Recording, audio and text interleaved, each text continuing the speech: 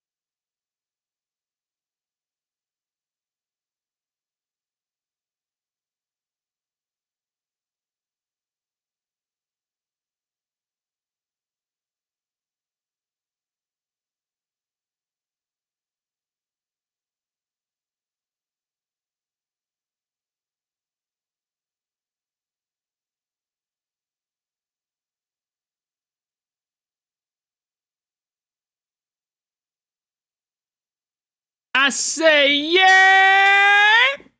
It's time for day 2 of Danganronpa number 1, baby! Welcome in, boys. Welcome in, welcome in, welcome in. Yeah, I mean, okay. So, yesterday we started the game. We finished off the prologue chapter. We finished off the first chapter of the game. We have a couple of deaths to our names. Yes, we do. And today we're gonna crack on from chapter 2 onwards. I haven't touched it, obviously, since the last time we played it. But I was tempted. I was tempted because I kind of wanted to use up the Monokuma coins that we got.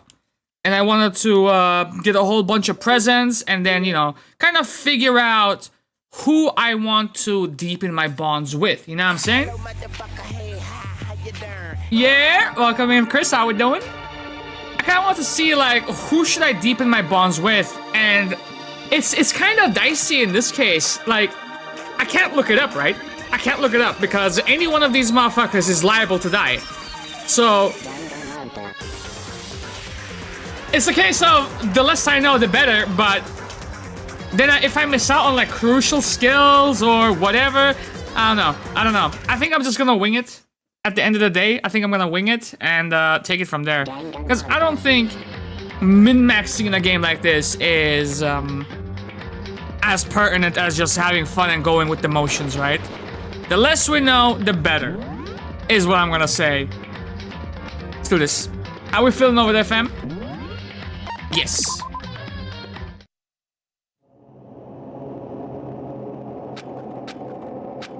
What you mean ellipses? What you mean dots and shit? What are we supposed to do? Oh, who fixed my bed? Okay. He's not saying anything.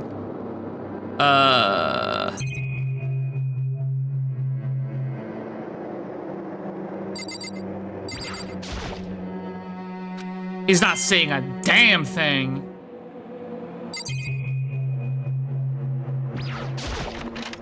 To be honest with you, I don't think I could sleep in the same... This ain't my fucking place. It's gone. She really is gone. It's almost like there was never anything there to begin with. Every last sign of Sayaka's existence has disappeared without a trace.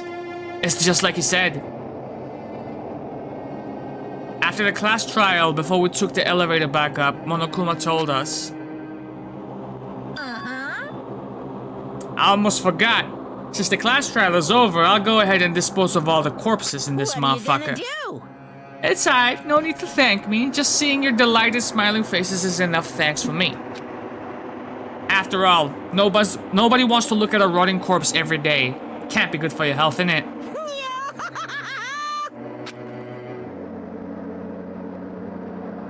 I didn't even have time to mourn Sayaka and Junko's deaths.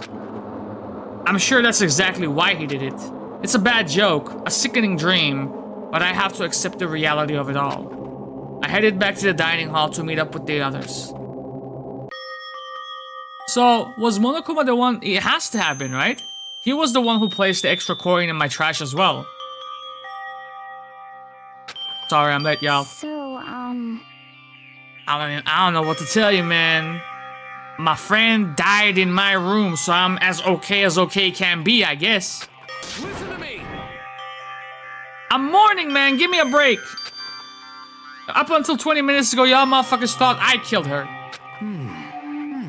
So what happened? Was your room fixed up like he said? Yeah. Why are you laughing at that, dog? I imagine it would be pretty hard to sleep with a rotten corpse in your bathroom. Hey, come on. That's what I'm saying, and that's all I'm saying. My room was spotless, like there wasn't anything left. Like the whole thing never happened. I see. Must be tough staying there, knowing what happened. Why don't we just stay in Sayaka's room? How about we switch rooms? Well, I mean, last time we switched rooms, it didn't end up too well for the parties involved, so never mind. Like, staying there with her scent still hanging in the air, that would hurt just as much. Plus, I decided I can't turn away from her death. Getting depressed isn't gonna help anything. Yeah, but that, no, neither is that fucking sentence, is it? You just gotta give time, man. We all work together, I'm sure we'll find a way out of here. you got it. Everyone just try to cheer up and get back on track. Is that honestly supposed to make us feel better? We were already working together, and yet someone was still murdered. Anyone could betray us at this point. Now that it's happened once, it's just a question of when, not if, the next one takes place. Yeah, because Sayaka made the first move. I still don't trust your ass. Well, But if we work together against the mastermind, nobody will have any reason to do something like that, right? Stop talking. Okay, so that means that you're gonna make a move. Working together, fighting a common enemy, like it or not, it's not that simple. What you mean by that? are you okay with this? The mastermind seems to be much more powerful than we ever suspected. It took over Hope's Peak, which was supposed to be well defended, then modified it to fit their desire.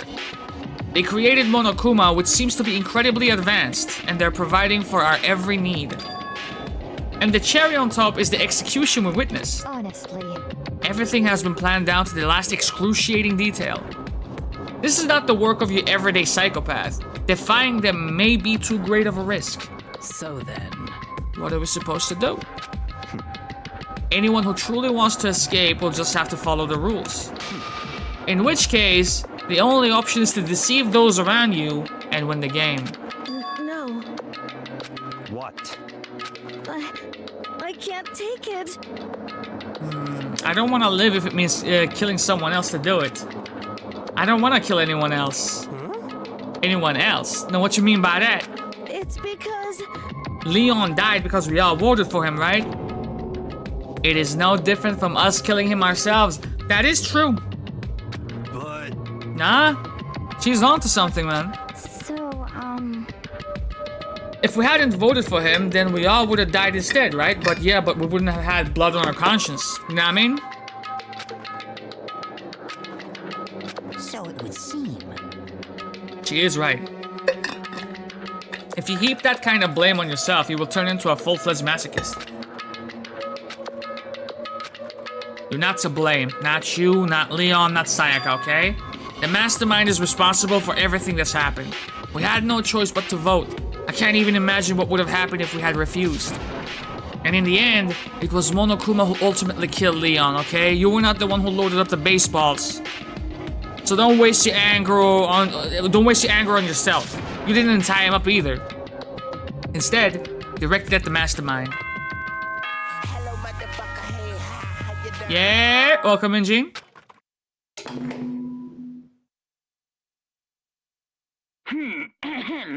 This is a school announcement. It is now 10 p.m. As such, it is officially nighttime. Soon the doors to the dining hall will be locked, and entry at that point is strictly prohibited. Oh, and one other thing. What's that? It was totally obvious before that you were trying to make yourselves feel better and justify what you did. See you, don't see you, see you. That's about how much I can see you, even when you try to hide. Now pay attention and remember this well. The burden of judging others is a heavy one to bear, so Shut be up. well aware of your actions. Order and stability rely on the sacrifice and responsibility of everyone. Motherfucker squeezing a pun as well. Okay then, sweet dreams, everyone. Good night. Sleep tight. Don't let the bed bugs bite. Damn, is that easy to make you lose your shit? Was he saying it's our fault what happened? That's pretty cruel, man. don't fuck with me. That piece of shit. Now who the fuck does he think he is, huh? And so, the day drew to a close. A tense, maddening day that saw the deaths of 3 classmates, Sayaka, Junko, and Leon. But this is just the beginning. Our despair has only just begun. Chapter 2, Boy's Life of Despair. Is that Mr. Clairvoyant? I woke up next day to Monokuma's normal morning announcement. Then he called us all to the gym. Now what's he gonna do this time, huh? We were practically frozen with fear, but Monokuma was determined to get us involved in his little game. And with that goal in mind, he began it.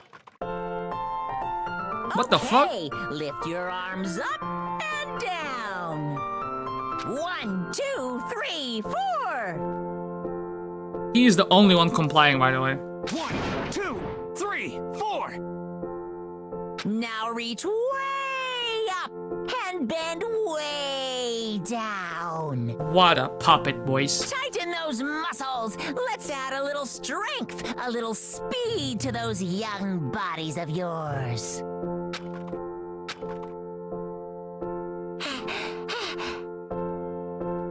Doesn't this feel just great? Being stuck inside like this? You gotta make sure to stay healthy, you know what I'm saying?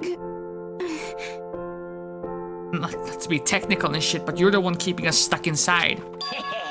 Hey, don't sweat the small stuff now. That's my motto, you heard? Hey, that sounded pretty cool just now, don't you think? Did you fall in love with me? Am I just to die for? Am I just to die in writhing agony for? Huh? Why did you call us here, man? Certainly it wasn't just to make us exercise. Just to make you exercise? Just to make you exercise? If exercise makes you laugh, exercise will make you cry. Now, if you keep doing these exercises, you will uncover the secret of the assassin's fist. passed down from generation to generation in the Empire of Darkness. The power could be yours. That sounds like the kind of junk a middle schooler would come up with. It doesn't fucking matter, okay? Just get to the point. Just, right? Did you really call us down here to exercise or not? Hey, Of course not, man. You think I have that kind of free time on my hands? Okay, so... Right, I would like to make an announcement.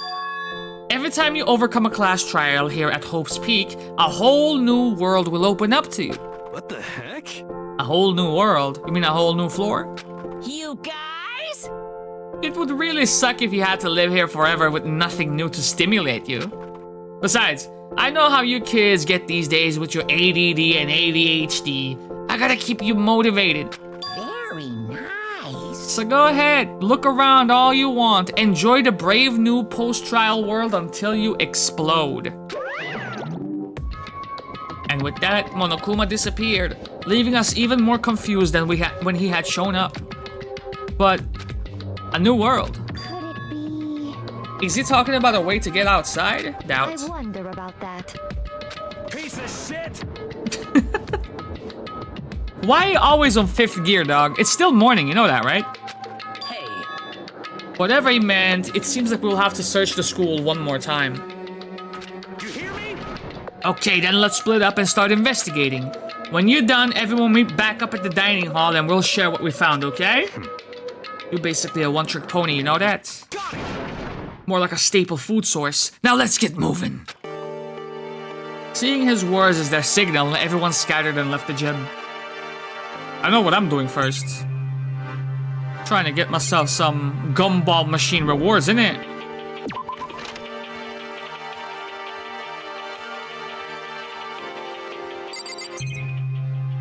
Yo, you got any more coins up in here, man?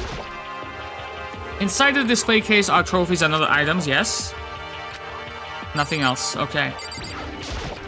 What the heck? What's up, bro? What happened? To the untrained eye, it's nothing, but this is awful. A bad, awful, terrible trap. You're serious? That stuff you see lined up there? Any god could come by and use it to send a message. Are you okay? Did you eat the shrooms again? I've been struck with knowledge, man. It's an ill omen of total devastation and ruin. Let me out of here! Dog, if you don't relax your Eric Andre ass up, I have no idea what he's talking about, so maybe I'll just leave him alone. I'm getting the fuck up out of here, dog.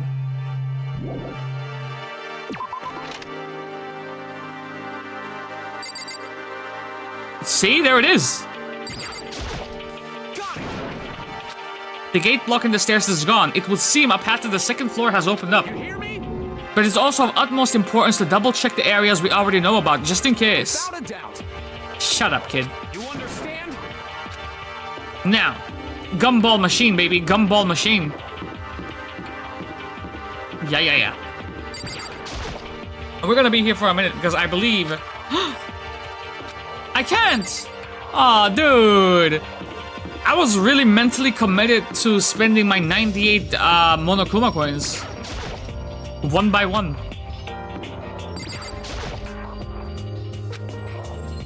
Yeah.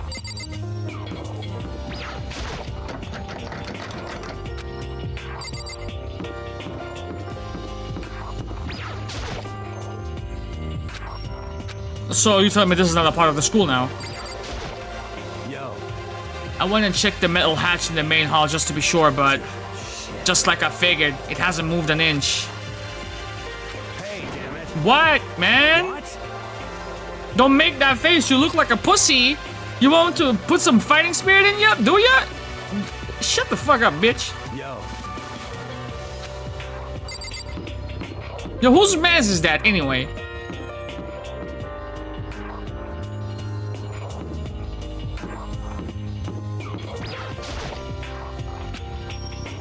I really don't want to go in. I don't want to see this place ever again. Tough luck.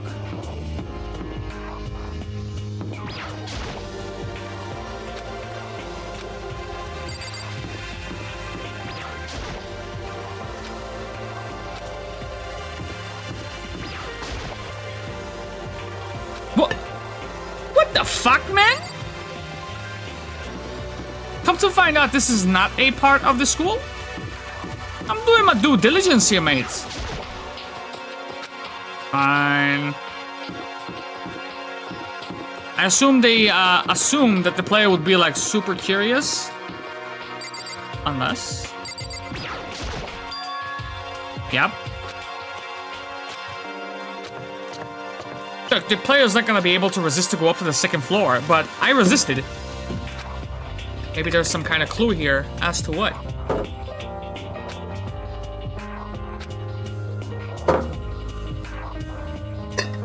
Only clue I would presume would be here would be a new body, innit? What's the layout like? We have a library of sorts, classroom.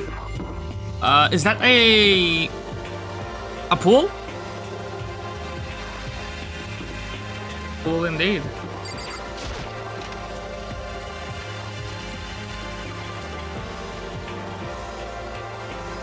Just a second. What's up? Yep, there's a yep.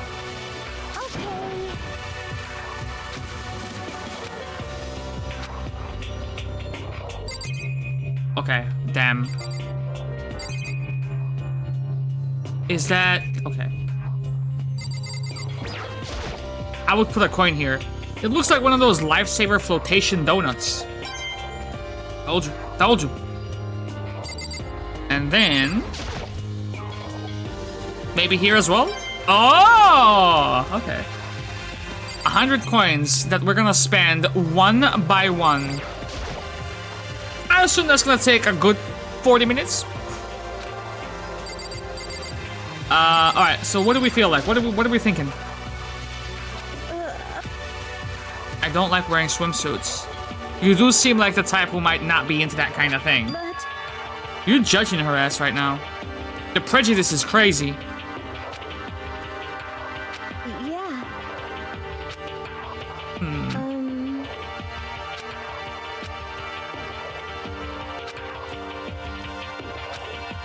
I don't think she's comfortable with getting naked. That you goats? What did Antoniori say yesterday? The Oshi? I learned that that's like a substitute word or something similar to waifu. The locker rooms connect to a pool.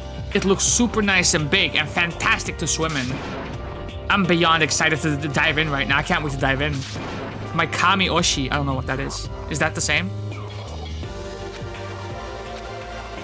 What does that translate to?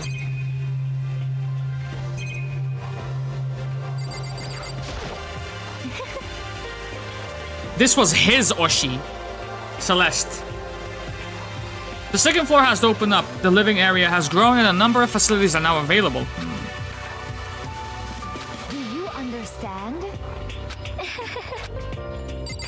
Can I just nip on inside? Just to make sure that it's safe for y'all. I'm gonna nip on inside and make sure the coast is motherfucking clear. It is. This is fine. Fine.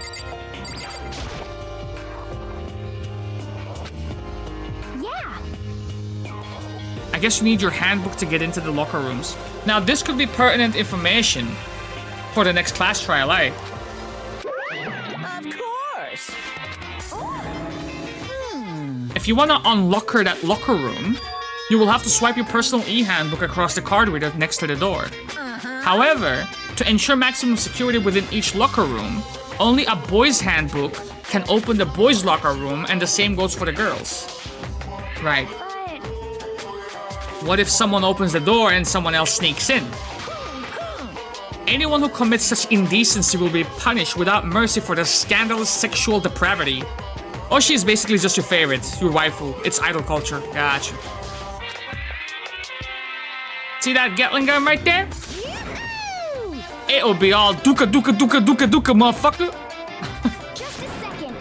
I bet it would really hurt to get shot by that thing. Really hurt. Really fucking death. But what happens if someone loans their handbook to someone else? A boy could borrow a girl's handbook and that would get them into the girl's locker room, would it not? And it never even occurred to me, actually, to think someone could be so low, so cowardly, so devilish. Okay. So, how does this sound? I got it. Time for a new rule. As of this moment, loaning your e-handbook to another student is strictly prohibited. So, there we go. Nobody can give their handbook to anyone else, okay? You like that? I'm kind of a genius, right? It's because my brain is 100% cotton.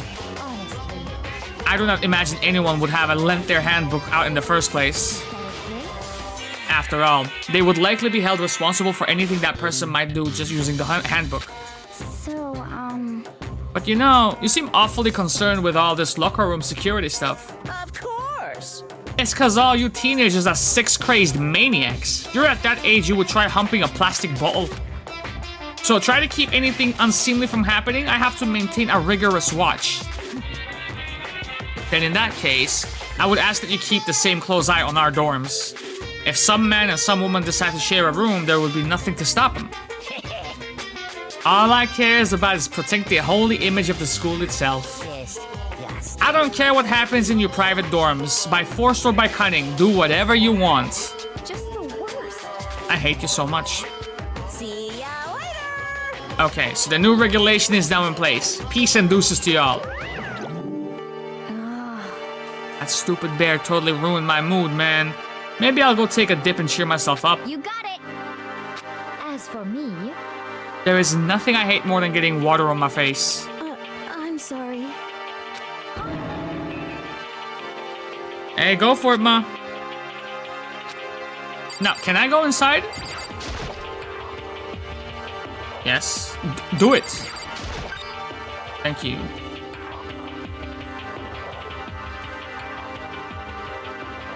That's a fucking locker room and a half, brother. It's like a fucking... It's a whole ass gym. I thought we were supposed to get dressed in here. She thick.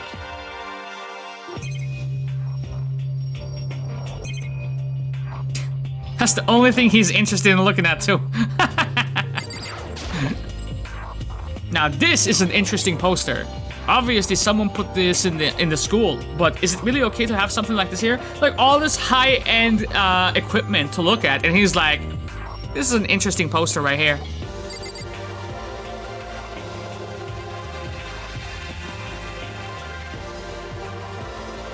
Is that it? I can't go to the, Huh.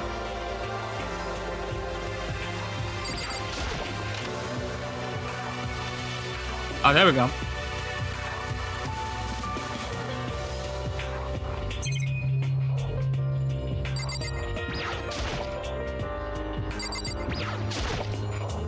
Lockers. Well, I would expect to see that in any normal pool.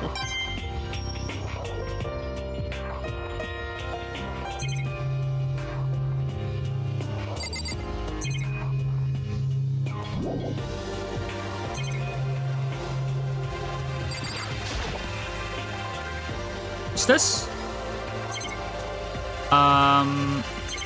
Fuck all, is what it seems like.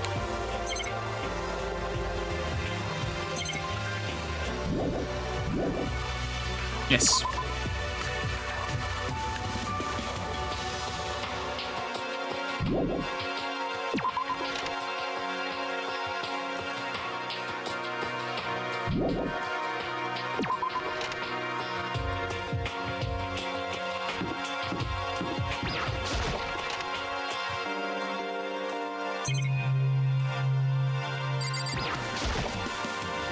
This is where the bathroom cleaning supplies are stored.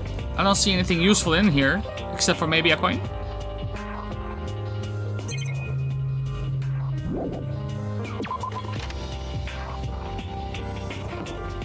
So is this a unisex? No, it's not. I missed this one completely.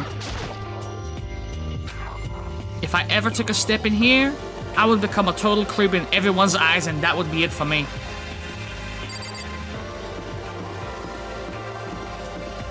Interesting dead end right there.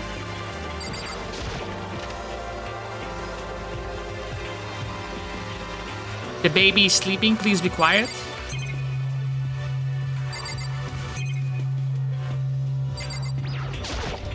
I see. This must be what he meant by a new world. I should probably take a really close look around. Pop off, queen, pop off. It's the same shit, isn't it?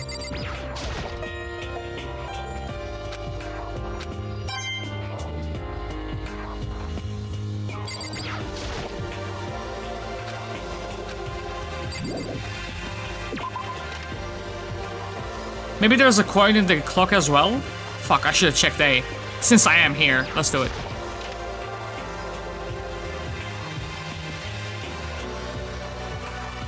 Excuse me, ma.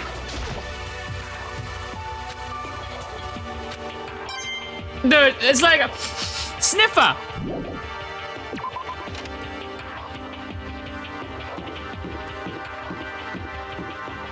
Go to the library out here in these streets.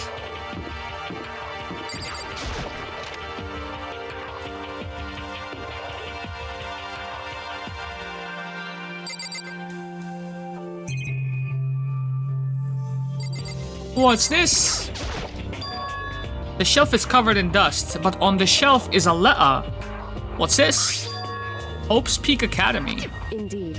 It was buried under a thick layer of dust. It must have been sitting there for quite some time. Shall we see what's inside? Come on, what's he gonna do? Kill us for reading a letter? Is that right? What we shouldn't do is leave this here without finding out what's inside. I broke the seal on the dusty envelope and pulled out the single sheet of paper I found inside. I unfolded the paper and read what was written there. From the Hope's Peak Academy Executive Office. Throughout the years, we have been committed to shaping the youth who will one day shape the world. We have long proud history as an institution of higher learning with full governmental support. Our graduates enter society ready to take on active leadership roles in every major job field. However, Hope's Peak Academy must now lower the curtain on its glorious history for the time being. This decision was not an easy one to make, but serious issues beyond our control have made it necessary. Make no mistake, this is not the end for Hope's Peak Academy. We intend to reopen our doors as soon as the issues forcing our closure have been resolved. That being said, this is the end for now. And I would like to personally and sincerely thank everyone for your help and support over the years. For now, we are awaiting official governmental authorization to formally cease operations. What does this mean? I'll tell you what the fuck that means, man. It means that the school itself has not been operational for quite some time, and instead it has been redecorated by some fucking maniacs who has watched Squid Game one too many times in order to perform social experiments on promising fucking youths of our society. The contents of this letter are quite interesting indeed. It would seem... Yeah, it would seem as though Hope's Peak Academy stopped functioning as a school. And judging by the amount of dust the letter had collected, it doesn't seem to have happened recently. But usually there has to be a fucking date on these things, isn't it? If I had to guess, I would say this letter it could be at least a year old. So you're saying that Hope's Peak Academy closed down at least a year ago? Most likely. The mastermind took over the abandoned school in order to put in on this little performance. But that would mean that it was closed when I got here just a few days ago, yeah? But I didn't get that sense at all. Plus, if the school had shut down, don't you think it would have been in the newspapers and stuff? I mean, you're saying it could have happened over a year ago, right? But before I got here, I looked stuff up online about the school and never saw anything about this. So in other words, That must have been a part of the mastermind's plan. They lured us all in here. Someone who could create a place to judge and execute people could potentially be capable of anything. Of course, that's all assuming that this letter is real. However... If it is real though, that does solve one mystery surrounding the school. The reason there are no other students here could be because the school had already closed down. That would be a nice simple solution, it's true. But then, what about this other part? The decision was not an easy one to make, but serious issues beyond our control have made it necessary. So perhaps the murders started before the school shut down, and the murders were part of the reason why it shut down. What do they mean by serious issues? I mean, shit, bro. That could be like murders, that could be fucking rats. A lot of stuff in between. That's apparently why the school had to close. Now, if Okay, let's ponder on this. If the events are in fact connected, uncovering that connection would be a useful clue, on top of figuring out the mastermind's motive. Although I can't really say any more until we find more details. So in other words, only the mastermind knows the truth right now. The mastermind's motive. If we can figure out why they would want to imprison us all here, will that be enough to get us the fuck up out of here? Or...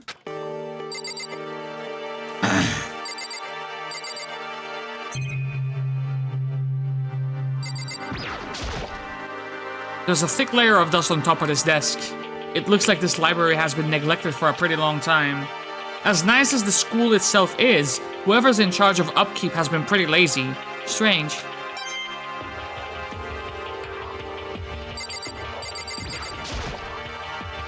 The shelf is packed tight with books, but looking at it, the whole thing is incredibly dusty. It looks like this library has been neglected for a long time.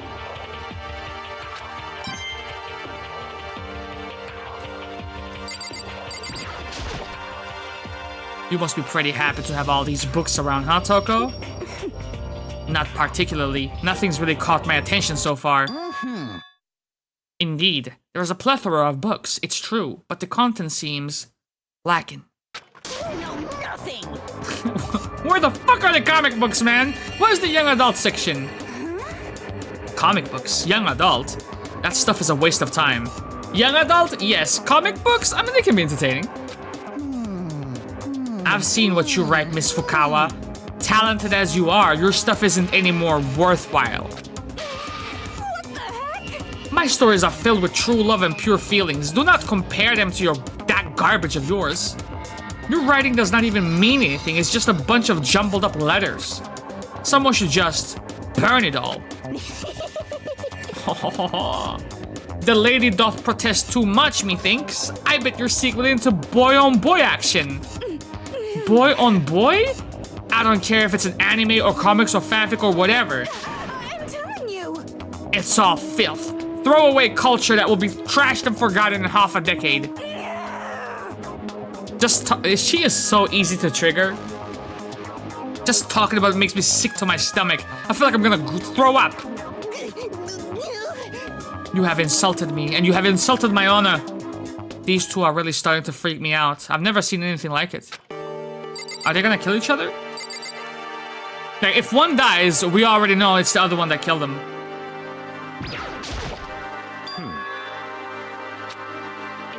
Stop talking.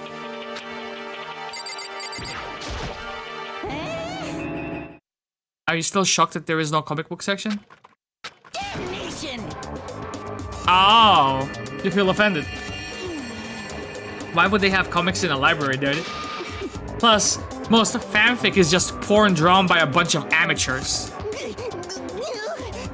You just don't get it. Like, not at all.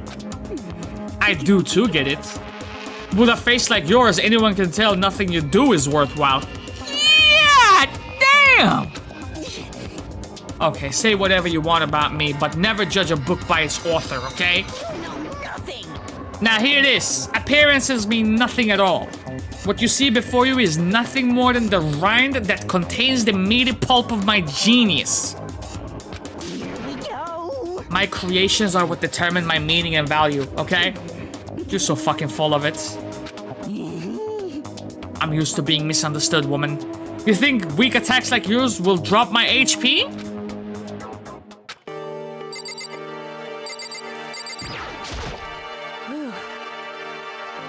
This one's probably my favorite right now. I mean, if it wasn't for Kyoko, I don't think we would have survived the allegations of the first trial. It's remarkably dusty in here, and the lighting is less than ideal. For a library, it's not the kind of place I would want to do much reading in. Oh shit, I didn't mean to talk to you again. I wanted to check the, It looks like a laptop. The laptop looks pretty old, and it's all covered in dust, and it doesn't have a charger connected to it, so it's probably just a brick.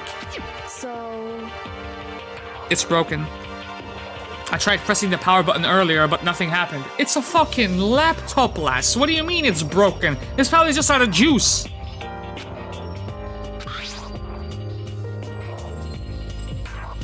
I was hoping I could use it to go online and see what's going on in the outside world. If it's broken, there is nothing I can really do about it. What the fuck? What the fuck? You gonna take that shit at face value?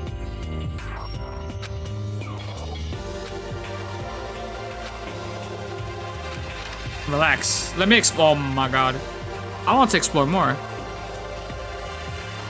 Listen to me. Any discoveries, boys? Indeed. There's a library and there's a pool. There was not, however, anything resembling an escape route.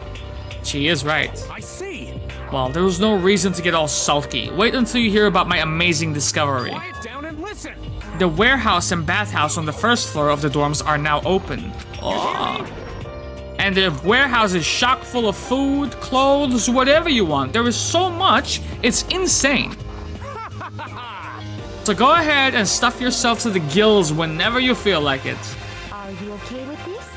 Now, keep in mind, of course, that going out at nighttime is still prohibited. Please do not forget. Yo. Okay, and what about a fucking way out of here, huh? You find anything like that? What? So there wasn't anything in the warehouse we could use to get our asses out of here? Nothing?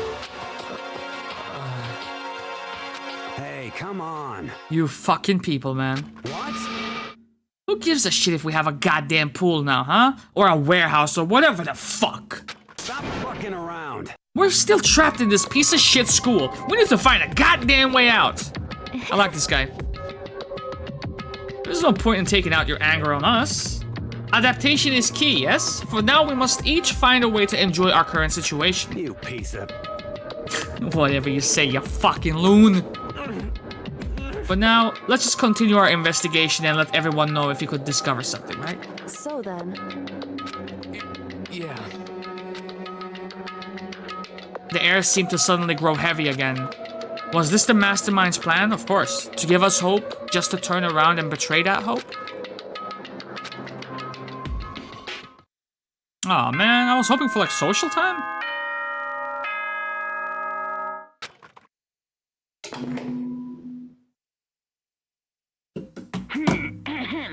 This is a school announcement. It is now 10 p.m. As such, it is officially nighttime. Soon the doors to the dining hall will be locked, and entry at that point is strictly prohibited.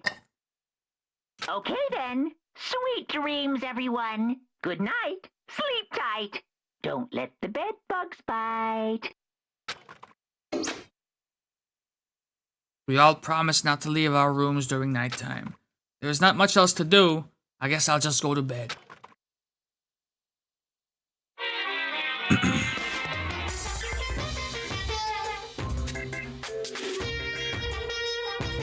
Mr. Monokuma, do you have a second?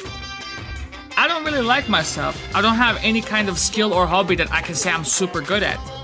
And my grades are totally average too. My reflexes? Okay, not great, not awful. I could get into a decent college where I would make a few friends, maybe even find a normal girlfriend.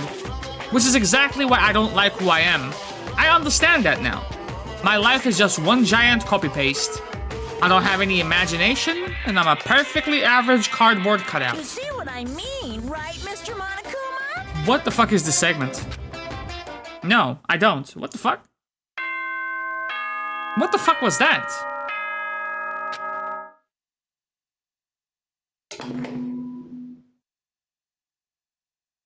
Good morning, everyone. Yeah. We've only heard this 80 billion times. Oh, I wanted to let you know that your e-handbooks have been updated. Okay. New regulations have been added, so please take a look and enjoy your school life more than ever before.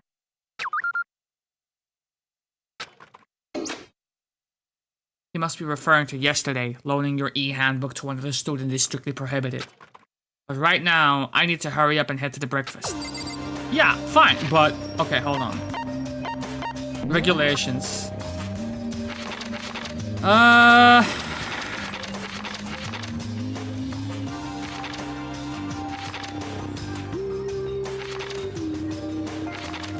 Additional school regulations may be added as necessary. But that doesn't... Why is that a fucking rule right now? That should just be a fine print type of thing, isn't it? Yes. Let's go get some brekkie, boys. Unless...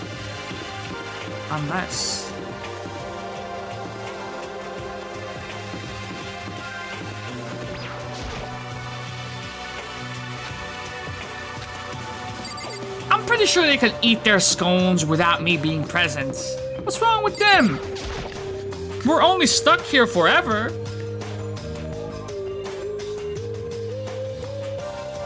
Hey, Makoto. Top of the morning, ma. Yo, yo, yo. We're still waiting on Byakuya and Taka. Byakuya is no surprise, but it's strange that Taka's not here yet. Knowing Taka, I imagine he's trying to get the king of tardiness up and out of bed. Taka. I'm sure they will be here soon enough. Just be patient. Let's see. I don't mind waiting for them, but there is one problem. So get something to drink. I mean, we're at the canteen, right? Hey, come on.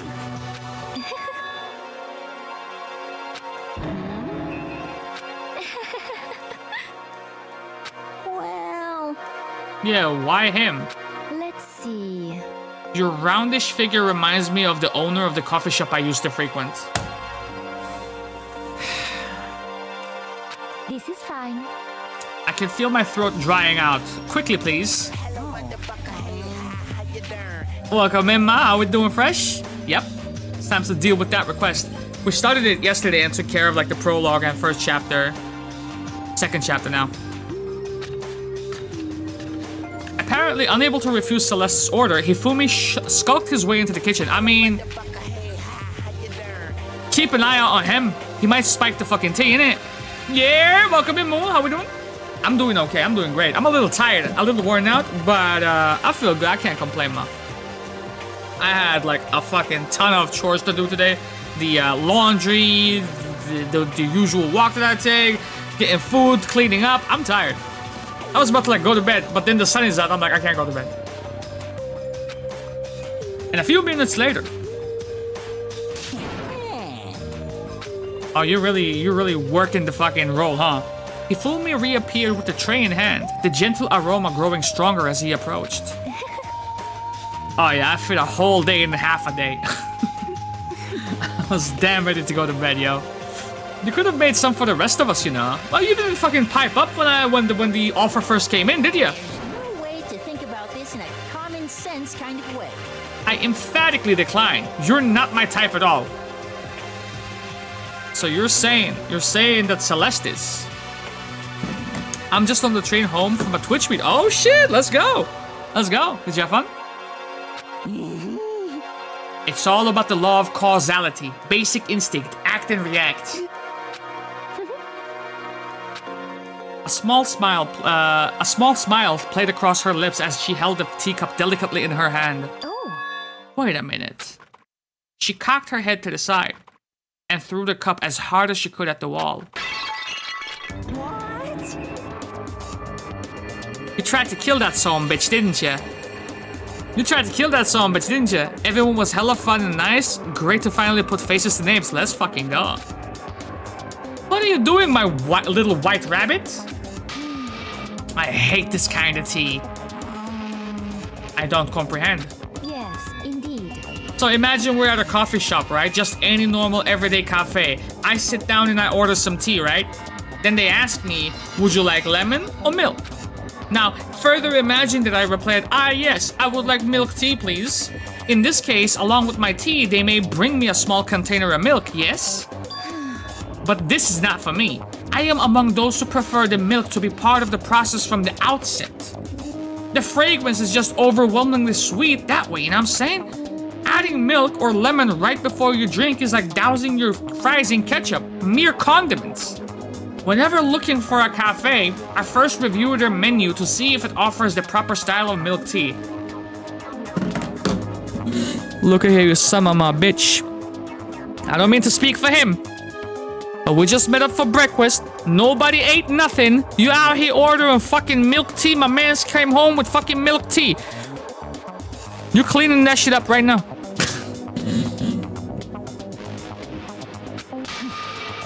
I cannot acknowledge any milk tea that does not add the milk during the brewing process. Yuck! I could drink a milk tea, man. You know what I'm saying? I mean, me as well. If I had to describe our shared reaction to what we had just heard, I would have to go with wide-eyed bewilderment. But I still feel like this asshole was about to poison her. I realize it can be a bit of a hassle. Even in cafes that offer proper milk tea, it is always more expensive than simple tea with milk. Okay, so let me counter with this. Were you about to pay for said milk tea, motherfucker? It takes more time to prepare, surely, but why even bother creating a menu if you are not going to offer the highest level of quality? What are we fucking talking about right now, bro? 3 of our classmates died yesterday. We don't actually have a menu. I don't work here. Milk tea is fucking disgusting? Oh my god. That does not matter. Hurry up and bring me what I asked for, swine.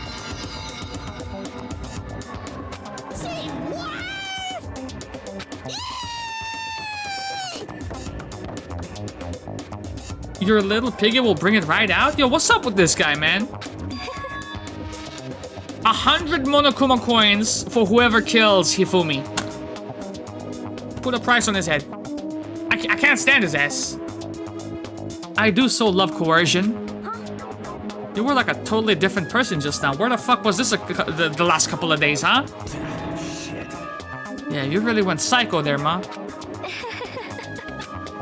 I knew there was more to her when I first met her. I would hate to have her as an enemy. I'm gonna buy her a Snicker bar later on in the day. Seriously, man, she's one scary chick. The dining hall doors flew open, and one of the late arrivals came storming in. But... Bad news, everyone. There is a mystery afoot. Someone died again. Huh? It would seem Byakuya refuses to leave his room. I mean, shit. It's his room. Fuck it. I stood there pressing his doorbell over and over, but he never showed himself. Maybe he just wasn't there, you know? I think maybe... I would like to think so, but I'm worried something might have happened to him. What he meant by that? He didn't have to say anything else. Everyone understood exactly what that might mean. It might be a good idea if we all split up and go look for him. Listen to me! What's your problem? Stop trying to one-up everyone? Okay. Well then.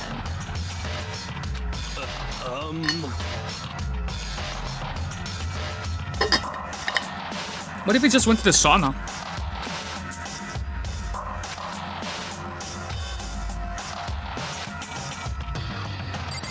The game is decent. I'm very immersed into it.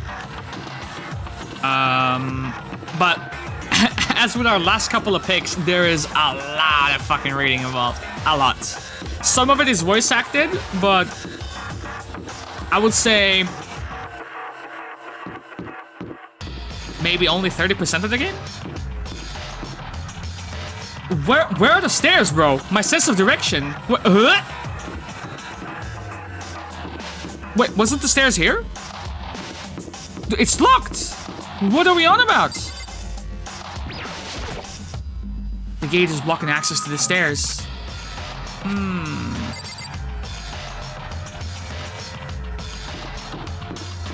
But it's decent. It's decent, for sure.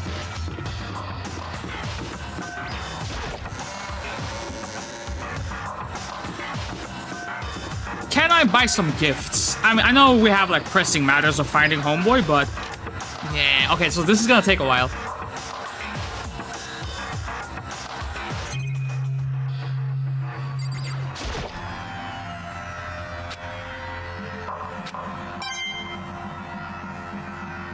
$106.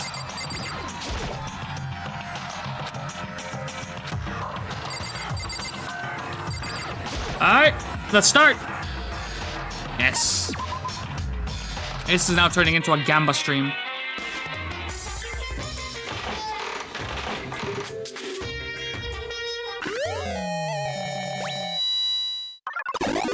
What you mean lucky? What happened? Oh shit, baby! Oh shit!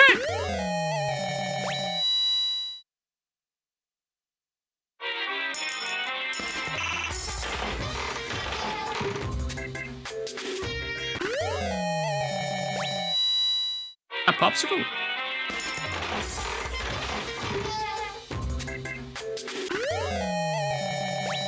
I don't even know what that is. Is that a beanie bag?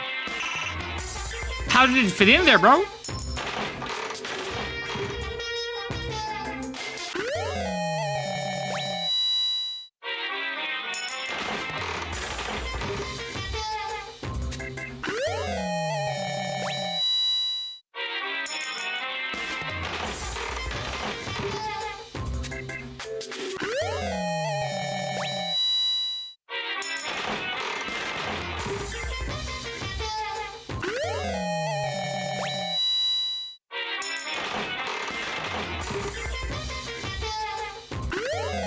I can't do all 100, man. I can't do it. I don't have the heart.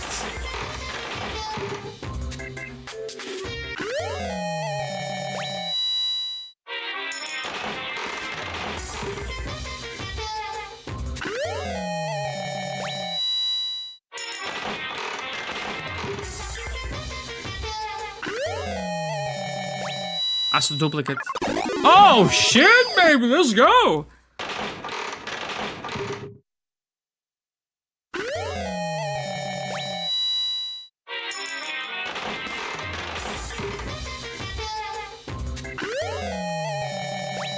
Got a Nintendo Switch, nice.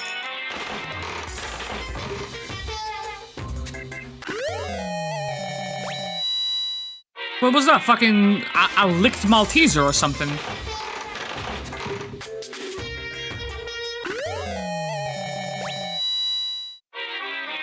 Catching back up. Are we solving a murder or exploring the school? This is more exploring the school. So we were trying to have breakfast. One of the members didn't show up. We're supposed to look for him, but I'm using my coins to get some gifts for, you know, potential hangouts we're gonna have with the students.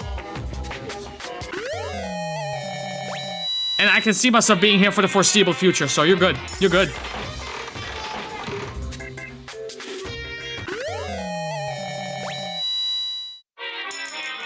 Which also brings up another question. Who should we hang out with? Like, whose skill do we want?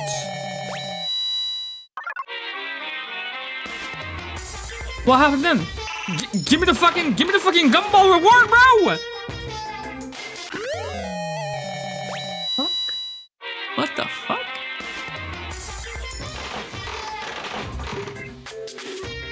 I'm gonna give that to Hifumi.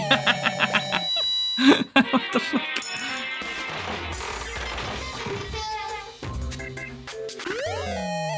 Hey, yo!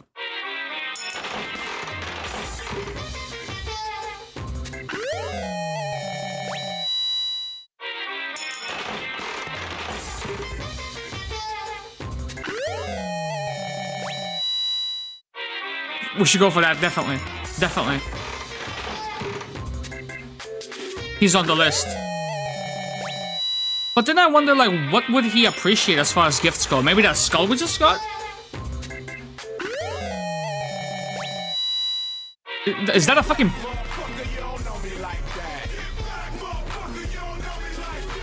Was that a penis apron? Yo, welcome in, Tatiana. Welcome in, welcome in, welcome in. That was a penis apron, right? Okay, a swimsuit maybe for Hina.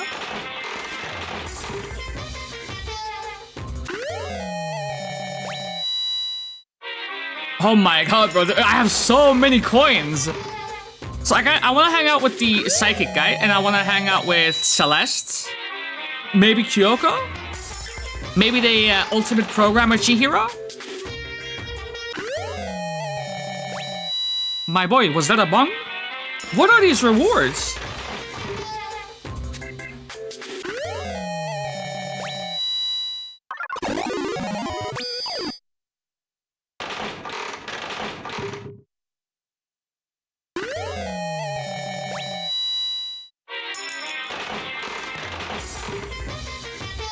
Okay, I'm gonna go to like 60. It looked like a bong to me. I'm glad it's not just me.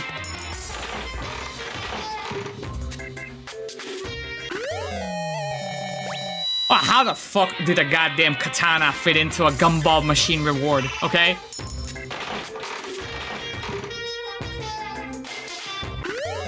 Oh, now you're taking the piss. Now you're taking the piss. I'm not gonna give that to anyone, bro. They're gonna fucking kill me.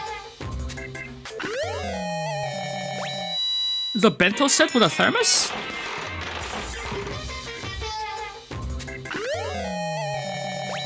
That's a bag of weed.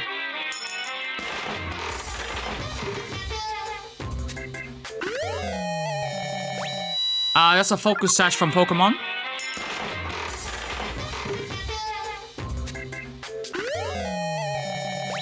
I think that's a Ouija board.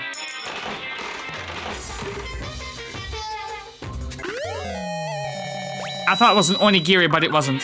I don't know what the fuck it is.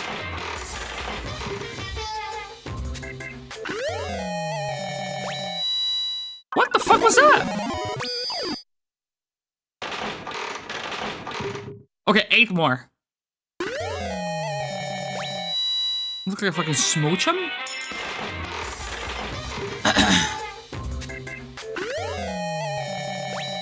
That's a dupe, that's a dupe.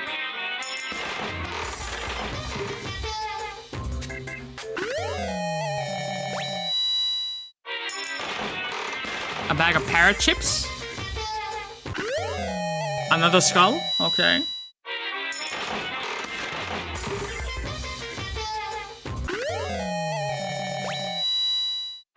The pebble with the tattoo tear, got it. Mentos.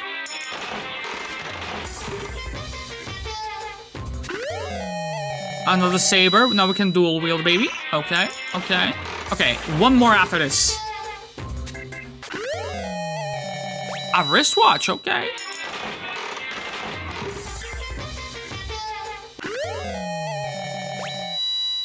The Ring VHS tape. I don't know.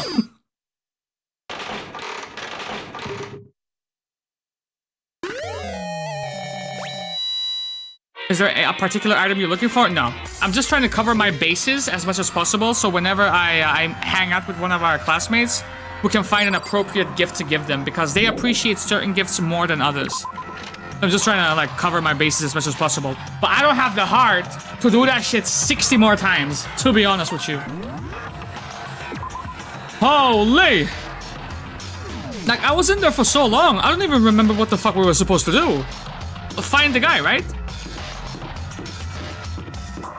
And we suspect him. Oh my god. We suspect he might be on the second floor.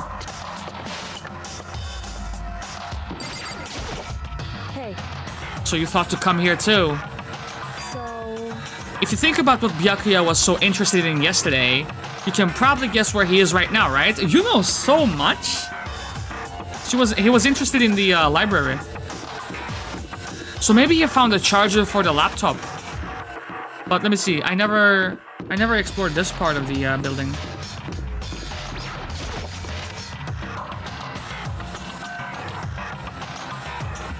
Reality is not everything. Another coin? No.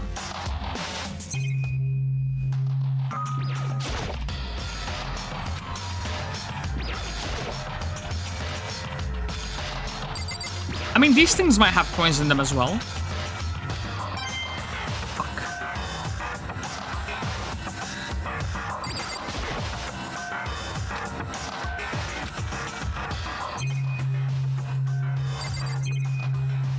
Okay.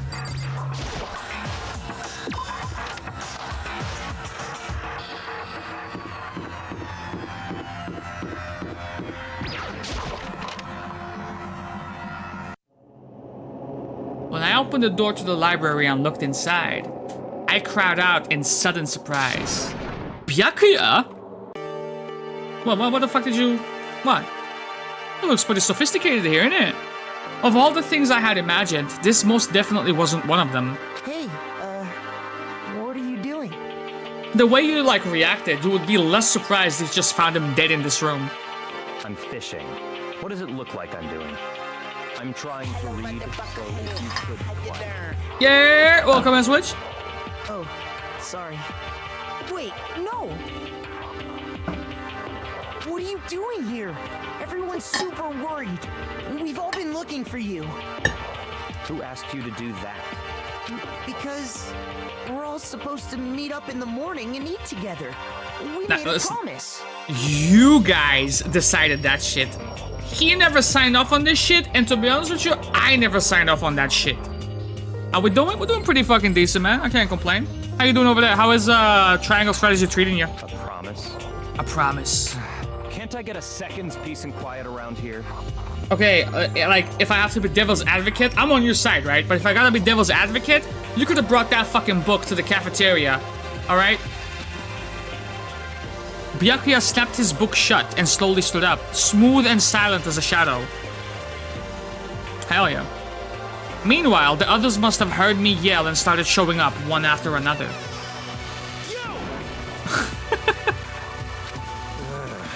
The fuck are you doing here, man? We were very concerned. And you had no reason to be concerned, okay? I was just reading. I've never read such a coarse novel before, but it might just prove useful at some point. Well, Oh yeah? What were you reading? A mystery novel? well, Wait, so are you gonna use what you're learning in there to betray us?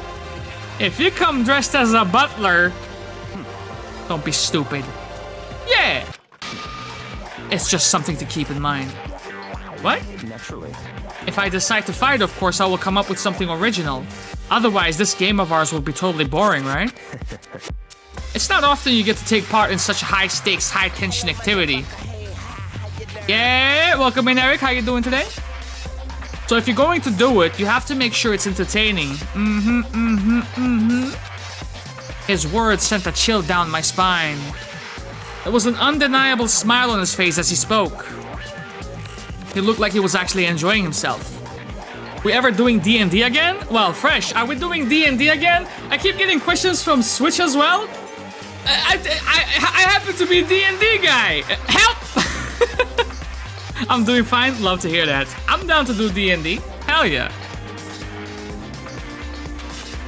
Enjoying this deranged killing game? The fuck do you mean game? That's fucked up. But it is a game. I can check with Pet. I can check with Fresh as well. What's D&D? Dungeons and Dragons. Play remote online tabletop games. It's a game of life or death, which can only have one winner. That's all there is to it. He's right. It's a zero-sum game. are you okay with this? It is part of game theory, a mathematologist model in it. In game theory, what we are going through now is called a zero-sum game. I was wondering because I was building a campaign for D&D. Oh, okay. So what, like for something for us to run, or you're gonna run that if we don't have a campaign in the pipeline? In this type of game, in order for one person to gain something, another one must necessarily lose something. In other words, it is a situation in which participants must compete for positions or resources. Either or, I'm down. I'm down, brother. You already know, I'm down. I see. You mean like a kind of elimination match? Actually, When did you plan to pull the trigger on this? Entrance exams, sports tournaments, job openings, most social interactions fall into this category. Everyone must scramble to obtain something which is limited. For you to succeed, someone else must fail. I just give myself cringitis when I have to do voices? Nah, go for it. Fuck it, dude. What the hell? YOLO, man! Fucking YOLO! This also applies to the school life we have been subjected to do here.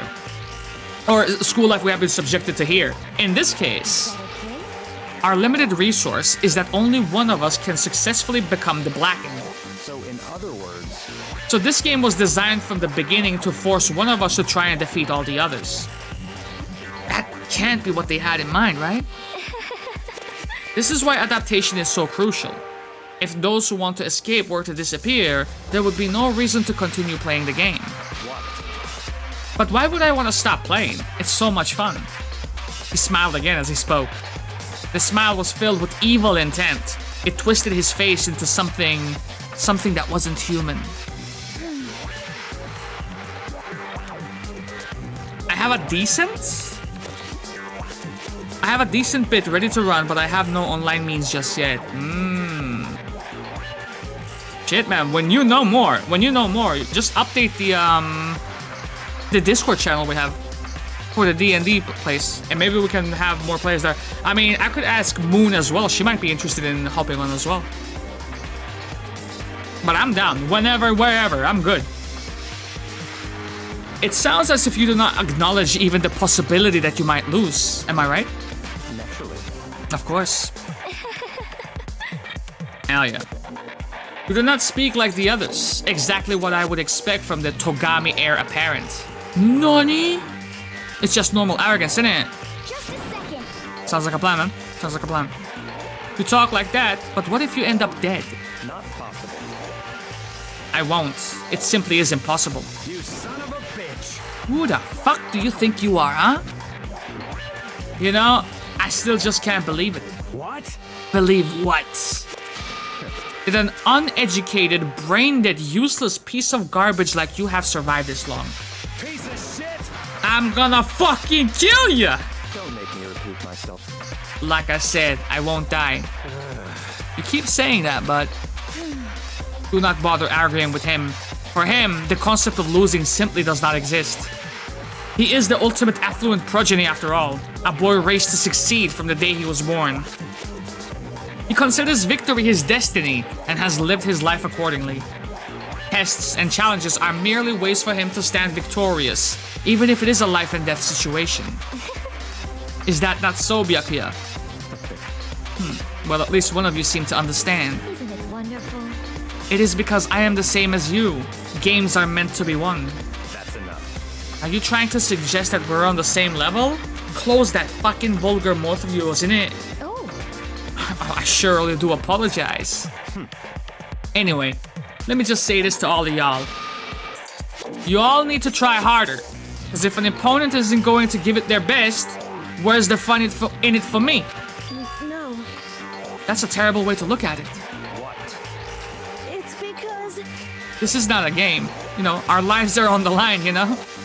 To kill your own friends is... Who the fuck said anything about us being friends? It's horrific. This guy. We're not friends. No. Quite the opposite. We're in competition. We're enemies. But... But what, man? Stop trying to force your contradictions on me and just accept what I'm telling you. Come on. If you got something to say, say it. Otherwise, keep your mouth shut. I'm sorry. Damn. Stop fucking around. Hey, shithead. You get off on bullying people that can't fight back? You wanna try that shit on me? Ah, so you're back to pretending to be friends, huh? Okay. And how long do you think that's going to last, huh? Piece of shit. Fuck you! What?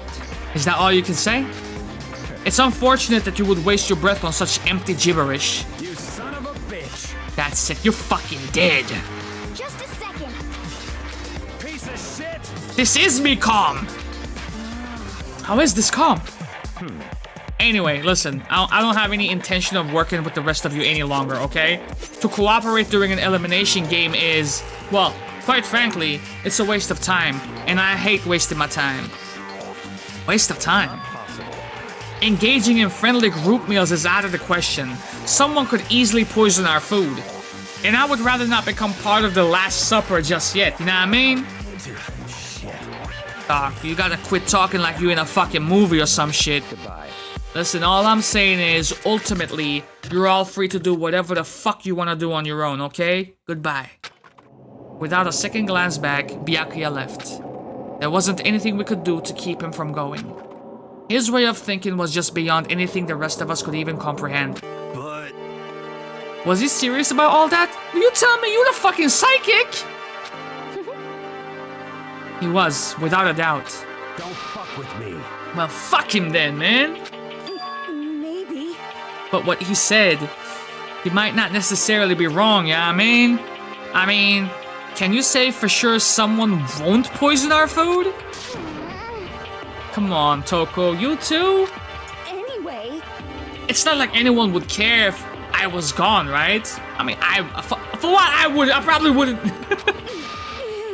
Actually, I bet y'all want me gone. You think I'm disgusting?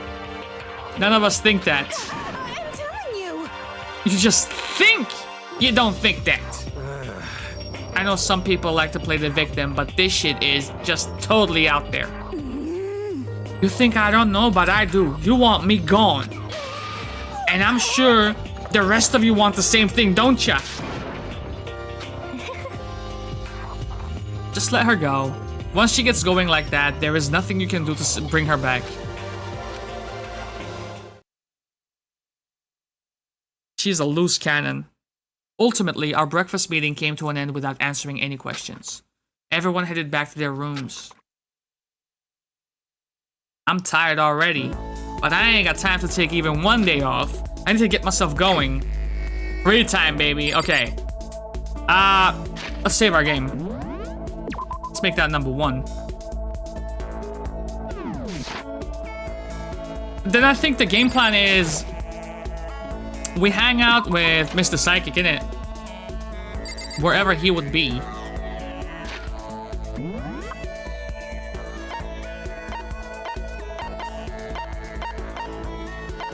Hell no, I'm not hanging out with her. You got me fucked up.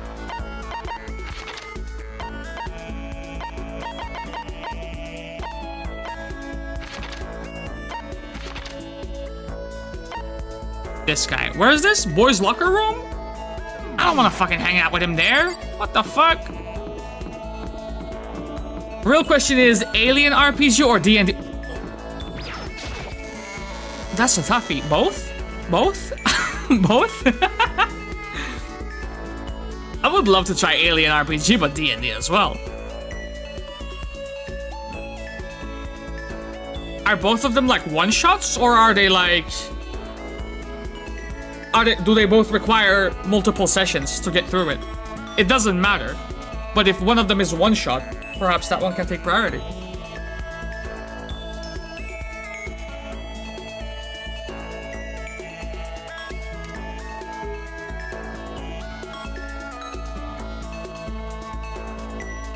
Okay, so what was my man's name? Mr. Psychic.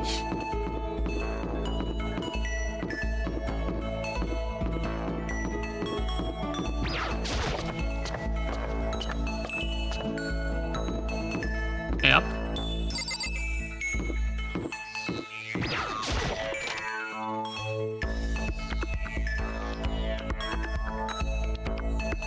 Excuse me. Thank you.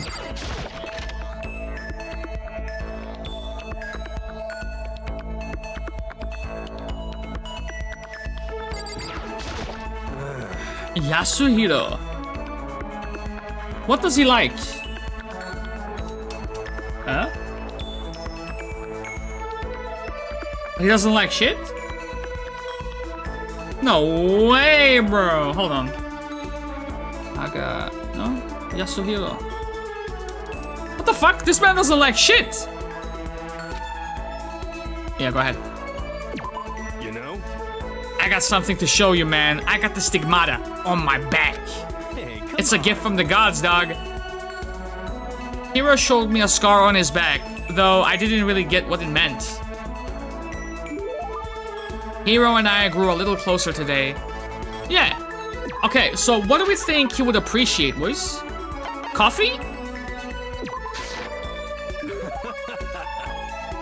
I wanted to read more about it, but I just gave him coffee. could it be? You know what I think? You and me meeting like this, it wasn't a coincidence, dog. So I got some good news for you. I'm gonna give you a psychic reading at a huge discount. A discount? How about that? Listen, normally it's $1,000 for 2 hours, but for you, let's call it 900. It's only a $100 discount, and even then is way too expensive. Be mean. Come on, man, you should count yourself fucking lucky that the ultimate clairvoyant is willing to tell your future, son. So are you right pretty often? Well, Sure am. At the bare minimum, I got like a 20% chance of accuracy, dog. I have pre-made missions that they've made for aliens, and we could start a custom campaign that could last longer. Pre-mates have characters already established as well. Oh, hell yeah. Fuck yeah. I'm down with that as well. So I don't have to create my 1 millionth rogue.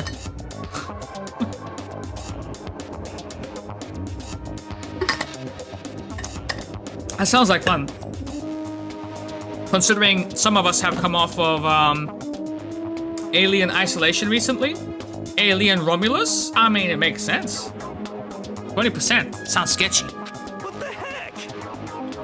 Hey, don't make that face. Didn't you hear what I said? 20% of the time, I'm right every time, dog.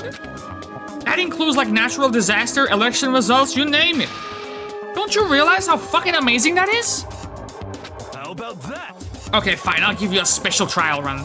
After all, I've seen what the future has in store for you. When did you see that? Well, You won't believe what I saw. It would appear that the mother of your children and the mother of my children are the same woman. Did I smash your baby mama or did you smash my baby mama? I refuse. Denied. I don't like that. I'm right, right? It doesn't matter if you don't like it. That's just the way it is, dude. 20% accuracy, is it? You know? At least. I pray to everything holy that you're fucking wrong. Please be wrong, man. Now then, since that was a special trial run, I'm afraid I can't apply the discount. That will be $1,000, please. Don't worry, man. You can pay me after we get out of here, dog. This fucking guy.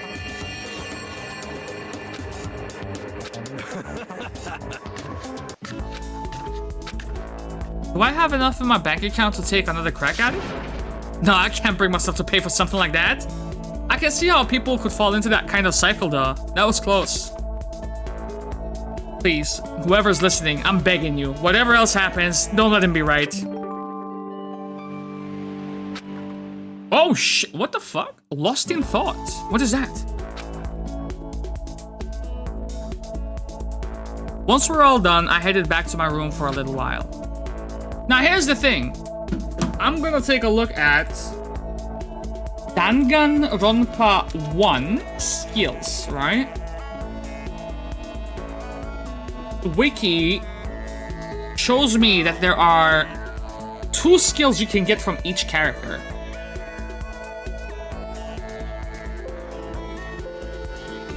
Yasuhiro has Lost in Thought, increases the time limit for each phase. And then he has another one called Crystal Prediction. I want that. Pre-mates are characters that you have to roll based on the profile made for them. Yep. Or better fit the pre-made story, which aren't too long. Custom campaign could be complete control of the characters. We could always play a pre-made to see if people want to move on to a custom campaign. Sounds like a plan to me. I'm down. I'm down. Still plenty of time left. I can't just sit around here. I should head out. Do I hang out with him again? I'll fucking do it, mate. I'll fucking do it. And then I'll proceed to never talk to him for the rest of the game again. Yep. Sounds like a plan to me. He's in the kitchen.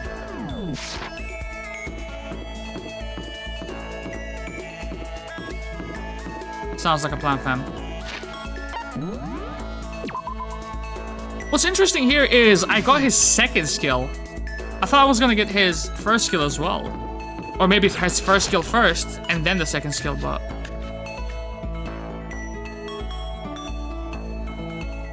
So is my man's in here?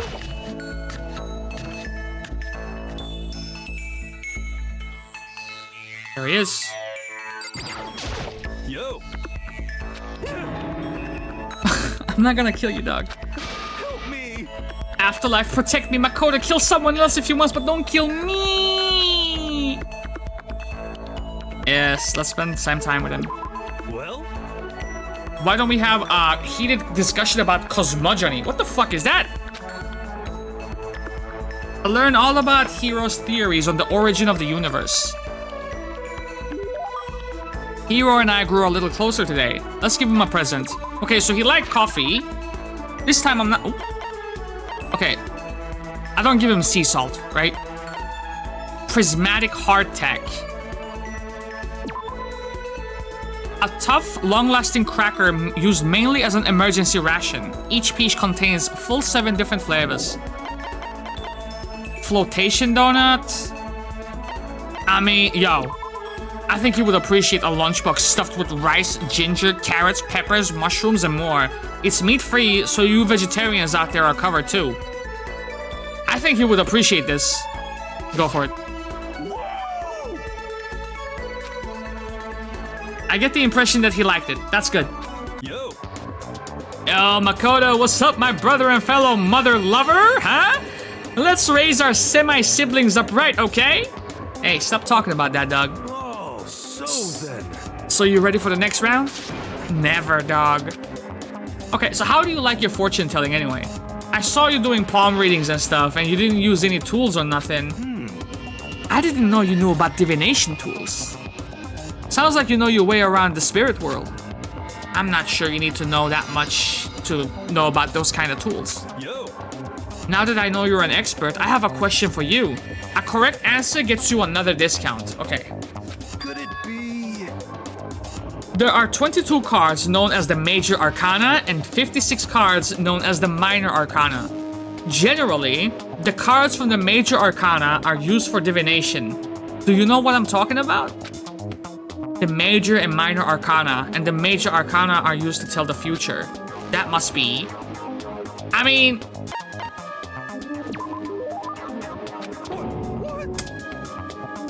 I was gonna say Persona, but it wasn't an option.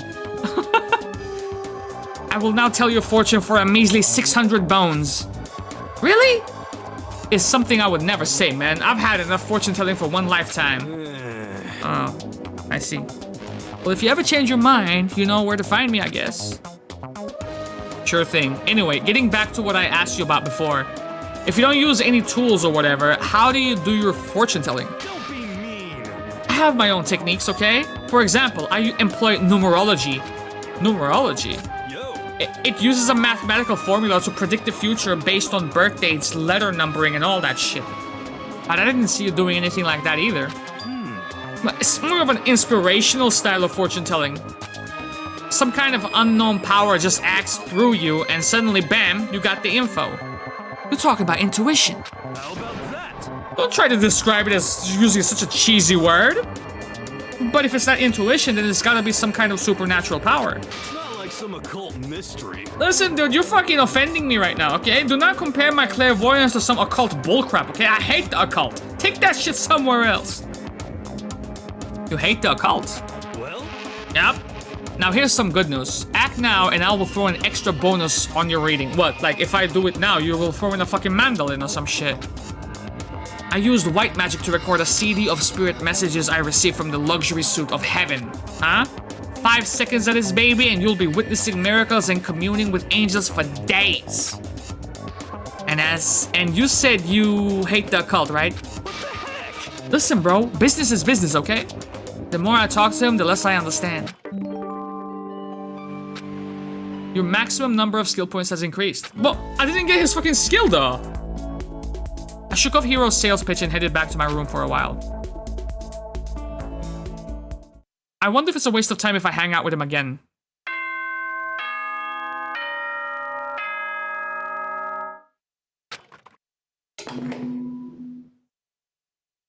If I don't get anything, then... This is a school announcement. It is now 10 p.m. You drinking a nice little cocktail there, brother? As such, it is officially nighttime.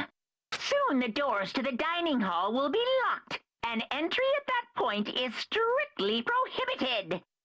Okay then, sweet dreams, everyone. Good night, sleep tight. Don't let the bed bugs bite. Another day gone. But even though today is over, this game definitely is not. How long is this gonna keep going? All the stress and anxiety kept me from falling asleep until late in the night.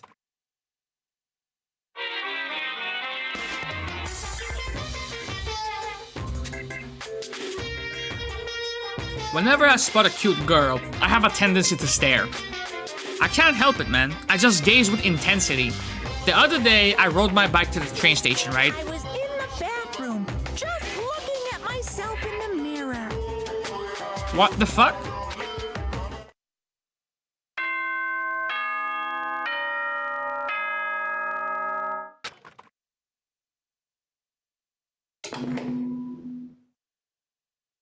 put that damn lint roller in a drawer or something? Everyone.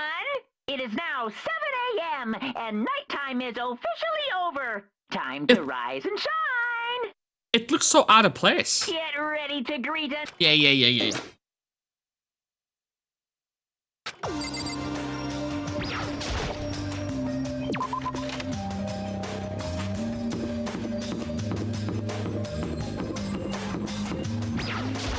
Since it's mandatory to go here every morning, why can't we just start the game here?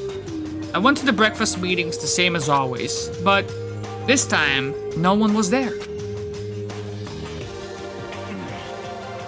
Is this everyone? It feels a little small. Byakuya and Toko had stormed off yesterday, and it wasn't too surprising that they hadn't come today. Even the table looks bigger somehow. I assume that is because 3 people are dead and 2 are abstaining. Yeah, with 5 people missing, I guess it would feel kind of empty. Still, I know Byakuya's whatever, but shouldn't we go check on Toko? For serious. I vote no. She's super annoying. How can you be so cold? You're like a piece of rock candy, dude. You hear me? What? No, rock candy isn't cold. It's sweet. Shit. Anyway, what?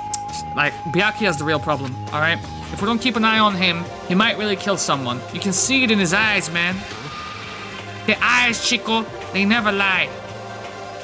We got no choice. Get some rope, we're gonna have to keep him bound and gagged.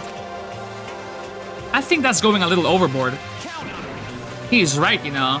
In this situation, there is nothing scarier than when an ally turns a loose cannon.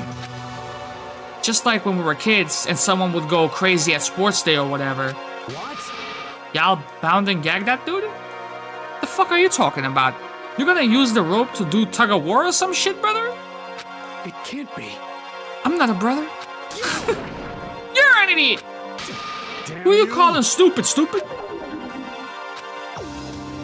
What's wrong, Chihiro? You don't look so great. She is. Her mental health is plummeting. I'm just going through a little self-loathing. After what Byakuya said to me yesterday, I just got so nervous, I locked up. I couldn't say anything. Mondo ended up having to help me out, and even he said I was someone who can't fight back. I hate how weak I am. So Mondo made you depressed. What? How is it my fault? Hey, come on. I wasn't trying to be mean, alright? Besides, girls are just naturally weak anyway, right? He said it. He said it. Cancel him. Are you crying? It's because you were screaming like a lunatic, idiot. Hey, come on. Don't cry. It's my fault, okay? I won't yell at you anymore. I'm not sure I can believe that. Huh? Just shut up. What? I got it, okay? I'll make you a promise as a man. Promise as a man? Yeah, that's right. Maybe I mentioned this before, but ever since I was a kid, there was one thing my brother told me over and over again. He said that no matter what, a real man always keeps his promises. That's what he left me. Left you? Yeah. My brother's dead. I see. That's true. Anyway, I don't want to talk about it. Don't want to make all you guys cry. Yo. Anyway, so you can trust me when I make that promise, okay? You don't gotta cry no more. Thank you. But I still don't like how I am right now. I have to get stronger. If I'm so weak, anything can make me cry. That's not good. Still, don't stress out too much about having to get stronger, you know? But I want to get stronger. Maybe I should start working out. In that case, I would be happy to help you out anytime. Shut the fuck up. Did someone kill this guy? But then Miss Fujizaki would get all smashed into a billion pieces. Just a second. Shut the fuck up. You know? There we go. There we go. I see. Thank you. Looks like Chihiro gotten some life back. Yeah, man. If we keep helping each other out like this, we're bound to get out of this crappy place sooner or later. I mean, someday. I'm sure. Still, our biggest concern right now is that is the other two who never showed up to breakfast. What can I do to try and understand those two better? So, what should I do today, huh? Okay, so I'm gonna try something, right? I'm gonna try to hang out with Yasuhiro again, and if I only get skill points, then I'm gonna reload. Cause I want another skill.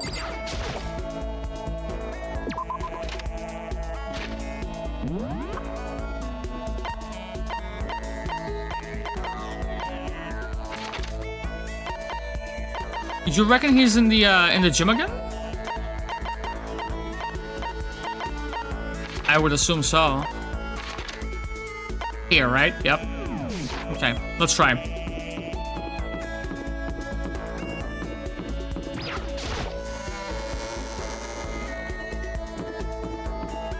If not him, then I'm gonna go for probably Kyoko or Celeste, maybe.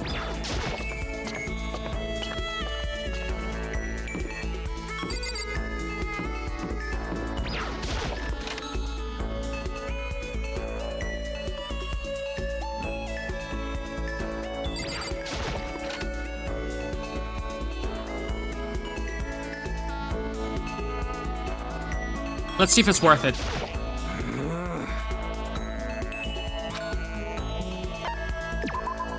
Please. What happened? I did my best to cheer up down and out hero. Sure. Let's give him...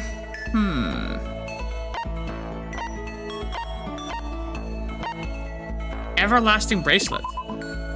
Handcrafted item made with needle and thread. They say once you put it on, it will never come off again. I don't know about that, dog. Glasses, G-Sick, red scarf, leaf covering. Emperor's thong.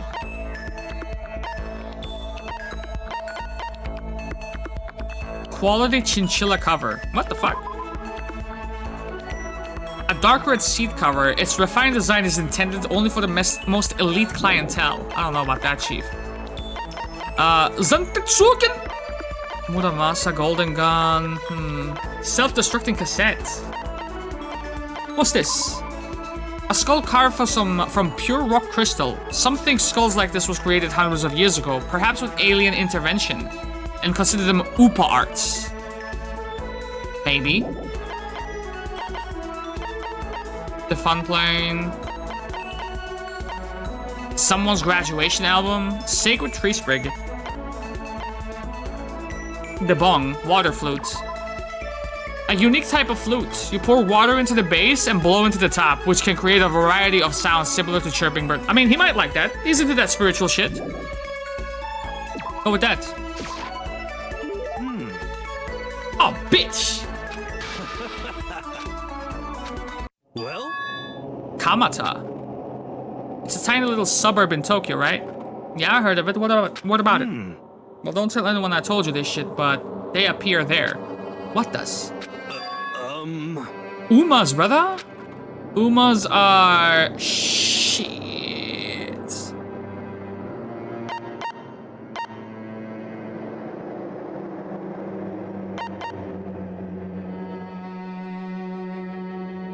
Spaceships? Or there's like UFOs. Cryptids? I don't know what a third one is.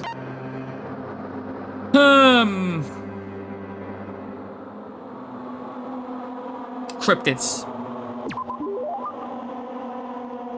You know? Just so happens that they've been appearing in little old Kamata. What kind of cryptids? How about that? Dude, the terrifying skyfish.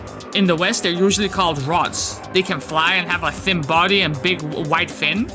But they can move their fins in a wave pattern, which lets them move faster than the naked eye can see. Could it be?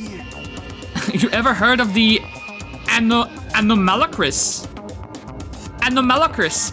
Fucking hell. Some people think that's what the skyfish evolved from. And some others think they are an artificial life form. A genetically engineered military superweapon. Ain't that scary as hell? But what would they be doing in Tokyo? And in Kamata, no less. Nobody knows. But I think they're dangerous. You know how close Kamata is to Haneda Airport, right? I don't want to wait until it's too late. I've been thinking I should call all the airlines. They need to know there's a way to get rid of those damn skyfish, and I know what it is. As long as they can pay my fee, I can keep things safe for them. That's what I'm gonna tell them. I wouldn't do that if I were you. I see lots of jail time in your future if you do. Isn't that super occult? I just don't understand this guy. Oh, hell no! Okay, I'm reloading. Fuck this guy. Fuck this guy. I'm trying to get fucking skills, brother. I'm not trying to get fucking skill points.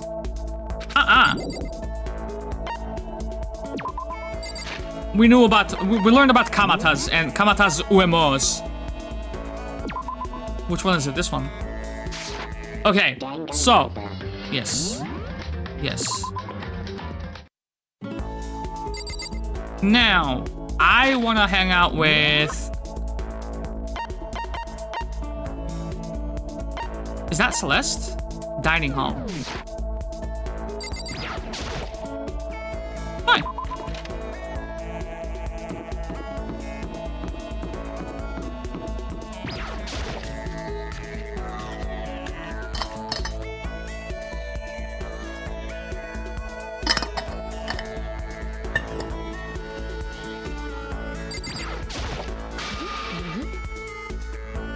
I've recently seen the shadow of death upon you. Just a little joke. You should work on your material a little bit more. So what would she like?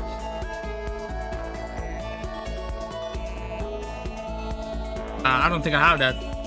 Aha! Wait, is that a like or dislike? Like.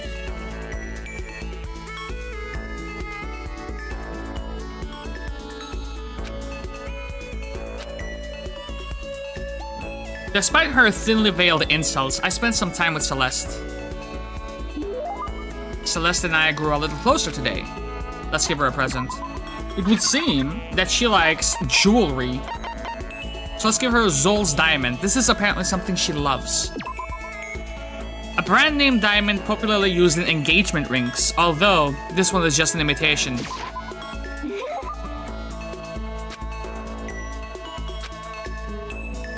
Okay. My perfect gambling strategy. You gonna reveal that shit to me?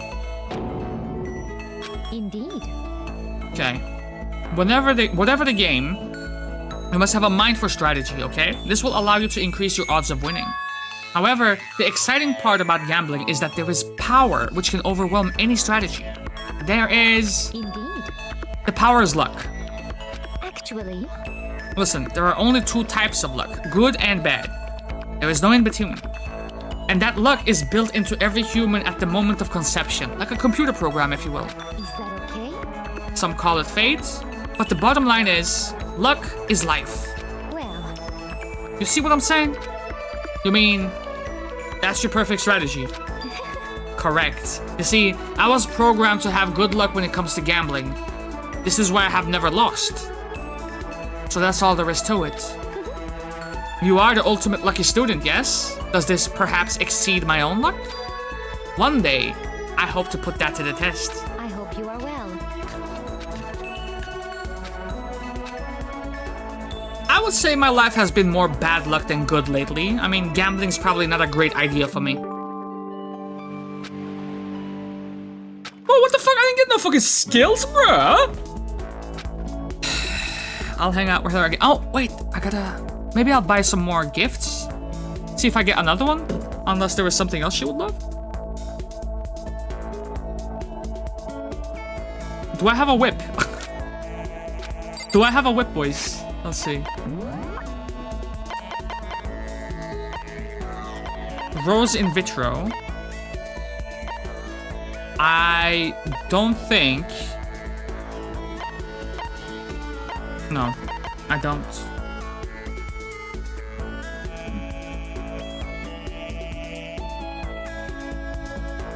Alright, back to buying gifts, baby. Back to buying gifts.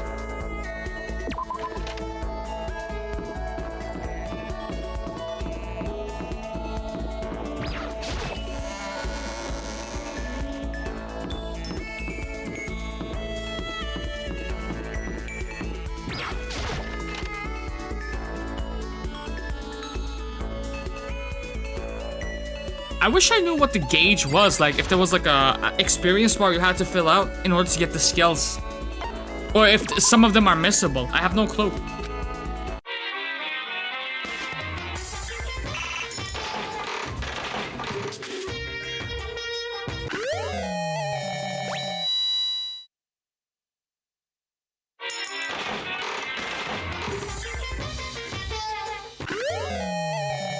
Okay, this is Dupe City now.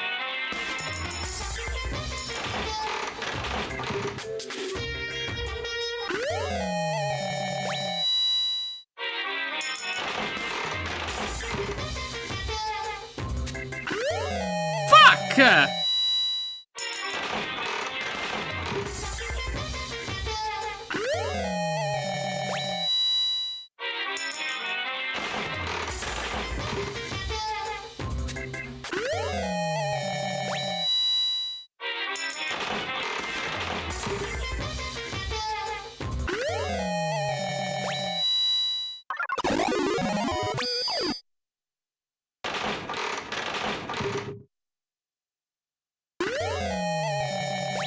Is that a Coke with a peanut sticking out of it?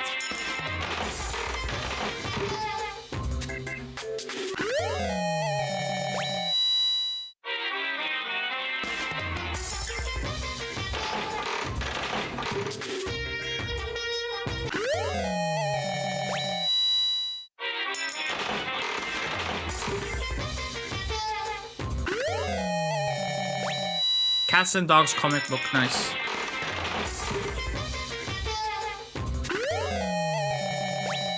Another licked Malteser.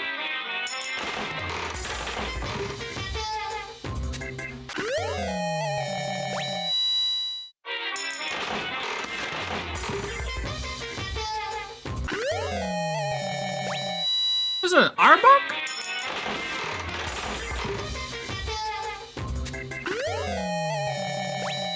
A red hoodie, okay.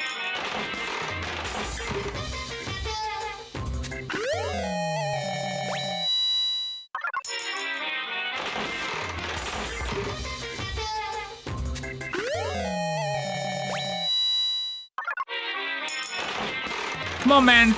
Give me something dope. No, stop giving me these fucking flashlights.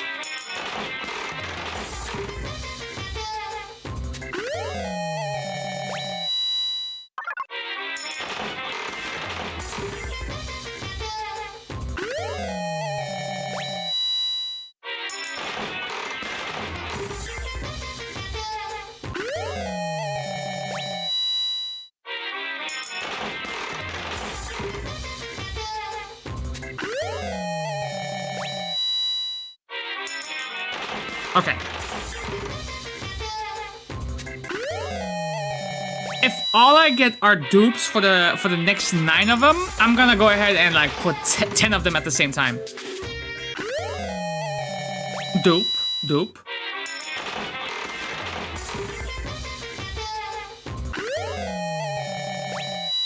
Not a dupe.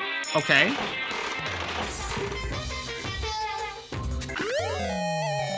Not a dupe.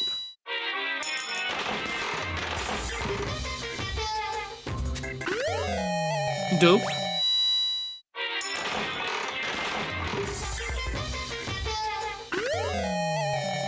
Did I just get perfume? She might like that.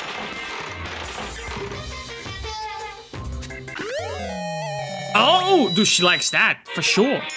Nice. What's that?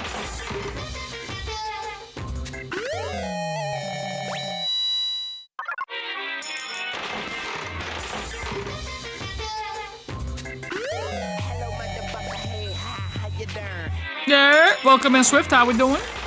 It's going pretty well over here. We're just doing a little bit of gamba to gift our classmates some gifts whenever we decide to hang out with them.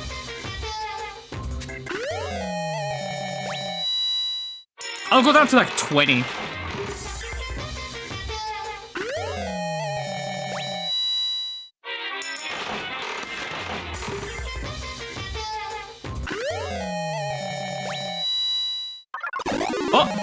Oh, come on, come on, come on. Give me something dope.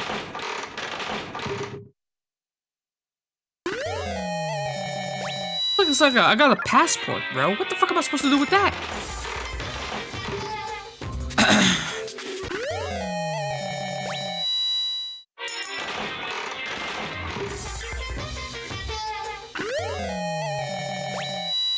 Another switch? I got so many switches now I could fucking start a giveaway?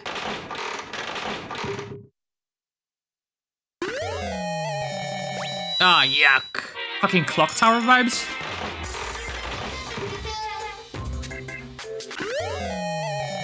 Got some more cocaine. Nice. Nice.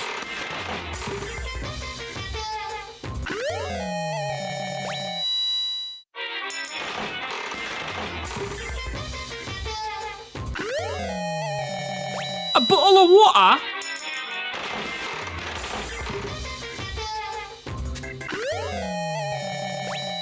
I got a scuffed Tangela? Okay, last one. Last one. That's solid. That's fucking solid, isn't it?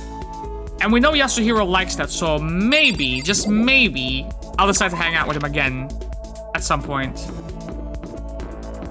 But for now, I'll just give the ring to, where am I going? This way, right? To Celeste. And hopefully I'll learn a skill of hers.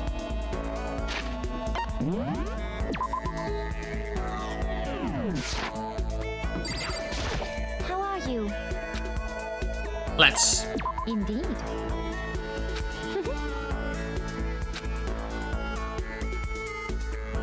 Celeste gave me the business. Do me a favor, never say that shit again, you heard? Yes.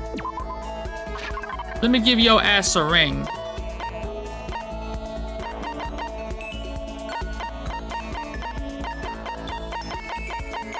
Wait.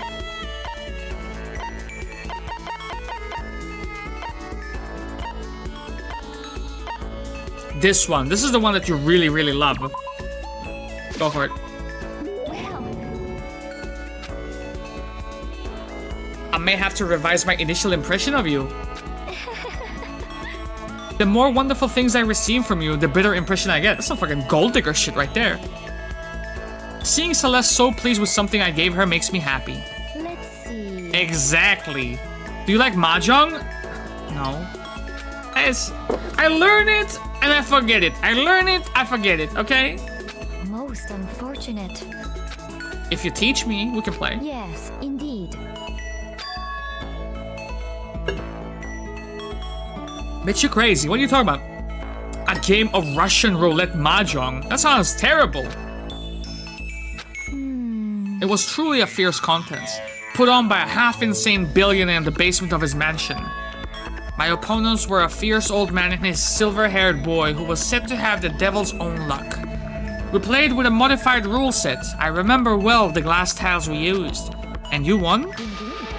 I defeated both of them at once. I will never forget the angry, twisted looks on their faces.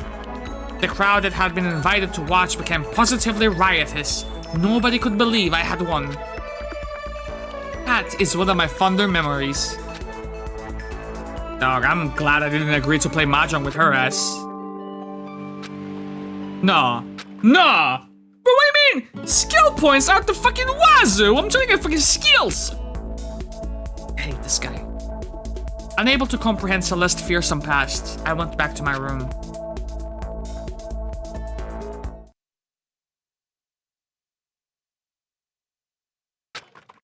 I guess I am feeling a little hungry.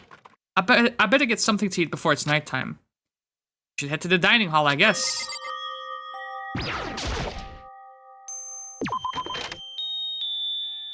Some shit might go down. Let me see where everyone is at, huh?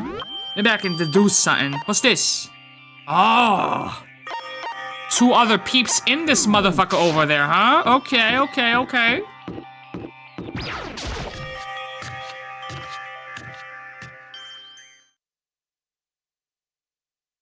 I just want to get something to eat. And now I'm about to get roped into something like this. Actually, no. You know what? I guess I already am roped in. Listen to me. Hey, Makoto. Perfect fucking timing. What's going on, boys? Hey, damn it. I have a favor to ask. A favor? I got a bad feeling about this.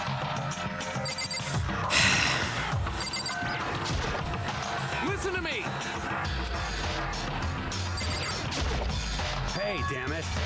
You gotta be our witness. Witness to what? What? This guy has been talking shit about me since day one, calling me a coward and shit like that, Jared. You're corrupt. You are a coward. That's why you turn to violence to solve your problems. That's why you can't do what society asks of you, and why you walk around dressed like that. The fuck you say? You don't know shit, man. You hear me? You already lost to yourself, but you're such a coward you don't even realize it. He's cooking you. Damn you. So what, you saying you're not a coward? You think you're tougher than me? Counter. I know I am. You wanna fight? Okay, motherfucker, then let's throw down, you heard? Prove you got what I don't got. You hear me? Oh, I accept your challenge. What? So that's what's happening, Makoto. Okay, you gotta be our witness. You're gonna throw down. You're not gonna, like, start punching each other, are you? Hey. Listen, there's a bathhouse on the first floor of the dorm, right? With the sauna inside? I see. A simple endurance test, is it? Got it. We're gonna see who can stay in the sauna the longest, am I right? Piece of shit. Goddamn right! What happened to good old fisticuffs? Wait, what the fuck? Hold on, bro. It's almost nighttime. What the fuck is this bullshit? Are you guys really gonna go through with this? Fucking around. Shit, yeah.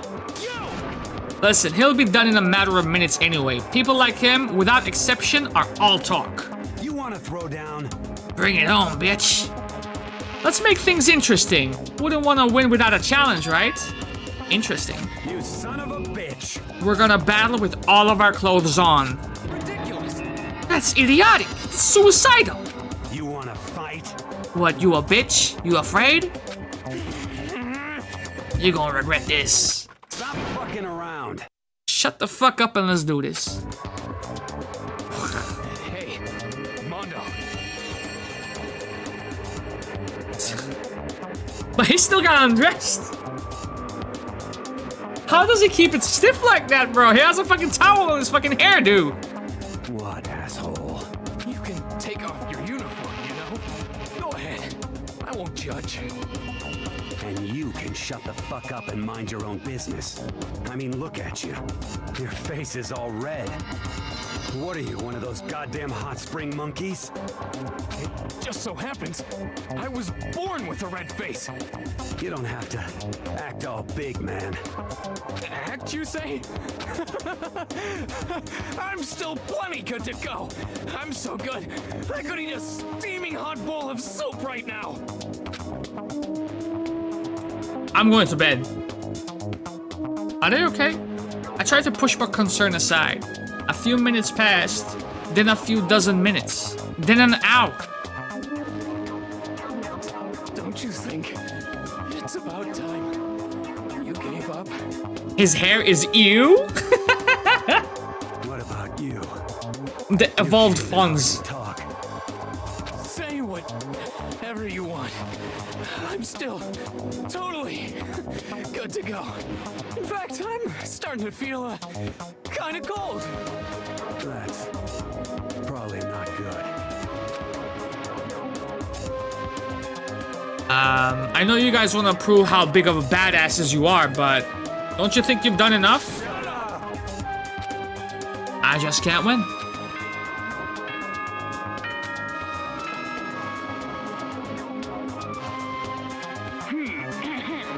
This is a school announcement. It is now 10 p.m. Peace! As such, it is officially nighttime. Soon the doors to the dining hall will be locked, and entry at that point is strictly prohibited.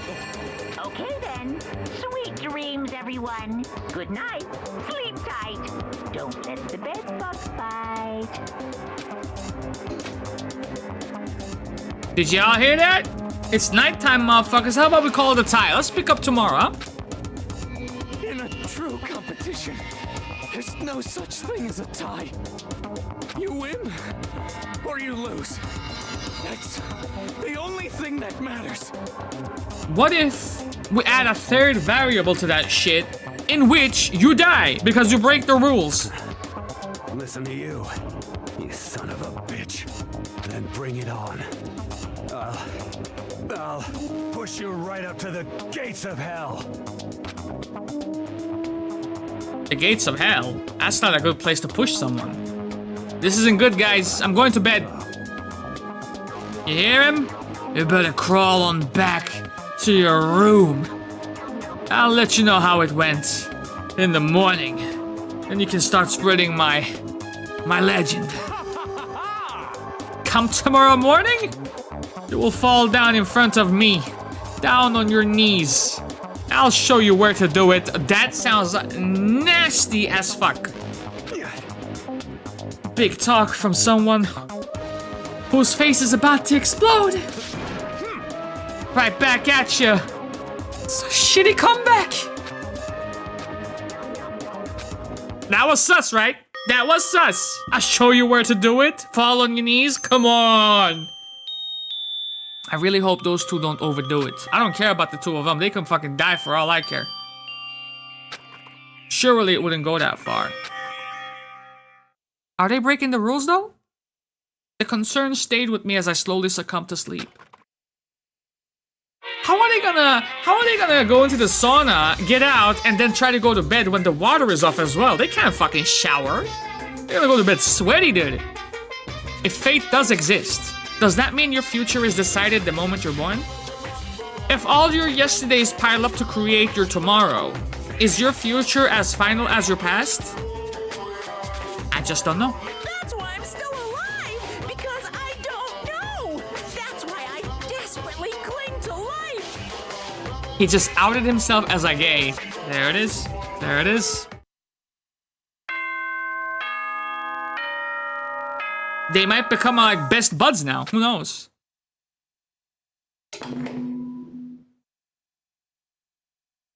Good morning, everyone. It is now 7 a.m. and nighttime is officially over. Time The real to question rise is, and shine. do we have two deaths up in here? Get ready to greet another beautiful day.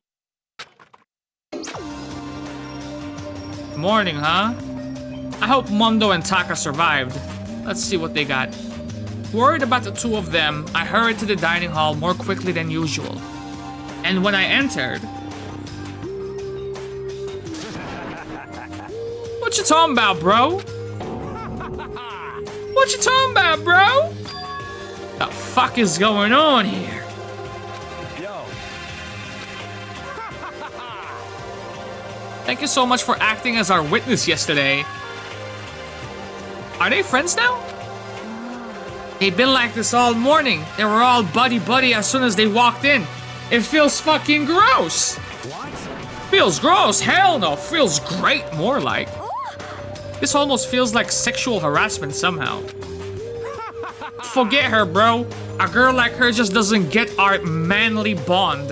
You hear me? Friendship between men is stronger than blood. A woman could never understand. This game is mad sexist. What, you just said? Bro, that was cool as shit. I should get a tattoo of that shit. Without a doubt. No, bro, you mustn't. Your body is a temple, you heard? Given to you by your loving parents, bro. So who won the contest? Piece of shit. Got it. What the fuck?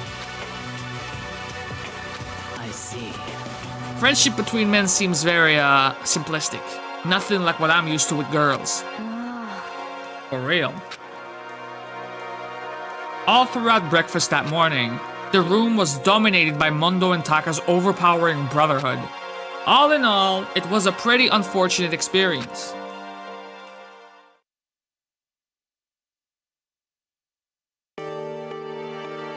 Free time? Who could that be? Oh no. Wondering who had come to visit, I opened the door and someone forced their way in. Is it Taka again? Oh shit. Oh hell no! Ah! She's crazy.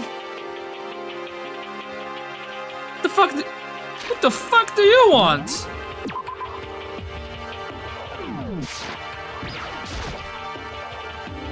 What's the matter, Toko? What's your problem? Why are you so surprised? Am I really that annoying?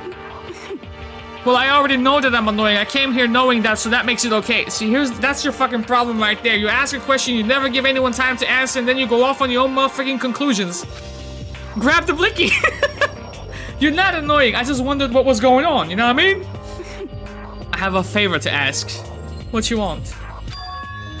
I want you to go somewhere with me. Can we bring everybody else? I'm not going nowhere with you. I'm not going nowhere with your bitch ass. The library? Are you gonna kill me with a book or some shit? Why don't you ask Byakuya, man? He spends all his time in the library anyway. Did I say something wrong? You're not a blabbermouth, right? This has to be a secret. I honestly have no idea what you're talking about. But if you want me to be quiet, I'll be quiet. Fuck. Why so pushy? Oh my god, it's a setup. I'm gonna get jumped in the goddamn library. A place of fucking quietness and solitude. Please be quiet when you go in. Don't let him see you. She actually was starting to get annoying. But I did what she said and gently crept into the library. Unsurprisingly, Byakuya was there by himself, absorbed in a book. He's here. He's really here. Okay, Makoto, go talk to him. The fuck I'm supposed to say to him? What? Stop being so loud. Just hurry up and go talk to him. You go talk to him if you want to so bad. I can't. I don't want to interrupt him. That's kind of crazy.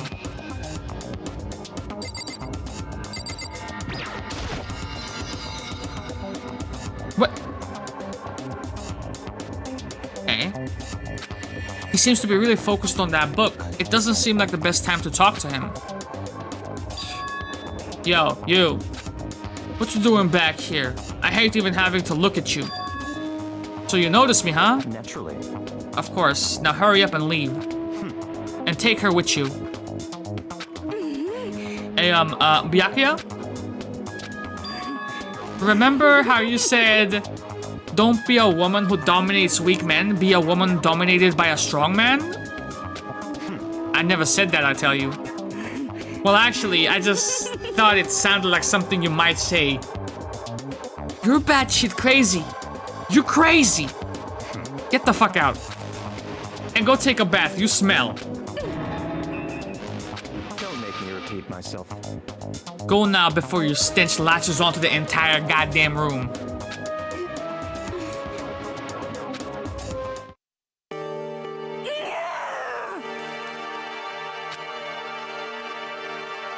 He really dug into us there. Maybe he's in a bad mood. I can say I'm not getting much done. I was hoping to clean up the living room because Michelle trashed it, but she turned off my morning alarm and I slept in. She did you a favor. She's like, yo, it's the weekend. Ma, you gotta relax. You've been stressing out lately. Click. Slept in. She seems super depressed. Did he really upset her that much? Bro, she literally called her cooch fucking surströmming stench. I mean, what the fuck? Byakuya, to go that far. You must be really concerned about me. He told me to go take a bath and everything. He must really care about my well-being. Hey, Makoto, what do you think? I don't think shit. My brain is turned off. Go wash your ass! Think about what? It smells so bad I can't hear myself think! Do you think Byakuya and I would be good together? Maybe. But the distance between us doesn't change our love. Because as soon as you realize your feelings, the love is born. That's how love works. Okay. There might come a day when you understand. Maybe. Someday. Why the fuck did you drag me out of my room for this shit? Did they try to distract me? Did she distract me? Did something else happen while we were doing this fuck shit? Young love. Ba-bum, ba-bum. Who would have ever guessed she would go for someone like him? But eager passion can also be scary, you know? Sometimes that leads people off in the wrong direction.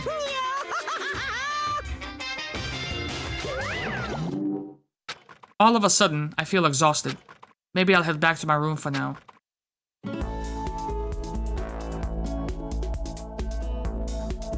There's still some time left in the day. What to do? Oh shit, okay.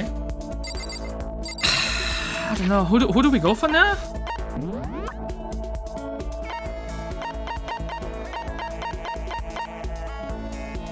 So, Celeste.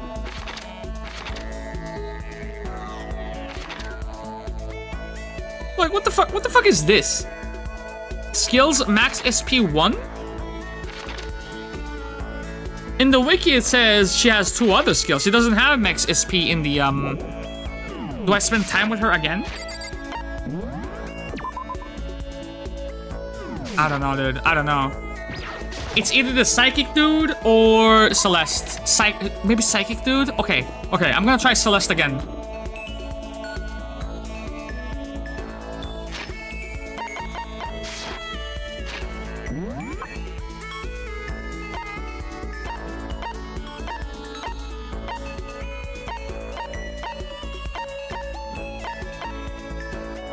I'm not spending time with her. Fuck that.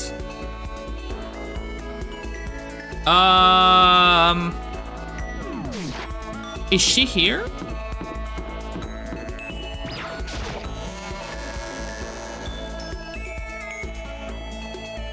Like like right here-ish? Like right here-ish? No. Where the fuck is she? Where am I?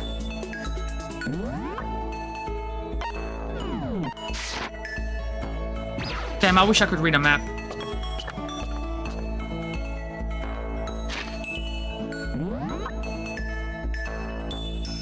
Kyoko's here.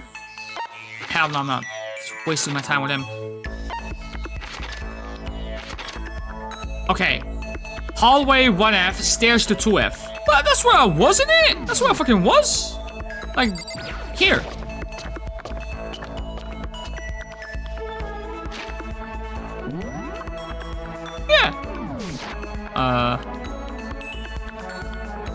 Am I bugging? Is she in the bathroom?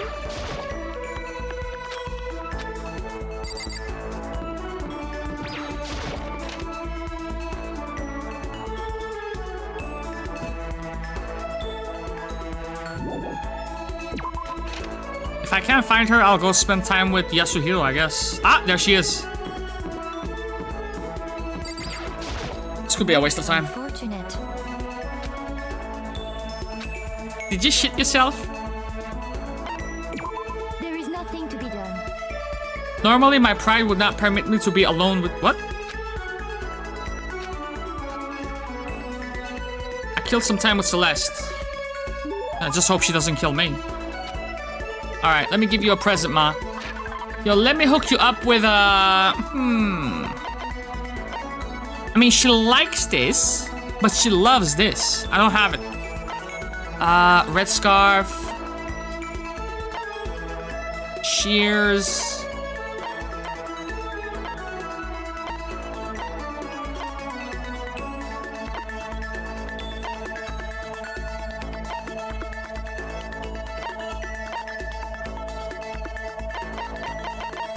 She really likes being in corners. I don't like being in corners with her. I'm gonna give her the ring.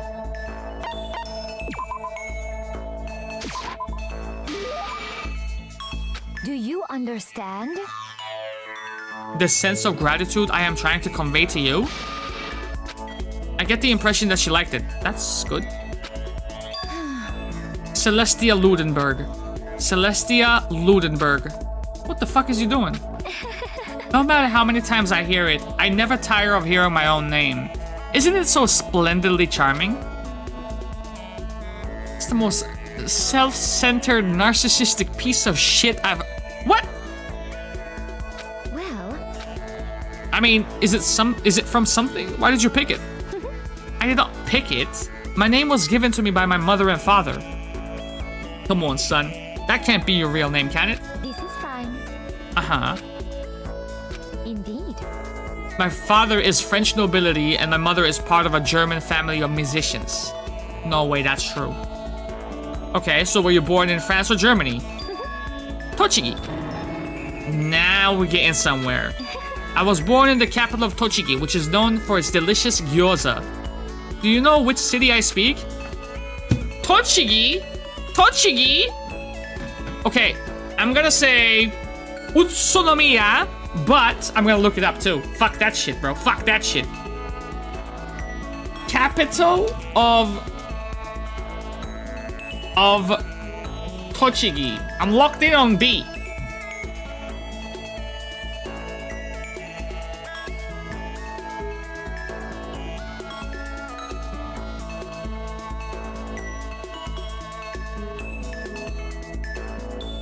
Tochigi is a city located in Tochigi Prefecture in northern Kanto region of Japan. But Utsunomiya! Is it Utsunomiya?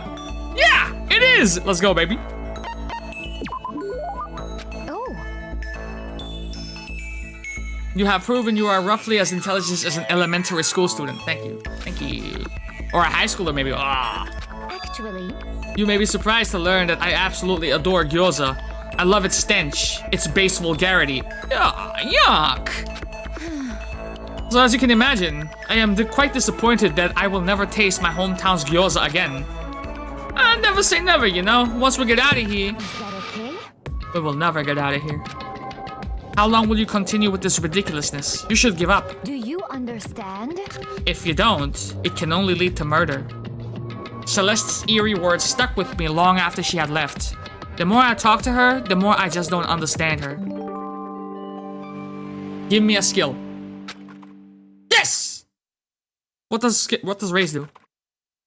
When you find mono coins, you will now earn more than you did before. Hell yeah! Okay, that means I'm gonna spend some more time with Yasuhiro as well. That's all that means.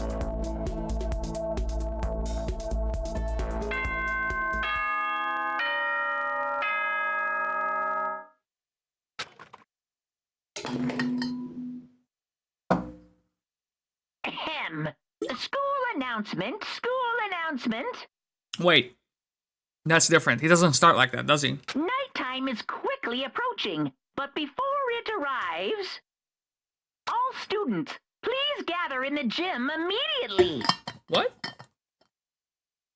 Emergency! Emergency! Emergency?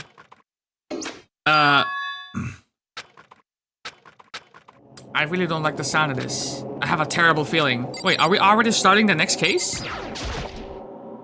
Yes.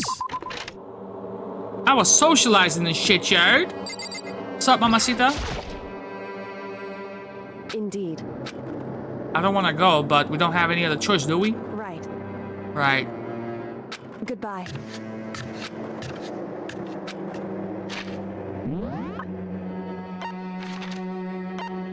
Can I zoom? I can't zoom. Uh-oh, some bitch be dead. That's one way to put it. I suspect the same.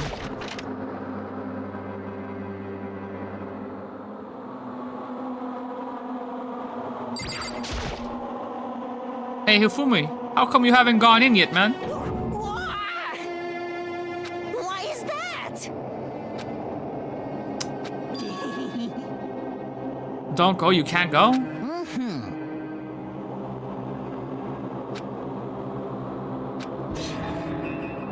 I suppose.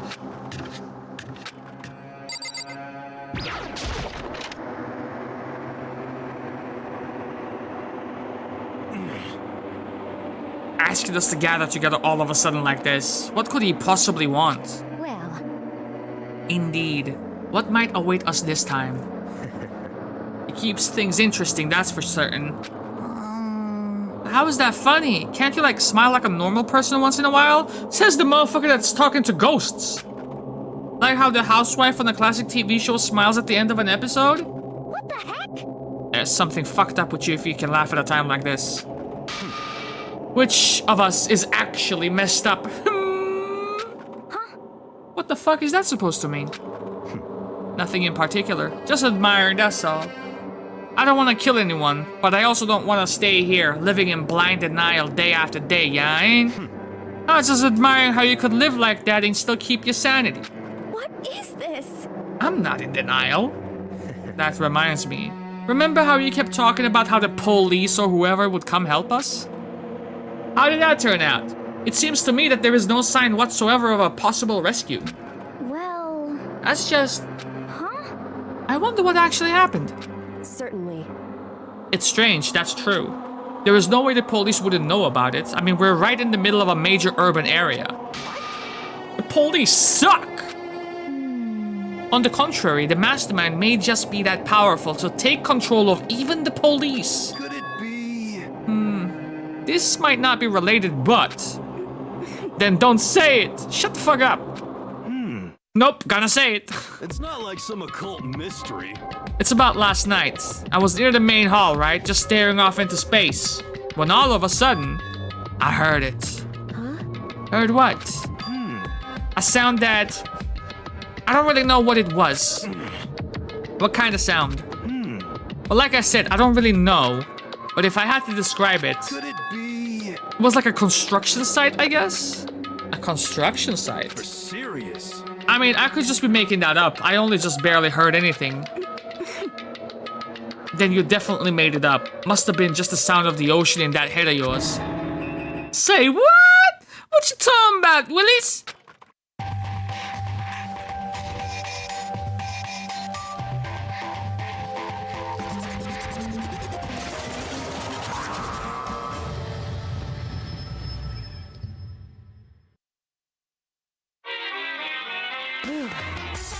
He's arrived. What Hero heard wasn't the sound of construction. But it could have been an explosion. Or maybe a machine gun.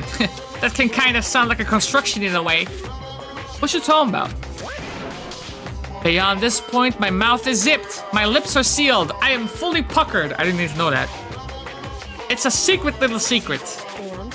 Fine then, let's move on to what you can tell us. Why did you call us here? Say what? You don't beat around the old bush, do ya? Ready for me to get to the point, are ya? If you please. But before that, do you mind if I vent a little? I'm low on energy these days, you see. My stitching's even losing all its shine and luster. I'm thinking it's probably because of this ho-hum, boring old everyday life. I'm looking for something with a little bit more stimulation, something rife with danger and intrigue. Yep. Listen, can I just be frank in this motherfucker? Today, I'm The feeling next... black. The next Blackened hasn't shown up yet, and I'm getting bored. Hey, So I decided to come up with a new way to motivate your ass. Motivate? Is it another set of videos or something? Are you gonna show us some demented thing to try and drive us all to murder? Drive you to murder? What a mean thing to say! Just awful! You hear me? I don't know what you got planned, but we're not going to kill each other anymore, okay? No matter what you do, I swear to God, we will not. That's very big talk, you see. Do your best to back it up, okay? Now then, with your permission, allow me to begin. This time it's embarrassing memories and secrets. As long as you're alive, it's a given that there is things you don't want other people to know about you. So I did a little investigating on my own and I dug up some of your darkest secrets. And those embarrassing memories and secrets are all contained in the envelopes I have right here. I'm going to hand them out now, so take a second to take a peek. As Monokuma spoke, he tossed the envelopes at our feet. I quickly snatched the envelope with my name written on it. I nervously pulled out what was written inside, and my entire body suddenly went rigid. Makoto wet the bed until he was in 5th grade. Man, that ain't fucking embarrassing. I'll piss all over this fucking bed. Give a shit, bitch. No. I'm too old to give a fuck. No. What? How? How'd you find out about this? This is like a fucking Nardwar interview. Everyone started talking at once. You have 24 hours. If someone doesn't become the Blackened by then, all your deepest, darkest, most embarrassingest secrets will be exposed to the world. Maybe I'll roll by a crowded intersection in a van strapped with loudspeakers and spill the beans. Wouldn't that be so embarrassing? So that's what you meant by motivate. I would just show him.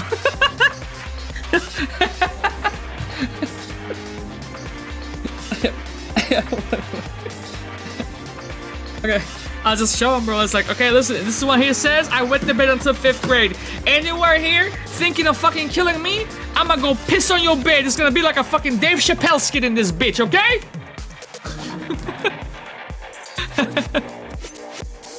He marked his territory at 5th grade. Okay, good to know. And what could the rest be like? Oh, this motherfucker was sucking his thumb until he was 20 years old. Yep, you got it. They're all pretty unpleasant. Trust me. None of you want me to reveal that stuff, right? It's definitely something I would rather people not know, but we would never kill over something like that. The fuck you say? Count on it. He's right. Your plan is doomed to fail. No one's gonna murder someone for this kind of thing. This is kind of depressing. Oh no. Is it because, for better or worse, your memory is still a way to connect to the outside world? I have stuff I wouldn't want anyone to know no matter what, so I assumed you would all be the same. Which is why I put so much effort into preparing this next motive. Man, you're saying you really won't kill each other over this stuff? That just sucks. Well, what can you do? Okay, then in 24 hours, I'll expose all your secrets just to make myself feel a little better. Okay. So sad, so depressed. Fare not well! With almost a convincing look of depressed dejection on his face, Monokuma receded into the gym's depths. I don't know what to expect at first, but maybe we dodged a bullet on this one. I mean, yeah, having those secrets revealed is gonna be totally embarrassing, but that's seriously not enough to give someone a reason to kill, right? Listen to me. Good news, everyone, I have a brilliant idea. You hear me? Why don't we all just confess those secrets in those envelopes right here and now? Bro, I got the best of ideas. Okay, peep game. Here's what you do in a situation like this. Here's how you fucking diffuse this entire situation, right? So, we already know that you don't necessarily have to stay in your own dorm rooms, right? So if everybody could just gather up into someone's dorm room, we bring out the fucking whiskey from the warehouse, everybody take shots, and we all go through the list of what the fucking secret is, and when he does reveal it, we can all have a fucking giggle about it, innit? Bish bash bosh, done. Someone's secret is probably fucked up, and that motherfucker ain't gonna say shit. That motherfucker's gonna kill someone. Without a doubt. If we do that, any and all motive for murder will vanish. That's pretty smart, right? So, it feels to me, he wouldn't off someone. Quiet down and listen. He seems on board with this idea of not killing over something so small. Same with Hina. This bitch, I don't know, I can't read her. She's fucked up. That's all I can read about her. And she still stinks. I don't want to talk about it. I don't care what anyone says. I don't want to talk about mine. As for me, Neither do I. Not because it's unpleasant, but it's because it's impossible. Well, it's just human nature to want to hear it when you say it's impossible. Come on, it'll be good for you. Absolutely not. come on. It's come okay. on. Okay, you step away. Honestly. Here we go. I don't want to talk about it, you human bag of lard. Hey, fuck him up. I told you there was 80 Monokuma coins on his head. Get him! I agree with them. There was no need to discuss it. What do you think, Chihiro? I'm sorry. But Okay. so, That's true. If everyone's that much against it, even if my bro's the one that suggested it, I gotta say no. Come on, bro. All it takes is for one person to reveal the secret, and the rest will fall into place. Spoiler, her secret is that she doesn't know what a bath is. She doesn't know how it works. Oh my god, dude. Fucking stank as hell. Either way, if it's just a few secrets, I'm sure nobody's about to kill anybody over it. I hope you're right, dog. A secret so bad you would kill someone to keep it. Nobody's got something like that, right? Okay, I'll stop with all the secret talk, but each of us has 24 hours to get ready, okay? Having our secrets exposed isn't gonna be fun, but it's not like we're gonna die because of it. 3 seashells for demolition, man. So, you know, don't do anything hasty. I mean, this guy seems pretty clear, man. I hate this guy. 5 ads? Damn, you got blasted. Are you still in ads? Got fucking blasted, Swift. Can I change that? The way you keep repeating it kind of makes me worry even more. So I know it's gonna be tough, but...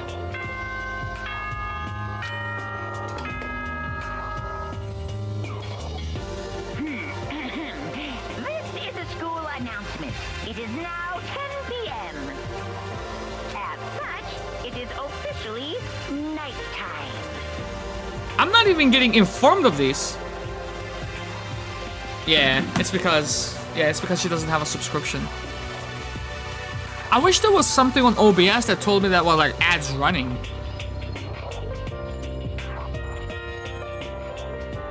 Soon the doors to the dining hall will be locked, and entry at that point is strictly prohibited. Okay then, sweet dreams, everyone. Good night. But regardless, Sleep tight. 5 ads seems a bit excessive, Bye. doesn't it? Of course. I was left with an anxiety.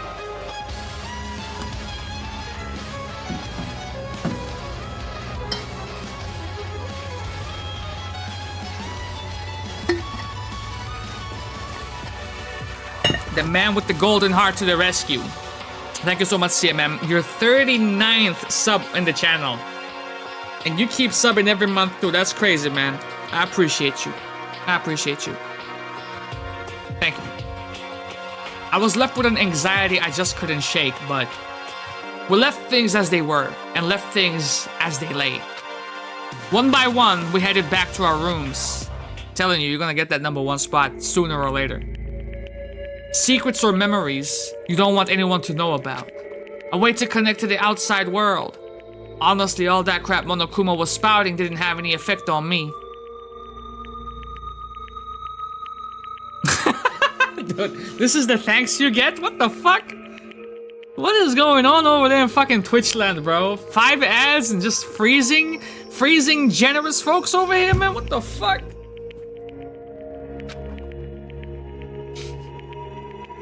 There's no way anyone, and I can't talk today. I'm not fucking way off my game today.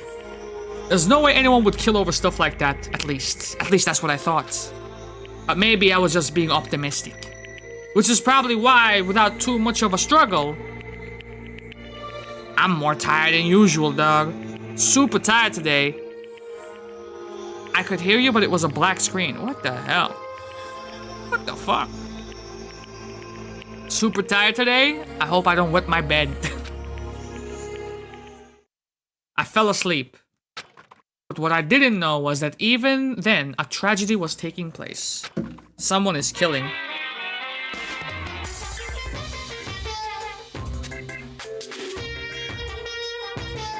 Yo, you got a second? I want to confide in you. It's about the prevailing world attitude right now. The difference between passive and active, I mean. For example, it's the difference between like, oops, I killed him, and yeah, that's right, I killed his ass. Amazingly, there are tons of people who don't understand the difference. Can you believe it? But there is a huge difference between oops and that's right. You know what I'm saying, right? Anyone can kill someone in the heat of the moment, but surprisingly few can do it with calculated intent. To make that choice, then put it into action, it's way harder than just letting your emotions lead you. It's all about preparation, resolve. So maybe you're wondering, what's the point I'm trying to make? Well, I'm not totally sure myself. Maybe you should try reading between the lines.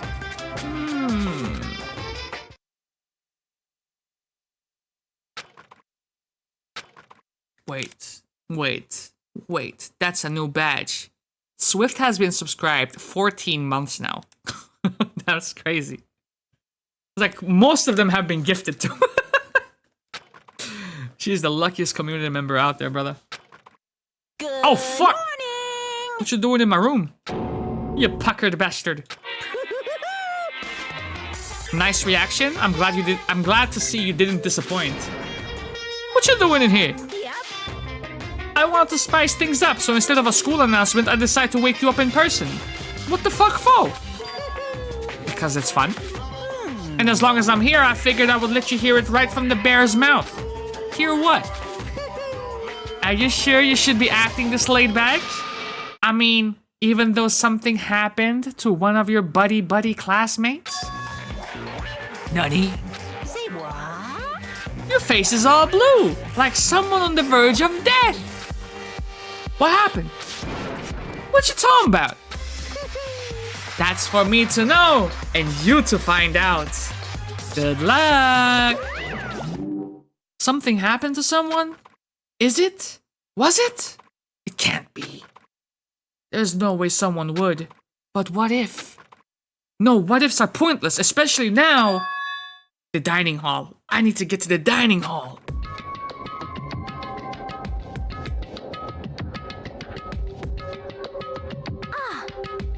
Now you see why I subbed for little last year, so it's not all gifted.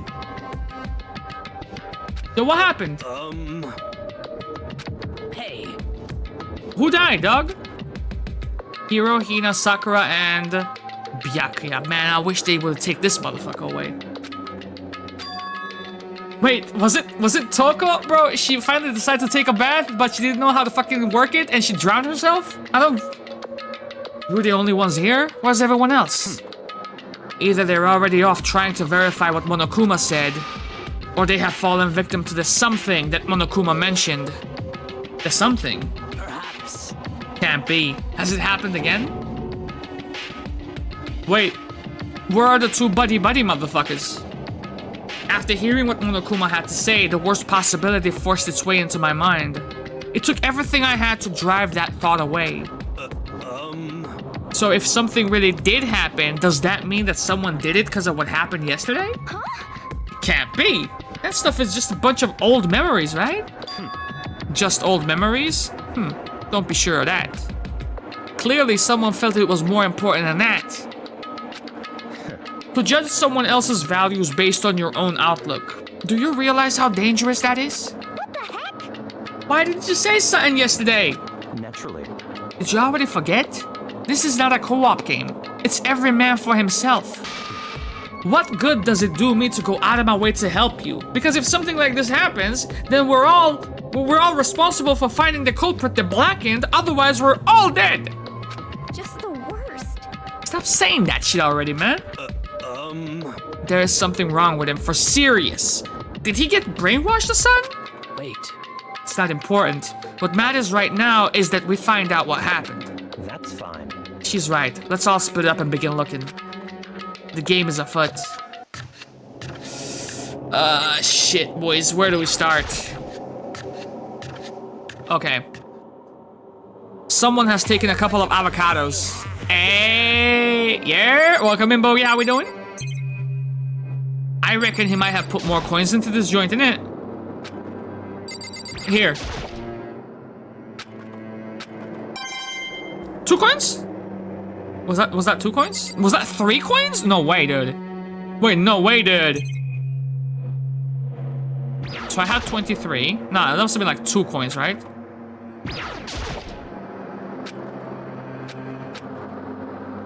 Okay, give me a coin. Good, bro, let's go. You just joined at the right old time, brother. Someone just died. We're trying to figure out who. And then we're gonna get to the bottom of this, of how we can solve this issue.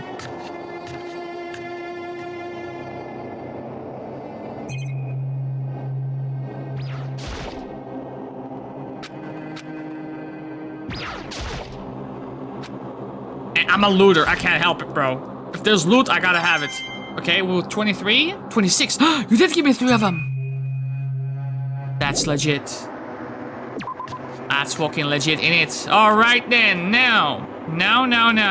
Yo, Hina. You have any idea what the fuck happened here, yo? So, I knocked on all the doors, but nobody answered. Did they all go see what happened? What about the 2nd floor of the school? Okay. You think someone got clapped up there?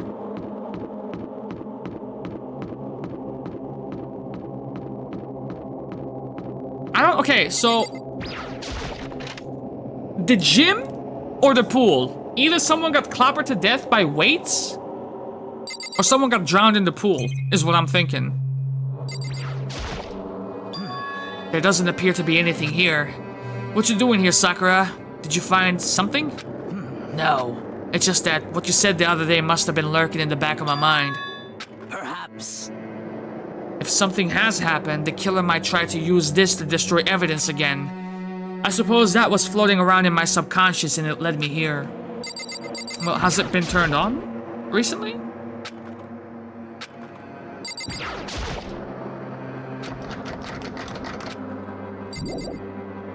We're dipping.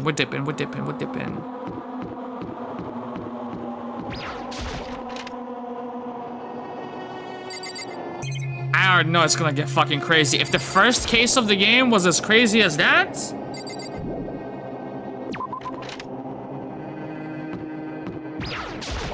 Just for GP. Yeah, obviously we can't go in, but I've been trying for just, you know, in case the game decides to go, what? You know what, this one time it's pertinent for you to go inside.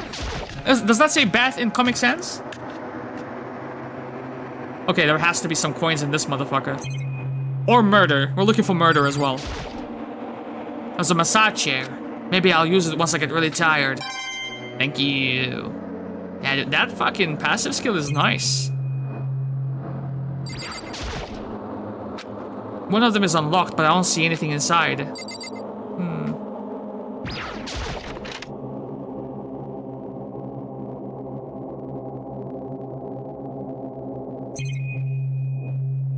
Someone dropped a coin in the water. This bathtub is huge. No, nobody dropped a fucking coin in the water.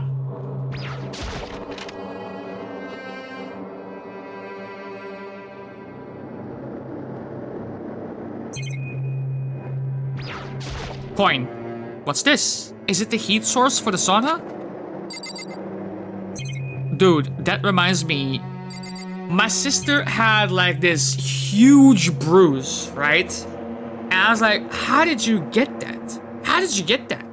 She was talking about, she showed us, and I was like, how did you get that? And she's like, this one time, I was so drunk, I sat on the heating elements of a sauna, and I didn't feel it at the time because I was so drunk. And the morning after, when I woke up and I saw that huge bruise, I realized what the fuck had occurred. She must have like hurt like a bitch.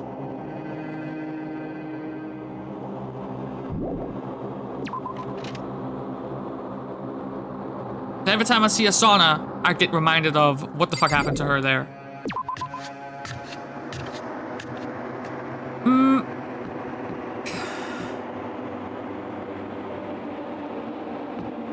This was still locked, right? Yeah, okay. So I would say that this zone is pretty much clear. I didn't interact with every single door, because I don't think I have to.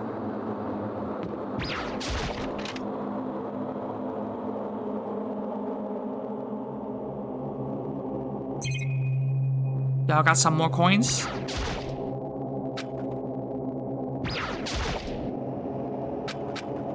I'm a gifter main. Well, actually, the CMM is the gifter main. But I mean, I bring gifts when I hang out with classmates and shit. Yo. What's up, man? What you think? I don't know yet. Serious. Nah. Hey. Well. Right. Nah, I get that. Yeah, coins are only good for the machines, the way I understand it. Or actually, you could buy some stuff in the main menu as well. I don't know, it's like gallery type of thing or like FMVs, but in game it's only for the machine.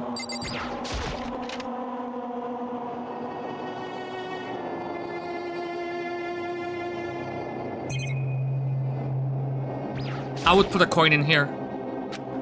Oh, come on. I would put a coin in the boombox. Fine.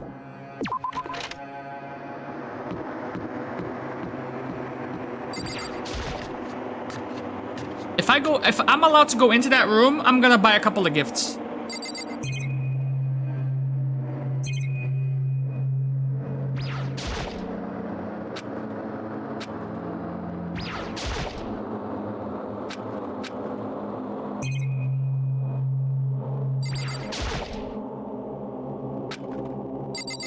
This vault door makes me want to play Fallout.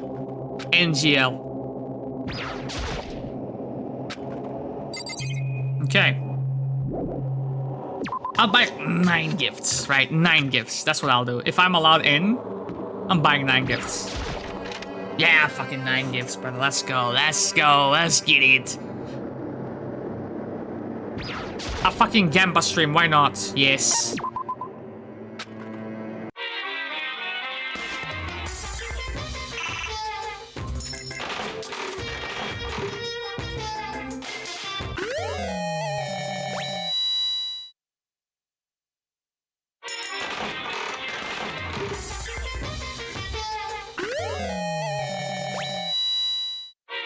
Man, I'm not gonna get shit, am I?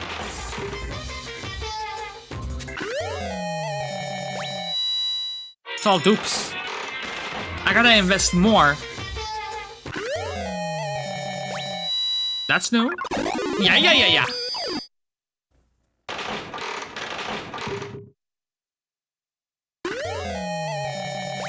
Is that the golden gun from...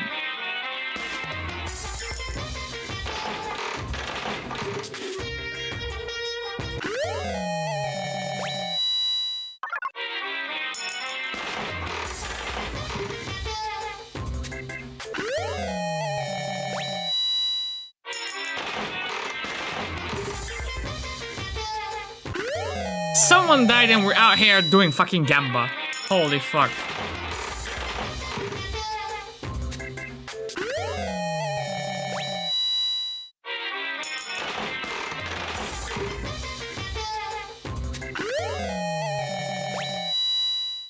Yeah, I'm happy with that. Let's leave.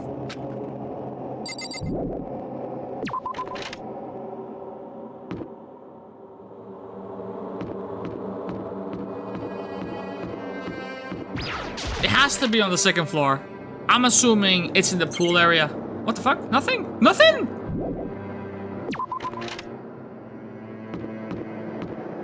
Gym? Probably not. Not probably not.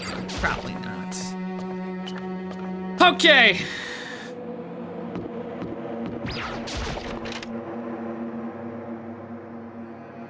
Because if it had been in the library, then I guess Byakuya would have said something already.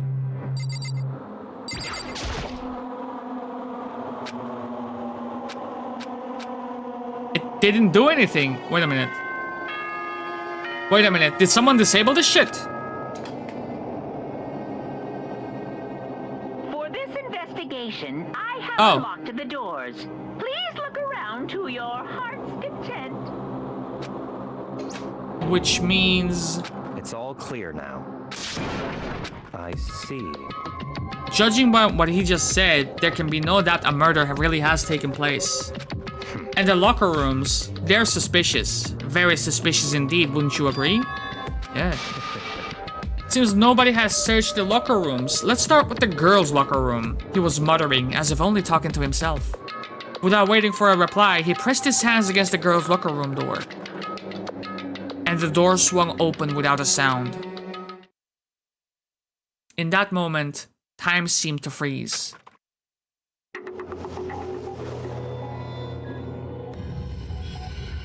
Oh, it's the master programmer, bro! It's fucking Chihiro! What the fuck? Wait, why do they have, why do they have this poster here? Anyway, that's beside the point. Bloodlust. Graffiti. Bloodlust. I don't know how long it took me to fully comprehend the reality of what I was looking at. But as soon as I did, a wild, almost primeval scream escaped from my mouth.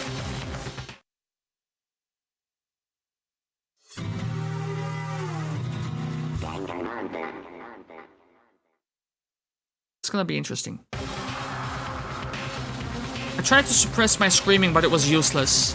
It surged out of me, like water from a spring gushing out of the ground. Byakuya, on the other hand...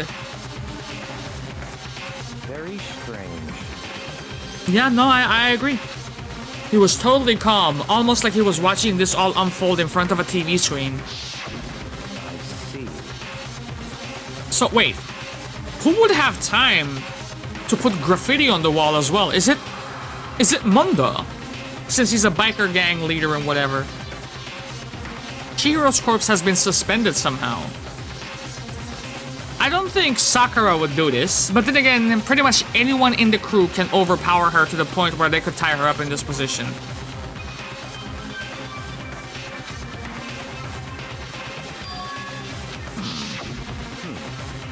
Such a brutal way to kill someone. No, this is beyond brutal. Wouldn't you agree? They killed her. How could it not be brutal? That's not my point.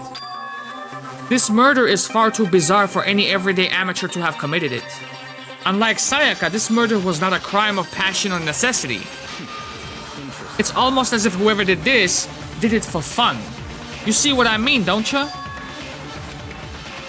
My head was swimming. I was still reeling, too confused to understand what he was trying to say. And before I could begin to clear my head... What the heck? I heard screaming. Did something... Okay, he didn't do it. I don't think he did it. Nah, he didn't do it. He didn't do it. A body has been discovered. After a certain amount of time, which you may use however you like, the class trial will begin. What the fuck was that? What? That's right. You were unconscious during Sayaka, so you don't know about it. What you just heard was the body discovery announcement. Apparently, when 3 or more people discover a body, an announcement plays out to let everyone know. I imagine it's so that the search for the culprit can proceed fairly for everyone involved. Proceed fairly? Wait a minute.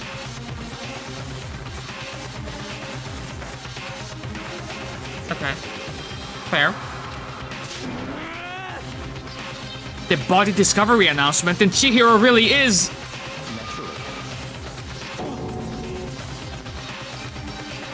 Before you start screaming your head off again, go round everyone up. It seems another game has begun. Another life or death game to uncover a killer. Taka bolted out of the locker room. As everyone made their way to the scene, it felt as if no time had passed. It felt like my sense of time had just taken wing and flown away. When I finally came back to myself, I saw everyone had the same look of confusion, fear, and anger.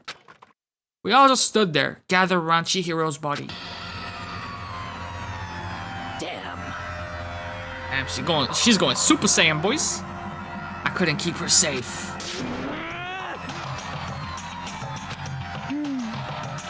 Which means we are now in the same position once again. What the? It's a dream? This is a dream? It's all a dream? I mean, nightmare? Anyone? In fact, I haven't even been born yet. I don't have any memory of ever being alive. Shut up. Sus. Sus. Okay. Let's start.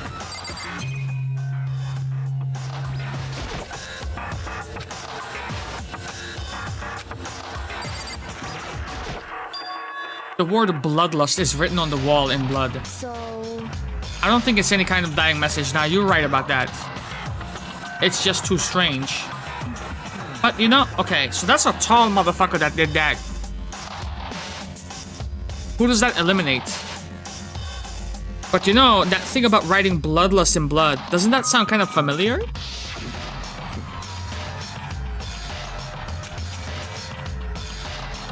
Genocide Jack? They're like a ghost attacking suddenly and then slipping away before the police can catch up to them. What nickname did the incident give to this mysterious serial killer? Genocide Jack. Genocide Jack, the murderous fiend whose grisly attacks were famous all across this country. There is blood on the poster! The ultimate murderous fiend creating a reputation of abnormal, downright cruel killings. What is this? And this is some copycat killer trying to imitate Genocide Jack's style? But why would anyone do that? To keep heat off of themselves. Perhaps it's the work of the real Genocide Jack. Wait a minute, are you saying Genocide Jack is here in this school? No way! Ain't no way. But going so far to write bloodlust at the scene, I am surprised at their stupidity. I can't imagine a worse situation than dealing with a stupid murderer.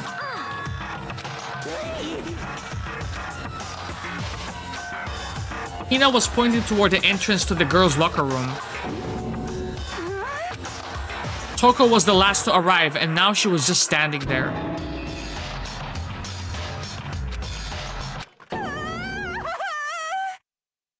What?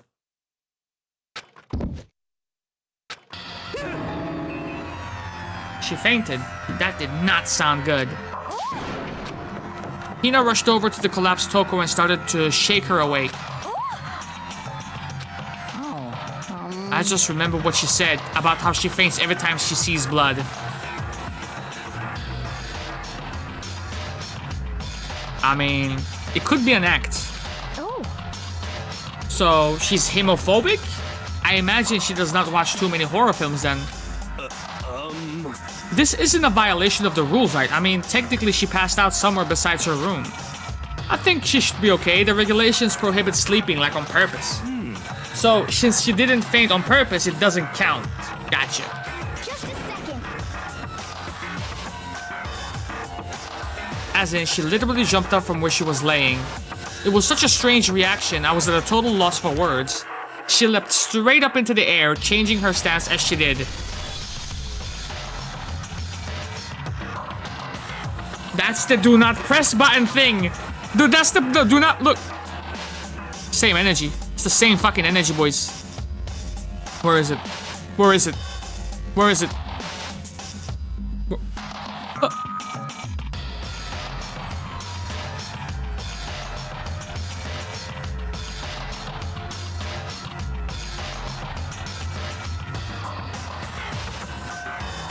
Is it this? It's the same energy. It's the same energy. It's the same energy. What the fuck? In no time flat, she was just standing up. Ignoring the physical contortions she had to go through, her motions were totally haphazard. Sorry about that, I was just shocked, you know? It happens, right? Was I the only one?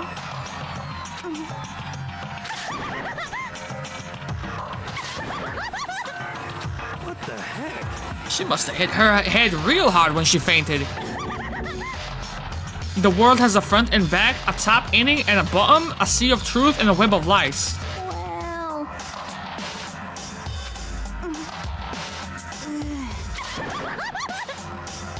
I see. It's clear to me that everything is not fine. Your eyes seem strangely vacant, you know?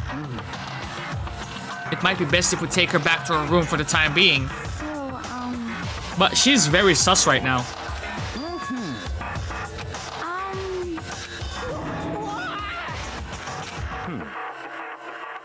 Okay. Can I assume nobody has a problem leaving Sakura and Mondo on guard duty again? Hold on. Rushing to an investigation? The mastermind isn't behind that. After what happened last time, surely you realize that. Don't make me repeat myself. Listen, there is no question that Chihiro was murdered by someone among us. Okay. I trust Sakura to stand guard at the investigation. Nonetheless, I would put Taka there with Sakura. Of course. But don't take it as a bad thing. It's just a fact of life because that's how graduation works, you see? Did it happen again? Is that what you're saying? That another one of us killed a fellow classmate? What does that freak you out? You guys got no cojones, you know that? I would love to stay and continue in on the chaos, but I got cleaning to do. Good luck, Swift. Good luck. Is there nothing down there at all? Well, I'll let you pray to mine if you want. Actually, I don't have any either. Sorry. Stop monologuing, motherfucker, and give us what you came here to give us, okay? You did bring it, did you? I sure did, chum. The Monokuma file. See ya later. Okay. No way! This is gonna be a toughie. Why? I hate this. I can't take it anymore. I don't think she did it. Oh no! I don't think he did it. No. I don't think he did it. Hey! She definitely didn't do it. Such ignorance. She is sus. She is sus. Naturally. But where's Kyoko? How can I not be? If we don't unmask the culprit, we all die. That's true, but to jump into it so soon. What? Such ignorance. Damn you! Piece of shit! Calm down. I think Celeste is the most sus motherfucker right now. Because If we don't solve the mystery and find the killer, our own lives are forfeit. And if Byakuya is right and that Genocide Jack is somehow the one who killed Chihiro, that's right. then unless we do something, more victims could start piling up. Forget more victims. If we mess this up, we're all dead meat. Hey, hey. So Celeste and Toko, right? But I feel like Toko is a red herring here. If that's your worry, you don't gotta worry any longer. In any one killing game, the guilty party may only kill a maximum of 2 people. Yeah, I don't remember that rule either. Actually, I just came up with it. I mean, if one person went around and killed everyone, your lovely student life would be all over, right? Okay. so then. In that case, why not limit it to 1 person? Hey, Well, in a good mystery, you don't want to miss out on at least the potential of a serial killer angle, right? punishment is waiting for you.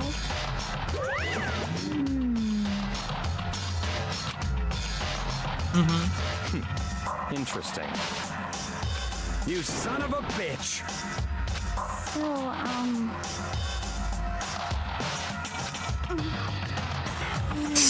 there is nothing to be done. Okay. If we do not solve the mystery of who killed Chihiro, we all die. Okay? Yeah. I want to survive. Me and everyone else. We have to do it. We don't have any other choice. Okay, so the murder weapon seems to be clear. Okay, wait a fucking goddamn minute already, man. Celeste is off the hook. There's no way Celeste used that dumbbell as a murder weapon. There's no shot. No shot. No shot. Toko, I don't know how demonically strong she gets, but I have doubts. First of all, I better go check the Monokuma file to see exactly what's going on. The victim was Chihiro Fujisaki. The time of death is estimated to be around 2 a.m. The body was discovered in the girls' locker room on the 2nd floor of the school. The cause of death was a blow to the head with a blunt object. She was killed instantly. That's all it says. Right.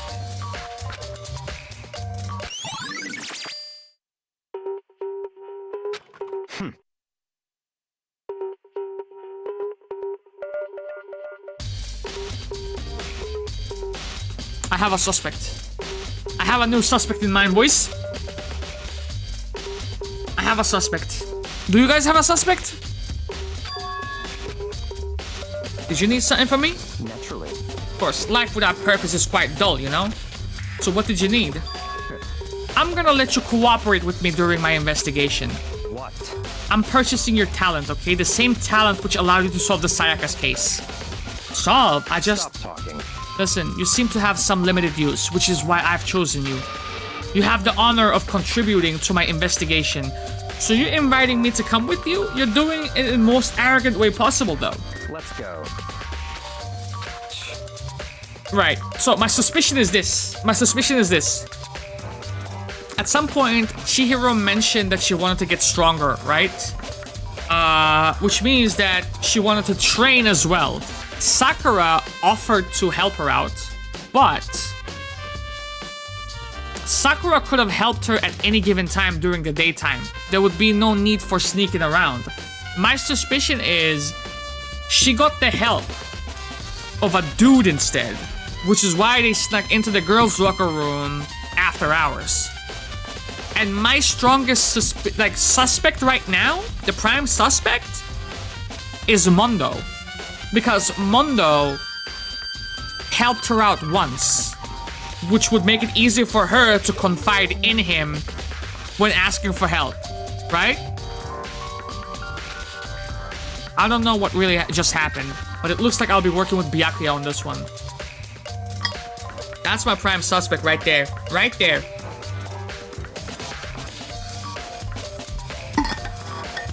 Okay. And the added benefit is like now the one who could wield this dumbbell definitely fits in well with Mondo. There's a dumbbell on the floor and this is a blood stain. There was a blood stain on the dumbbell. The Monokuma file said a blow to the head with a blunt object is what killed her. And it also works with the idea of the graffiti because he's a bike gang leader. A little bit stereotypical, if you will, but if the motherfucker is the gang leader of every single gang in Japan, I would assume he knows his way around with a spray can. You know what I'm saying? Does that mean that this dumbbell was actually the murder weapon? That's right. I don't imagine it could have been anything else. Locker room dumbbell. The poster got some blood on it. It must have happened during the murder.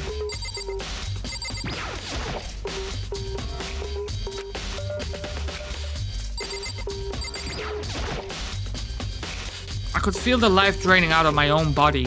It's a dead body. Chihiro's dead body. Very strange. But the more I look, the more strange it all seems. This must be Genocide Jack's handiwork. But What? we're still not sure why he did it. Or we're not still sure he did it. Is that what you're trying to say? I wonder about that.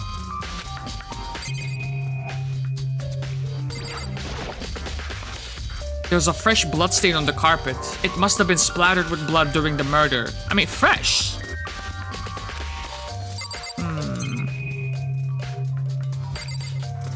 Okay, talk to me. I want to talk to her. She took her time examining Chihiro's corpse. She poked and prodded, going over every inch of the lifeless body.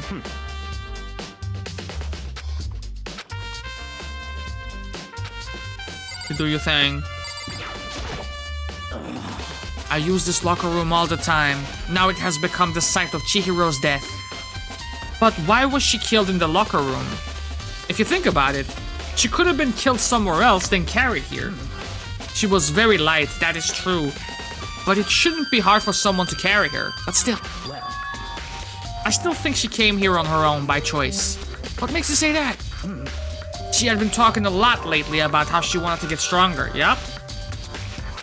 But according to the Monokuma file, apparently she was killed around 2 in the morning. Perhaps. Hina or myself are usually in the locker room during the day, so she was probably avoiding it then. Makes sense. Makes sense. Because she was very body conscious. Although we invited her to join us more than once, she never showed up. So I can only assume she was trying to avoid us. Okay, this eliminates every single female in our group as well, because she hated to be compared to someone else. Instead, she came to exercise in the middle of the night? However, perhaps, but it's difficult for me to imagine she would have come alone. She did want to start exercising, but she specifically mentioned she couldn't do it by herself. So you're saying she could have come here in the middle of the night to train in secret, but that she would also have come with someone else. It's a possibility, I think. Yes. I mean, to me, it's becoming clearer by the minute. Dude had a real complex about being weak. You heard Chihiro talk about it, right? Oh, I need to get stronger. Yeah, I remember she said that more than once. Sure did, which I guess explains the trip down here. But did she really need to get stronger that badly?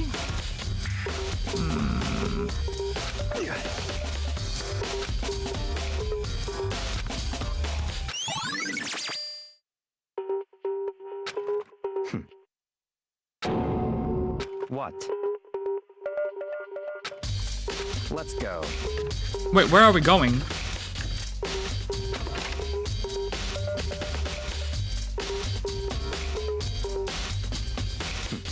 So this is our next location.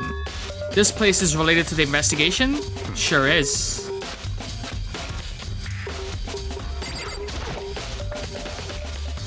If I remember right, this card reader is meant to work with our handbooks, right? What? Do you have an issue with it? If so, you should take it up with Monokuma. He said that, then quickly and sharply clapped his hands together. Did you call for me? Has he been domesticated? That's right. It seems Makoto has a question for you. You need something? It's just about this card reader right here, man. Yep. The card readers have all been designed to interface with each of your e-handbooks. You can only enter the locker room corresponding with the gender listed in your individual handbook. And it's impossible for two people in a row to go in through, right? Unbelievable. If there was some kind of erotic terrorist on the prowl, it's the first time I've ever heard of the term, and I already hate it. Erotic terrorist, bro? The ceiling-mounted Gatling gun would initiate a Swiss cheese slaughter. And the school regulations prohibit anyone from lending someone else their handbook, right? Of course. Okay, but ponder upon this, right? Chihiro goes in through this door for the lasses, like this door, and Mondo goes in through this door. They go through, or Mondo goes through to the pool area, and I assume there is a door that leads to the girls' locker room from there, and I assume there is no Gatling gun there. Huh? That means only girls can go in the girls' locker room and only boys can go in the boys' locker room. In other words, Chihiro's body being found in the girls' locker room means... Hey Makoto, I can see right through you. See right through me. Allow me to tell you what you're thinking. Since Chihiro was found in the girls' locker room, the killer must have been able to get in there. So in other words... As such, the killer must be one of the girls. Did I get it right? Such ignorance. I doubt it. I doubt it.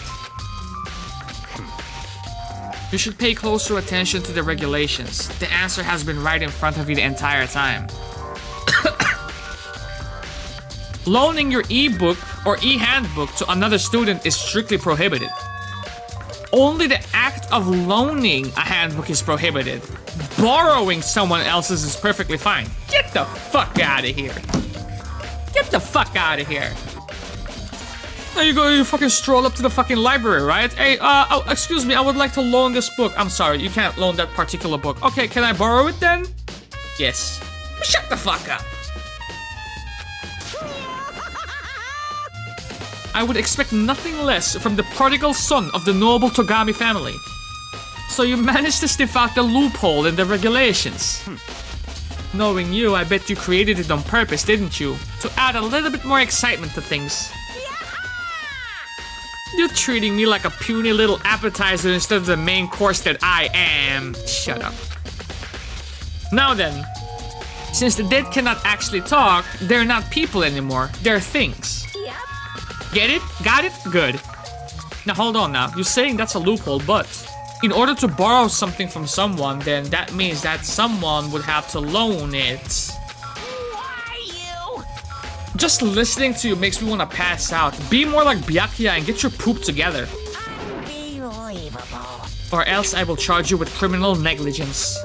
No more questions. Figure out the rest on your own damn self. I don't get it. That's fine.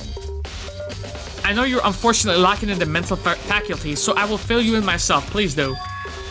Let's head to the main hall. The main hall. That will help you understand what's going on.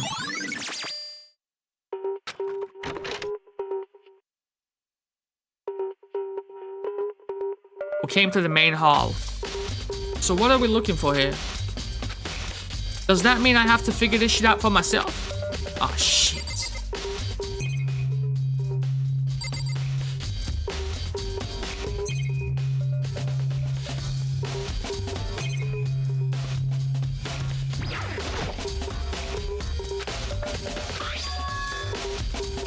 There's an e-handbook in here? There's 3 of them, but what are they doing here? So you finally found them.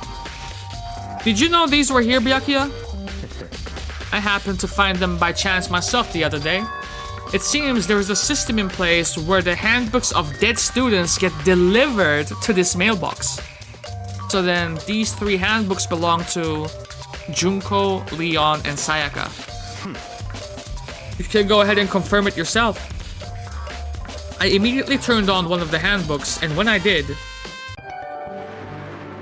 Not Sayaka's, fuck. You're right, this is Sayaka's handbook. Now do you understand? This is the key to the loophole that I revealed earlier. Yeah, I feel like I'm starting to get it.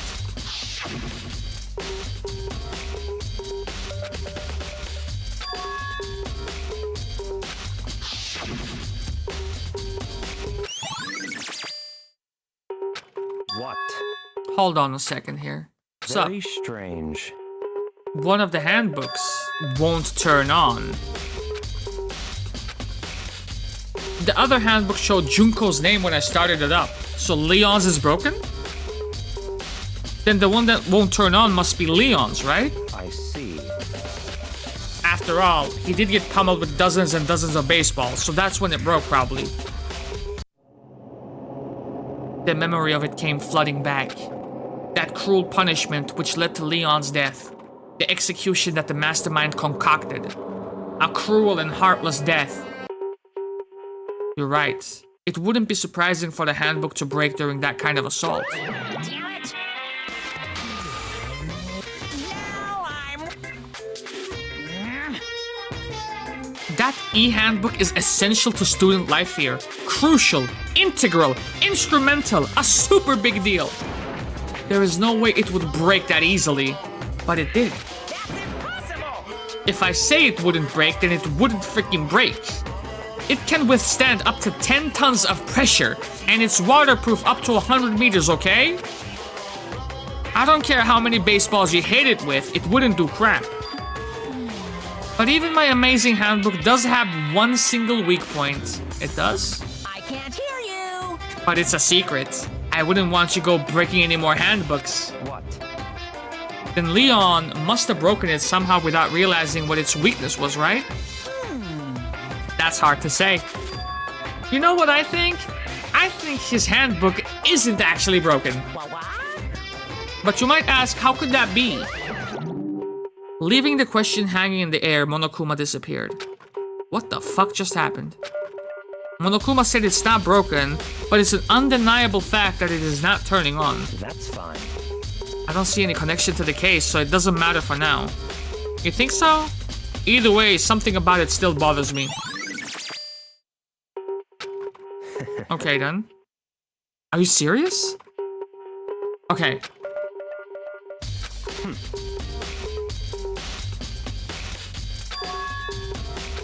Whoa. What the fuck?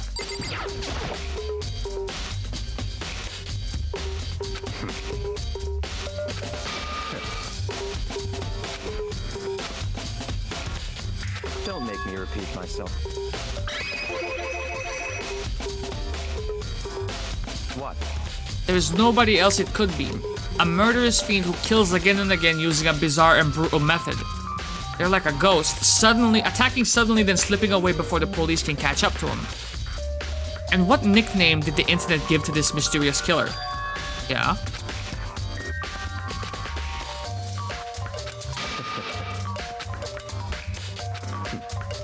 I have something that will prove it and I can show you. Dude, what the fuck? I'm being kept in the dark about this fucking case. What are you on about?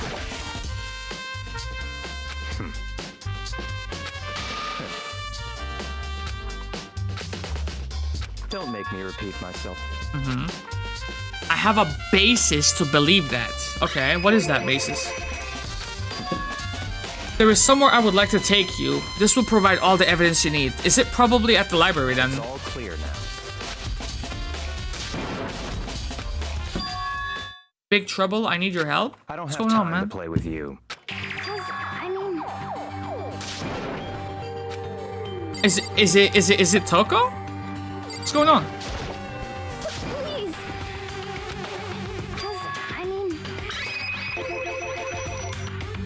Well... Something is wrong with Toko. She's acting super strange. I mean, she was acting pretty strange earlier, right? What should we do, Byakuya? Very strange. Well, since it is Toko, I must admit I'm intrigued. I suppose we can take a second to see what's going on with her. Don't make me repeat. Let's go. Let's go. I don't have a handle on this case at all.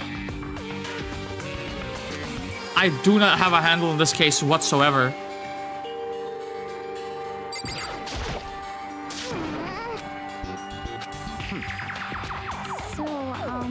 After what happened in the girls' locker room, we left Toko in her room so she could lay down, right? Yeah. After a while, we came back to check up on her, you know, to see how she was doing, but when we did, it was weird. She refused to come out and she kept saying all this weird stuff. That's fine.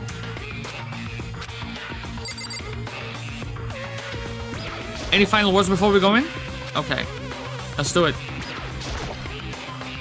I may as well give it a shot. The door swung open, slowly and silently.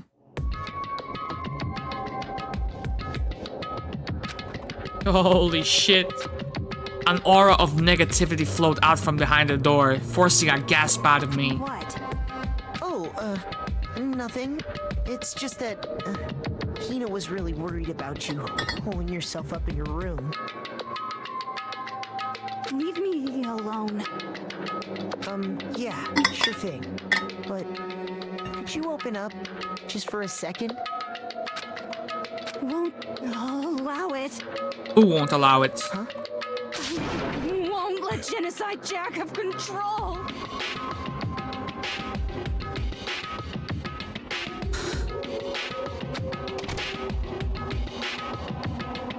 This is the motherfucker that killed over 1,000 people? And just like that, she slammed the door in my face. What the fuck was that? She's been acting like that the whole damn time. When I rang a little while ago?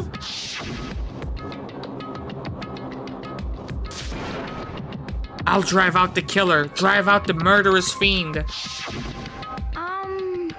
Doesn't make any sense, right? You gotta go to the bathroom for that? I was afraid to leave her in there alone, so I tried to bust down her door, but it felt like something was holding it shut on the other side. I couldn't even budge it. Okay, so when she turns, it gives her superhuman strength. But still, her e-reader or e-handbook should have been enough for her not to borrow one of the, you know, deceased members' e-handbooks. So I think she's still in the clear, to be honest with you. Toko was scared enough to even bar her door? Does she think the same thing as Byakuya? Does she think the serial killer Genocide Jack really murdered Chihiro? Is that why Toko's so scared? But... Whatever it is, I'm really worried about her. Isn't there anyone who might be able to persuade her? Shit.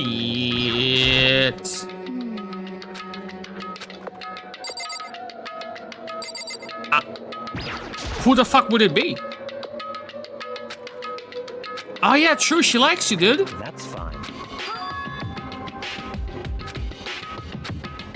Byakuya stood in front of the door, not making a sound, and pressed the doorbell.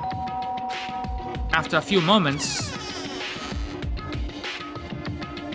What do you want? Leave me alone, you're all so annoying. Bacula? It's Byakuya. I'm sorry, I couldn't keep our promise. But don't worry, never again. I won't let Genocide Jack have control ever again. And with that, the door slammed shut. Even Byakuya couldn't pull it off. What was Toko talking about just now? Something about a promise? What? Stop talking. I don't know, dude. Okay, y'all keeping me in the dark, man. Come on, son. Come on, son. Go. This is bullshit. Without waiting for a reply, Byakuya sped away. And I hurried to catch up. This is fucked. This is so fucked. I tried to talk to him several times as we walked, but he didn't even look back, let alone say anything. He just kept on walking toward his destination. Finally, his feet brought him to a stop in front of a certain room. The library. What the fuck is going on here, yo?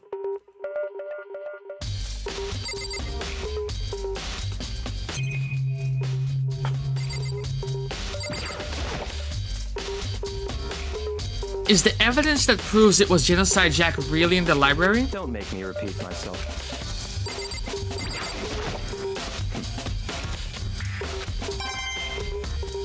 I got some shmoney though.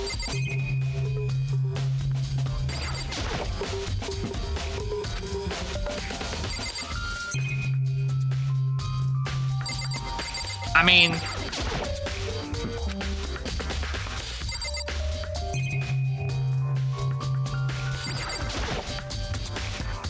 if I remember, on the other side of this door is the archive, right? Let's go. I've never been in this room before. There's so many books and files, and so much dust too. So in other words, I would say there is enough value in this place to endure the dust.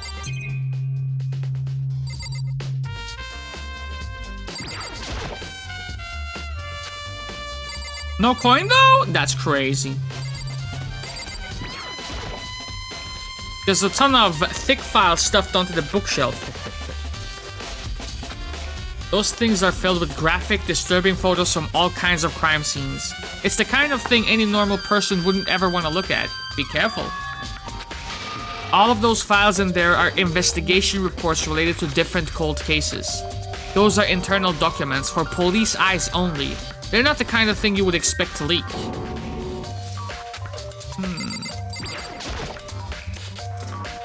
that's enough. Those documents are dangerous?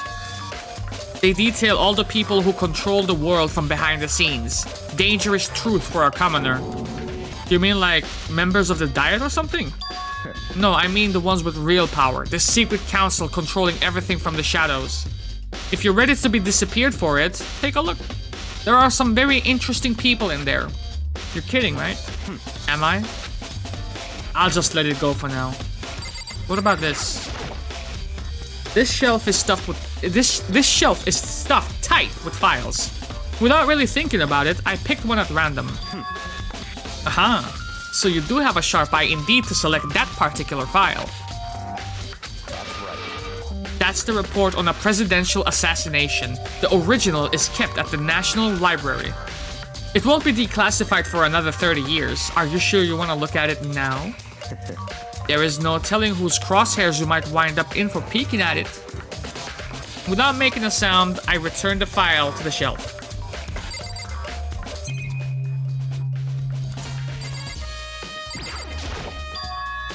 It's a disc lamp. Oh yeah, it's the same one I saw Byakuya using in the library before. What? Do you have a problem with that lamp? It was here before, then I moved it over there. It's too dark over there, so I thought I would put it to good use.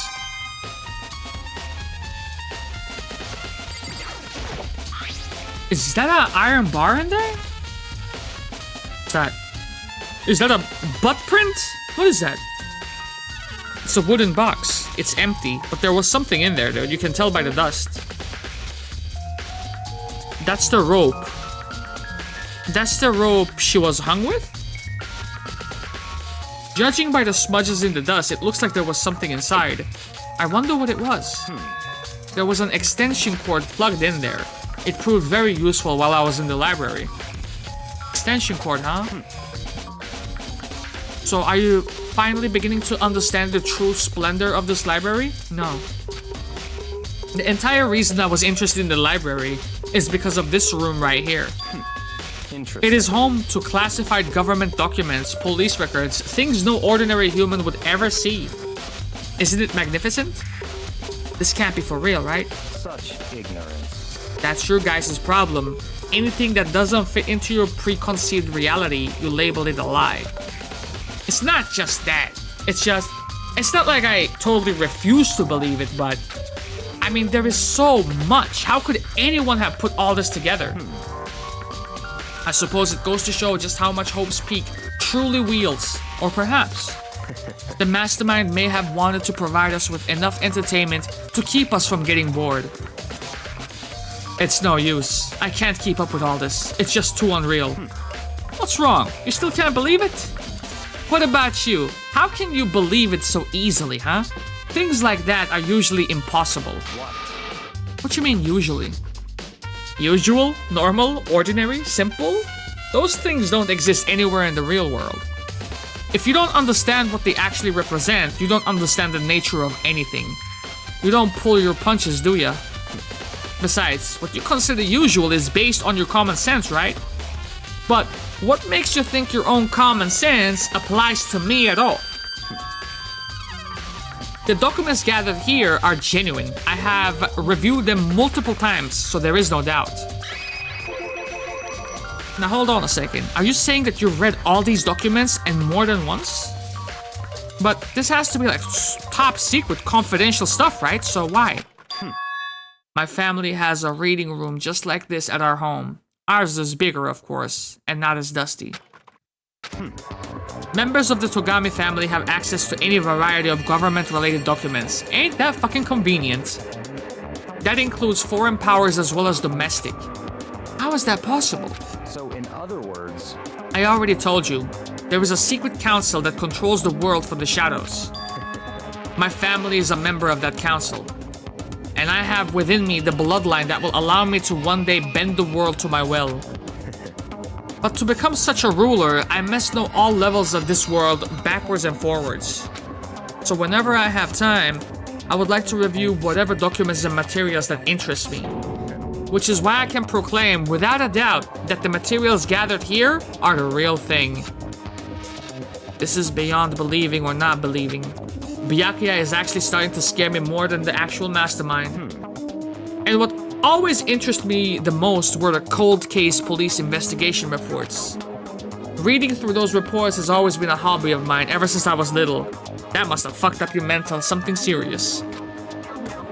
It's excellent mental exercise. I have solved more than a few of those cases just by reviewing the reports. And among all those reports, one of my recent favorites is the Genocide Jack case.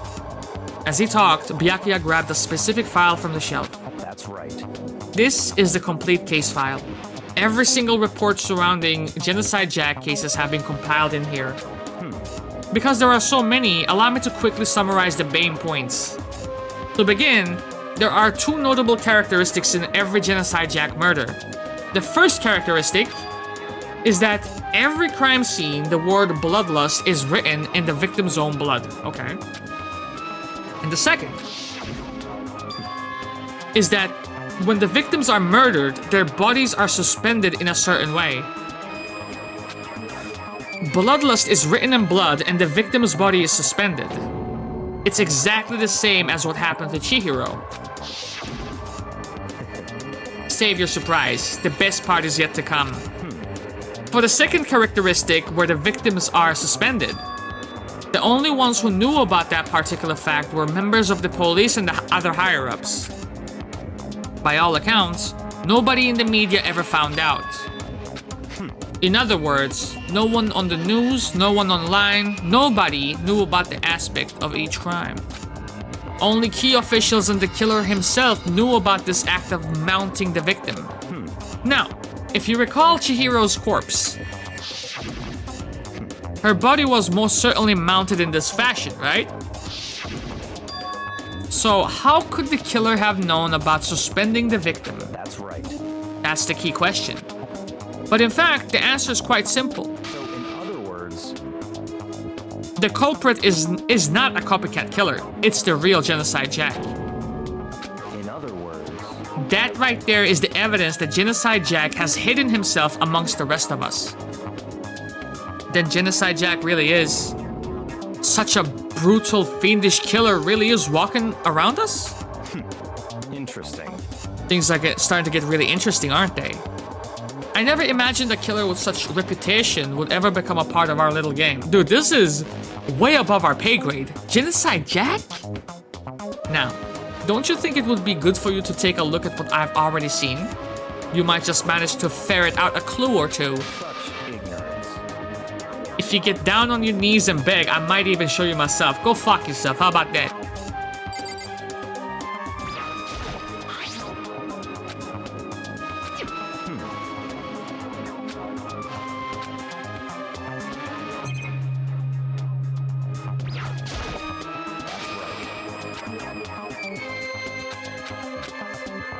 Cold cases were over here, yeah?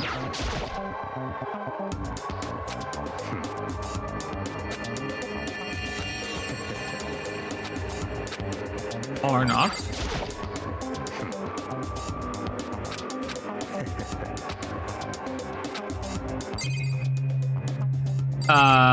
Hold on, what the fuck?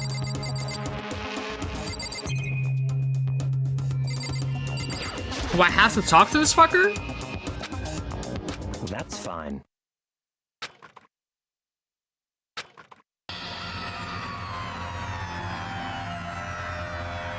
Byakuya handed me the file and I flipped through it with tense, nervous fingers. Suddenly, my hand stopped. I had reached the page where photos from the scene of each crime had all been collected. Wait, scissors? Scissors, bro!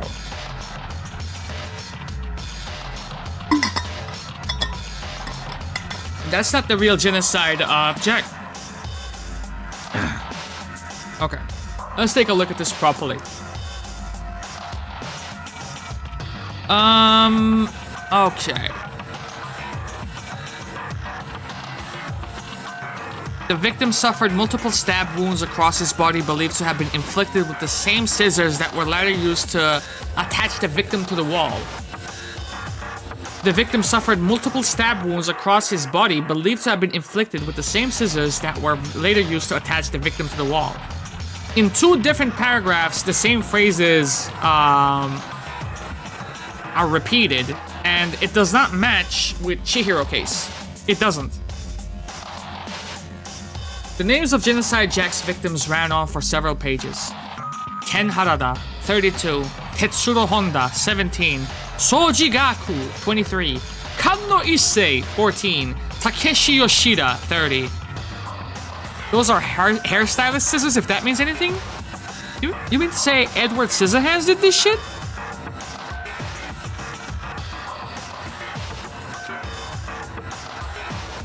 Jack the Ripper also had a barbershop angle to it, right? One thing became perfectly clear as I read. All of the killer's countless victims were killed and suspended in exactly the same way. And at the scene of every murder, the word bloodlust was left in the victim's own blood. Now take a look at the next page and you will find another interesting tidbit.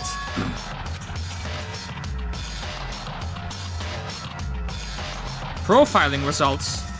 All of the crimes took place on either weekdays at night or during holidays, either day or night. The most common time for the killing to take place was on holidays in the afternoon. Sweeney Todd, yeah. There was a whole movie about it too, probably several. Based on those facts, it could be suggested that the suspect may have been a student, but a student clapping like, I don't, 37-year-olds, 32-year-olds? Come on, man, doesn't seem very likely. Evidence suggests that the suspect lingered at the scene, but when they did leave, they were in a panic. Because an eyewitness has never come forward, it's unlikely that any external reason for this. This confused behavior suggests that the suspect may potentially suffer from dissociative identity disorder. So, in other words, that coincides with Toko, but the problem with Toko is she doesn't have to go through the trouble of getting another e-handbook. No way, you suspect her? You suspect her? The key point here is that the culprit may have been a split personality. Sakura, you think about Sakura. But, I mean, the killing doesn't add up. Like, this is not the real Jack, because if it was the real Jack, then there would be a lot more scissors on the scene. Toko is a woman.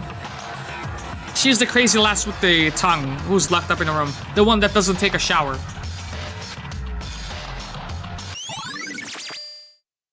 Ooh, this is gonna be... Where are we going? Okay. It's a good thing that he's making us move from scene to scene, because honestly, we're kind of fucked in this case. As usual, Byakuya turned and left without another word. I hurried out of the library to catch up. This is where we part ways. Oh, I'm fucked. I'm so fucked. This is fucked. I've played those games. They're fucking fantastic. I mean, I played maybe like 3 of those games, but it's fire. It's fire. I don't have time to play with you. My annoying misapprehensions. Oh shit. Oh man, we're fucked. We're so fucked. Okay. In the end, I felt like I was just some plaything getting tossed around. At the same time, I had uncovered some really important clues thanks to him. Genocide Jack. He's the one who killed Chihiro. And that murderous fiend is one of us. But who is it? I have to find that out no matter what it takes. And to do that, there is somewhere I have to go to investigate one more time. I gotta go back to the crime scene, the girls' locker room. I should check the boys' locker room too, okay. The other mice might have come up with some info that I might find useful while I'm at it. Okay. Let's see, is there anyone here? No.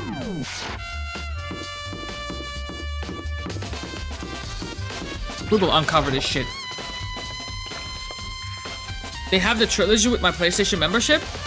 Go for it. Go for it. I played it on the, I think it must have been on the Nintendo DS.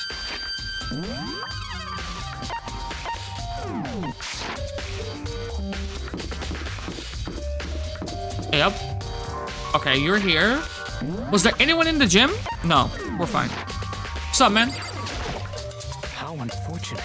Maybe we should have confessed our embarrassing secrets after all.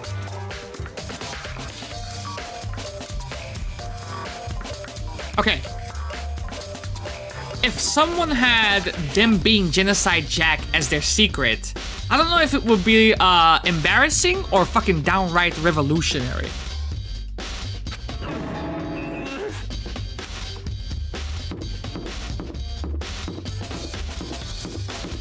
That's like a couple of notches above embarrassing, I would say. Okay. Let's talk to our psychic friend as well.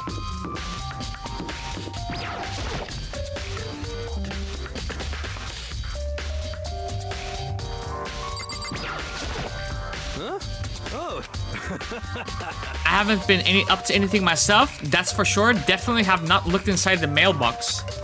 What the fuck, bitch? Wait, what the fuck? Wait, what the fuck, bitch? Okay, he's sus now. Now he's sus. Now he's sus.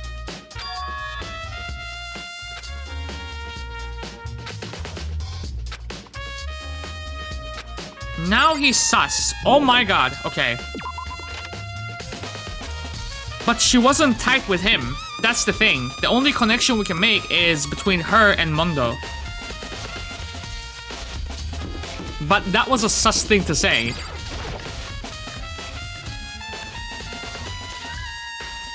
I'm putting Yasuhiro on the list. Dining hall and warehouse.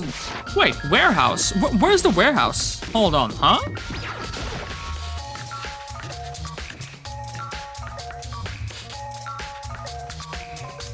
What's up, mamacita?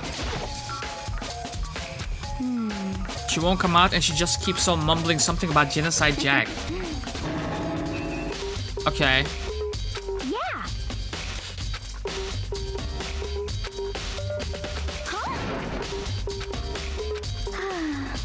There is two things I'm sure God created. Outer space and donuts. I bet Chihiro would have liked to eat more donuts. Maybe that was her one big regret. I should have tried to spend more time with him, man. Come to think of it, who did she spend time with? Exactly. Exactly. Well... Exactly.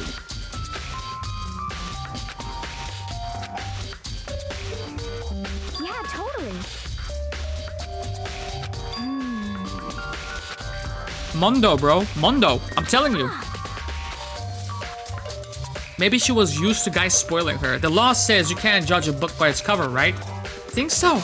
I never really saw her as that kind of girl. That's important. That's crucial.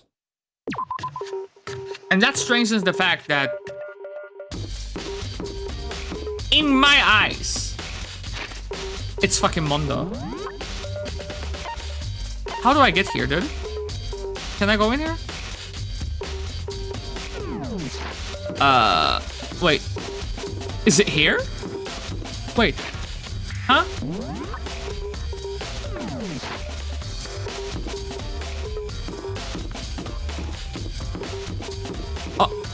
Oh, I've never been in here either. What the fuck? What's up, Celeste?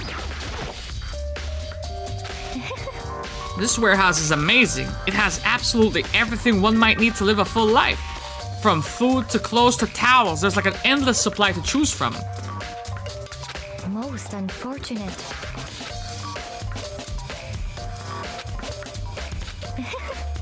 What the fuck? Actually, Last night I saw her here. Chihiro was in the warehouse.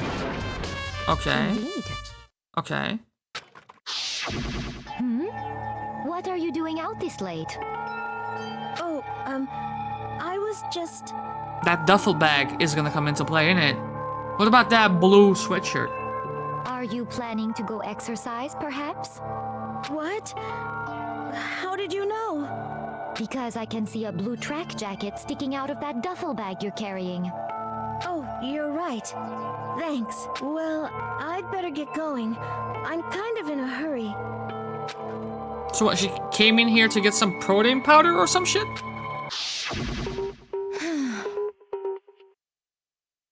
She stuffed the jacket into her bag in a hurry. It was almost like she was trying to hide it. And just like that, she was gone. Yes, indeed. I assume she was merely stocking up to go exercise in the morning, but it would appear she ignored the nighttime rule and headed directly to the girls' locker room. If she hadn't broken our rule, none of this ever would have happened. You get what you deserve, I suppose. Okay, and think about it from, for example, Mondo's perspective, right? It's nighttime, everybody has retreated back to their rooms, and everybody knows that you're not supposed to go out at night.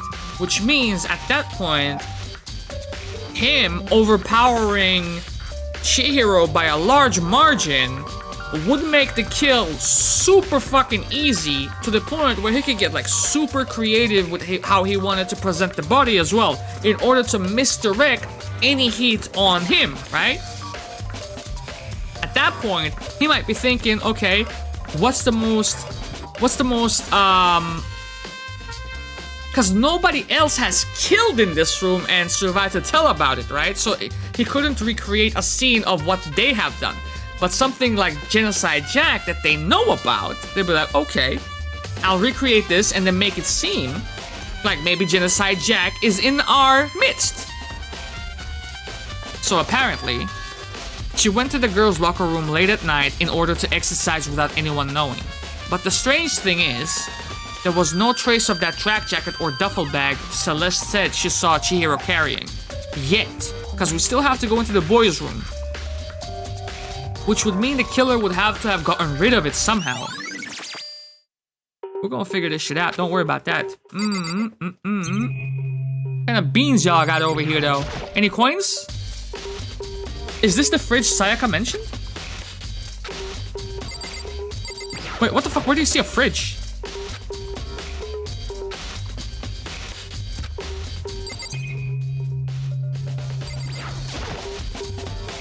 There's all kinds of different food stacked up here. I don't see anything noteworthy.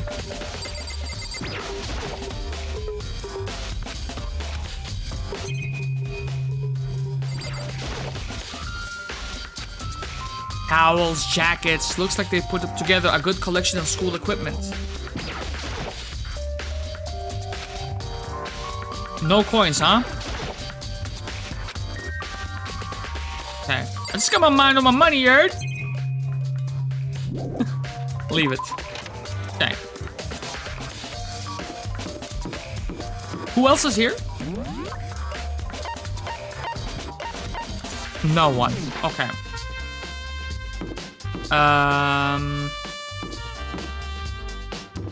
Off we go into the second floor then.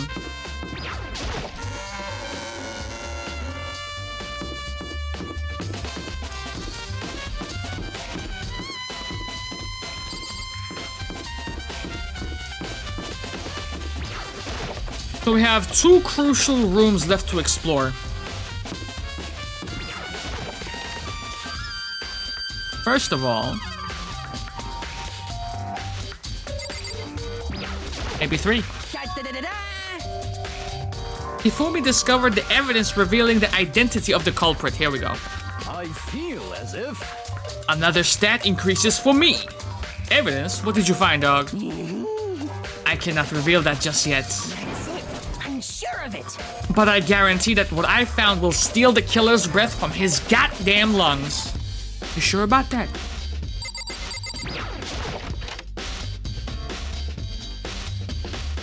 Okay, we're looking for the duffel bag or the shirt. What is that? Someone pooped on the goddamn rug. There is a strange stain on the carpet. Huh. What is it?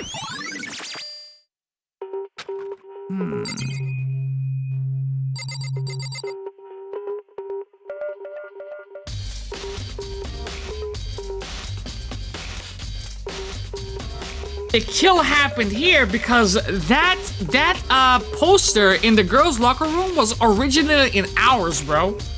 Shit stand. Damn, that motherfucker had plenty of time. Okay.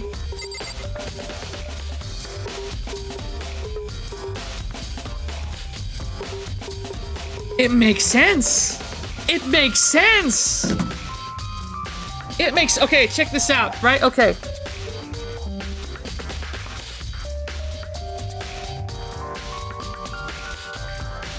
The murder occurred in the boys' locker room, and the e-handbook that was used was Leon's. It was functional at the time, but they used Leon's to get Chihiro into this room, and her being a master ultimate programmer, she was able to like deactivate it, like, I don't know, push all the fucking buttons for 5 seconds and that motherfucker reboots, and then you like shake that bitch and then it doesn't boot. I don't fucking know, something like that.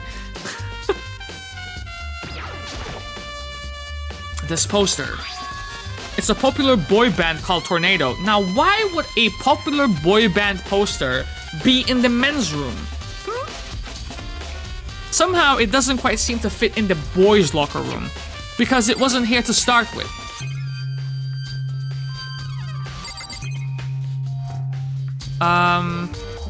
No duffel bag in sight, eh? That was interesting. Very informative. I'm on to you, Mondo.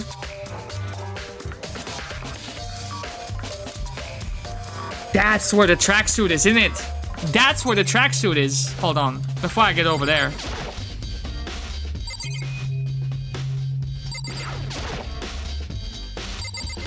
You in here, ain't ya? You in here, ain't ya? You in here, ain't ya? Maybe there's some kind of clue in the lockers. Guess not. What? What? What? Oh, I was for sure with it, dude. No, not yet. What?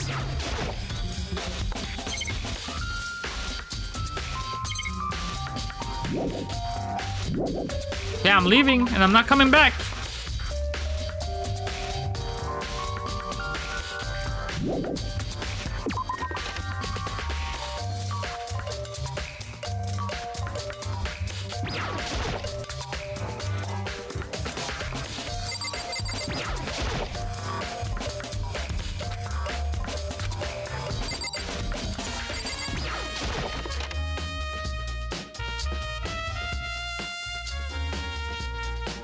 Okay.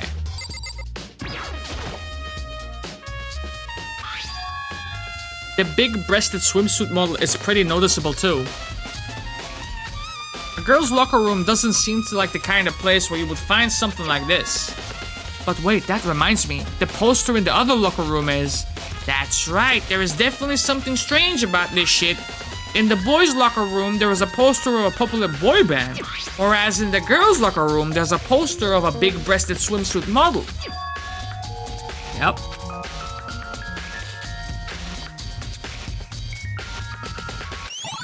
Wait. What you mean? Someone who knows more about the locker rooms. I see you, bitch. Oh, I see you. You're not leaving the fucking crime zone, are ya? Oh, I'm seeing you.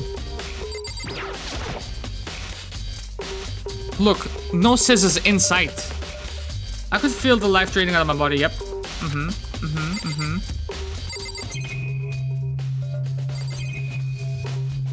I mean... Indeed. However... Well... So then... Before I go, let me give you a piece of advice. You should examine Chihiro's body one more time, thoroughly. Also, her handbook is missing, so you might want to determine its whereabouts. Goodbye. It has to be in the boys' room. It has to be in the boys' room. Okay. Kyoko said I should examine the body one more time. I know she said thoroughly, but I do have my limits. I better give it a shot anyway. Let's see. Chihiro's hands are bound with what looks like some kind of rope, which does not fit in with Genocide Jack's murders. The rope was used in order to prop her up in kind of a crucifix position. The rope has a plug, so they used the extension cord from the library. So then, this is not a rope at all. But the more I think about it, the more that's not the thing that concerns me. Because Chihiro's fatal injury was a blow to the head, which means someone struck her in the head in order to kill her. That's right. There is the issue of her being suspended and the fatal blow. At first, I didn't see any reason to think too much about either of them. But seeing them again after looking through the Genocide Jack file, something is not quite right. What does this all mean? Yep. The one thing that most likely tie all these mysteries together is the true nature of the rope that was used to suspend Chihiro. And to figure that out, there is a certain place I need to revisit and look again. Okay, back to the library. Plus, it might help to look at the Genocide Jack case file one more time. Right. Are we done with her though? And what about the handbook, you son of a bitch? You did it.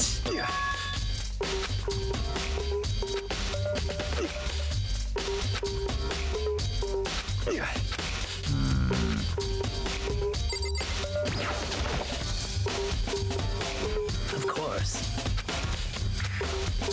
Do you think the posters in the boys and girls locker room could have been switched? I'm sorry. Okay. No, that's fair. However, But there is something that's been bothering me about the locker room. You see, I like to drink a little protein coffee every time I finish exercising, okay? We have protein coffee? In the warehouse. It's not the highest quality, but I don't have a lot of other options to drink. I mix protein powder with coffee and down a glass of it after exercising. Anyway, the other day, I spilled some on the carpet in the girls' locker room and it left a stain. That's the shit stain. That's the shit stain. Yeah, I mean, okay, it adds up. It adds up. It adds up. He used the fucking material that was bled on in there and transferred it here. But I don't see any stain on the carpet now. Of course. I noticed it earlier. The stain has disappeared. It has not disappeared. I got you. Yeah, welcome, Miss Smith. What is the dude doing in the girls' locker room? Pervert?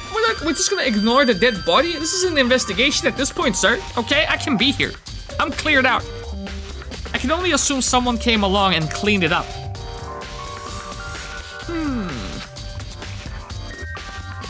Welcome in, welcome in.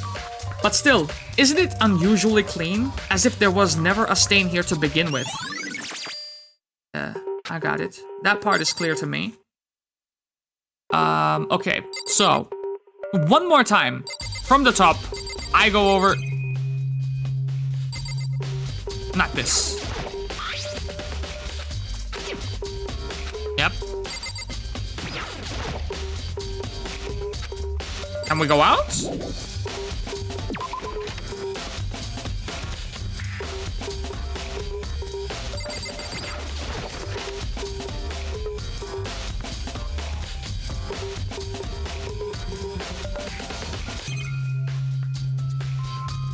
You have anything to say about this now? You want to connect the dots? No? Okay. Maybe later, man. Maybe during the trial. What I want to know is the case of the missing e-handbook. Come on, though. There has to be something in there. How did you miss it? Is it here? Okay. Hey, you're lucky. You're lucky. One day there will be something in it. One day.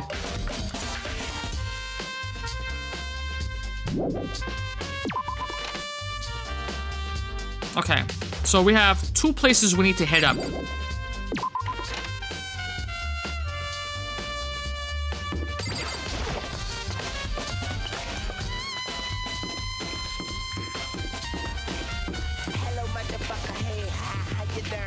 How many you killed? I ain't killed nobody, sir.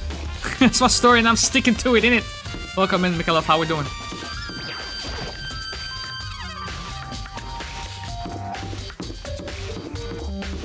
Wait, maybe I don't have to visit the warehouse. It's not pertinent. That conversation only led to the coffee stain on the rug.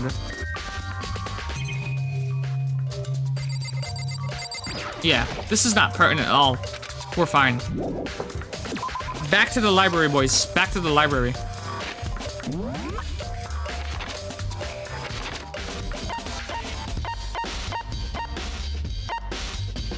May I? Go. Thank you. Thank you!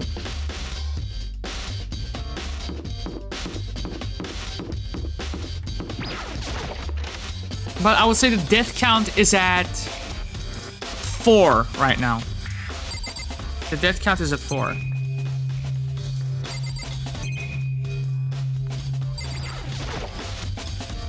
The lamp won't turn on. I see, it's not plugged in. The lamp's cord isn't long enough to reach the outlet from here. But the last time I saw it, it was definitely on, and it was definitely right here. That's right. Byakuya was using an extension cord.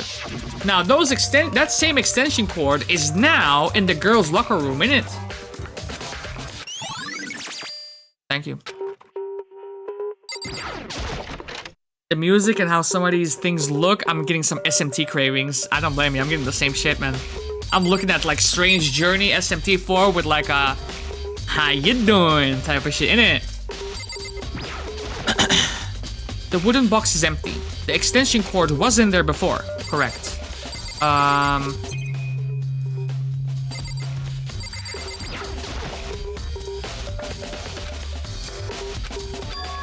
It's fucking gone. But the only one who would do something like that would be Byakuya.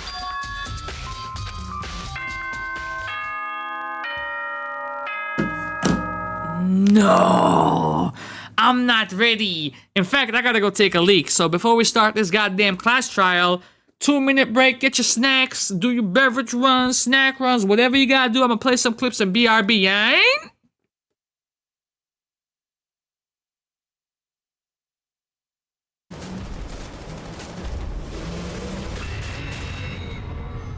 Again? Oh my god, that's fucking sabotage!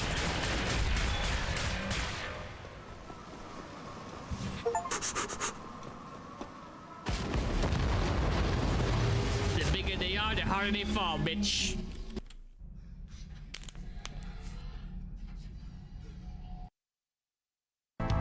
Ignore them. You're a coward! I'm leaving! Pixie's trying to leave. What will you do? Restrain that motherfucker. Bring out the handcuffs. Bye. How do you... Be gone. Be gone. Stop. What?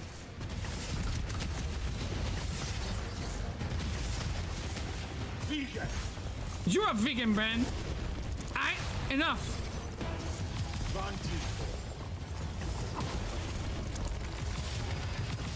Stop saying that. I like bacon. God burns! It burns! God burns! It burns!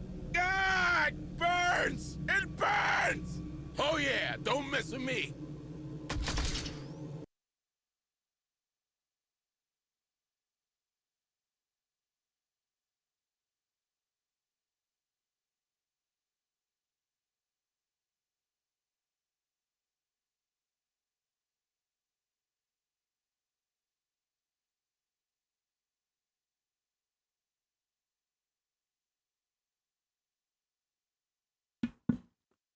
Where's the fucking clip? Hello? Did any clips play? Yo, what the fuck? Reload that shit. What the fuck happened here? Where my clips at, baby?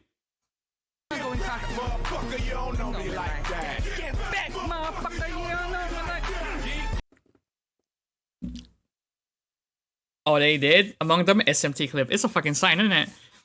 I swear I would have had a blast for a solid hour before I burst into a sudden rage yelling, this is some SMT Shin Megami Tensei bullshit. But I can already see, I can already visualize the Hamas and Mudos in front of me, bro. I feel you. I feel you. But if you were to play an SMT title, which one would it be?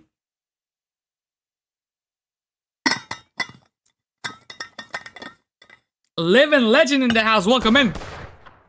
Alright, let's start this trial, boys. Presumably.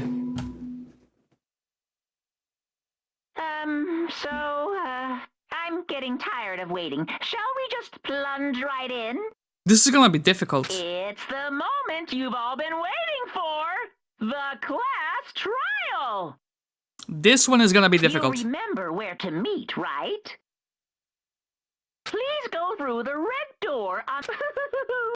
Okay.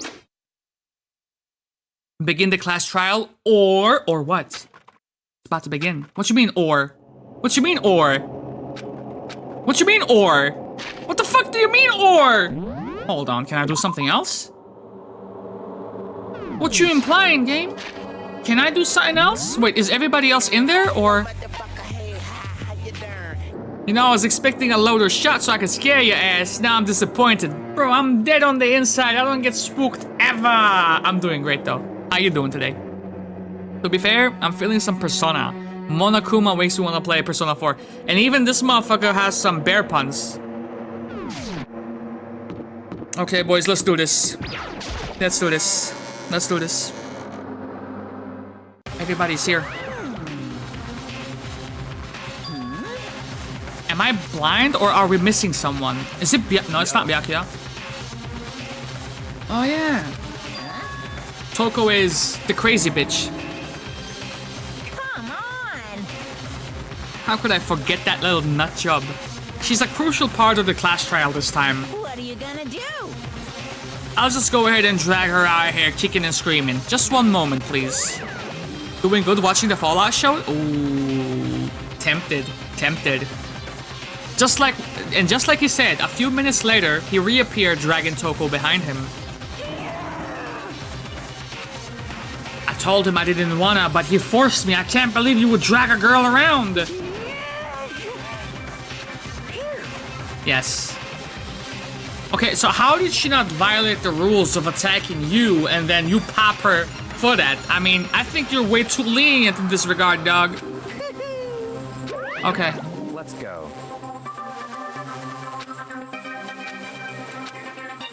My biggest suspect right now, my prime suspect is Mondo. Someone made the choice to kill a girl like that. And that murderer is one of us. Someone standing right here. I gave you plenty to work with. Show us how far your logic can take ya. There is something odd about Toko's behavior. I do not think a mere shock is enough to explain it. Oh my god, she's so fucking thick, bro. I can't talk to the other one. Thank you.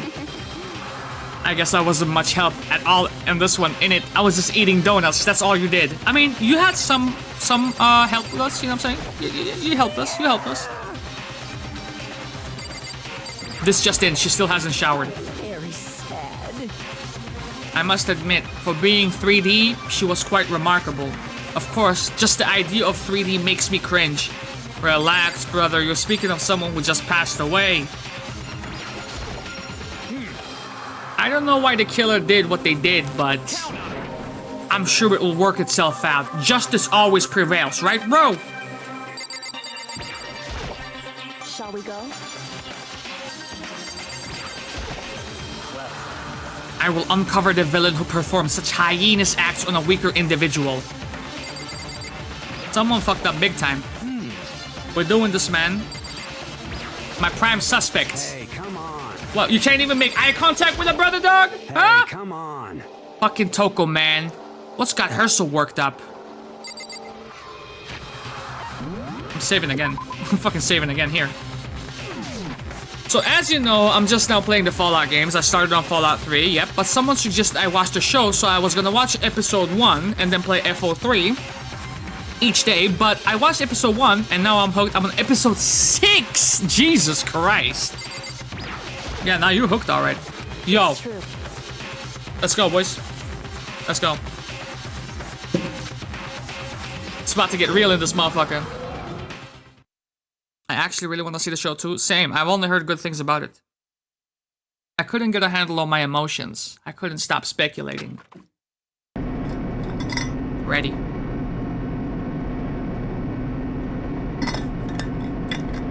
The steel box sank with heavy clunking sounds, deeper and deeper into the ground. As we went deeper, the uneasiness in my heart grew bigger and bigger. The elevator was unaffected, however, and continued to descend without hesitation. Until finally, it came to a sudden stop. What you think? I redecorated this motherfucker. Ain't it so fresh, so clean? Ain't it so exciting? Don't waste our time with stupid questions, man. Let's get this shit over with, yard. Okay, you're rip-raring to go. I gotta say, I don't hate it. Not at all, baby. Well, Alright, let's do this. chills. Okay. And so, the curtain opened once again. A deadly judgment, a deadly deception, a deadly betrayal. A deadly riddle, a deadly defense, a deadly fate. A deadly clash trial. Yes. Thank you. Even if you know absolutely nothing about Fallout like my ass, they do a good job at explaining what's what. I mean, I have some, I beat 3. I beat the DLCs for it. I started 1, but I never really finished it. I got a fair bit in, but I figured, you know what? If I'm gonna do this, I'm gonna do this for the channel, so I stopped. I played a little bit of 4, not too much. You know how it goes. You just start to like, looting everything, dismantling everything, building your bases, and it's just like, at some point, it devolves into you modding the fuck out of the game, so you're like, okay, if I'm gonna do this properly, Save it for the channel too. Okay. Lost in Thought increases the time limit for each phase effective during class trial. That's fine.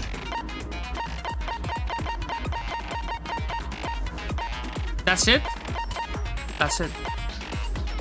Oh yeah, New Vegas as well. Man, there are some nice fucking mods for Fallout New Vegas. Fantastic game. Let's do this shit. Let's begin with a basic explanation of the class trial. So, your votes will determine the results. Right. If you can figure out who done it, then only they will receive punishment.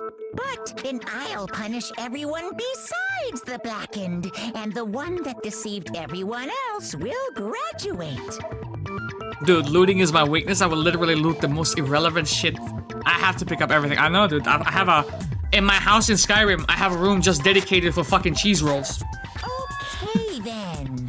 So, first off, let's talk about the murder weapon! Okay. First, we have to make clear what was used to deliver the fatal blow.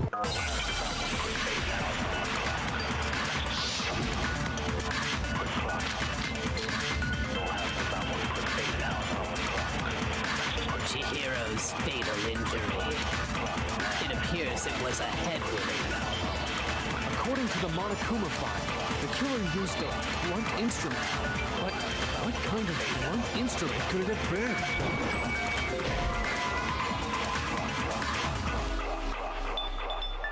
What? You think you have some proof that contradicts what I said? No, I want to like amplify what the fuck you just said. Son of a bitch. There wasn't a contradiction, you're right. Fatal injury. You're right. It appears it was a head wound. Not a contradiction. According to the Monokuma file, the killer used a blunt instrument. But what kind of blunt instrument could it have been? I bet it was an iron pipe. Stop! No, it's wrong.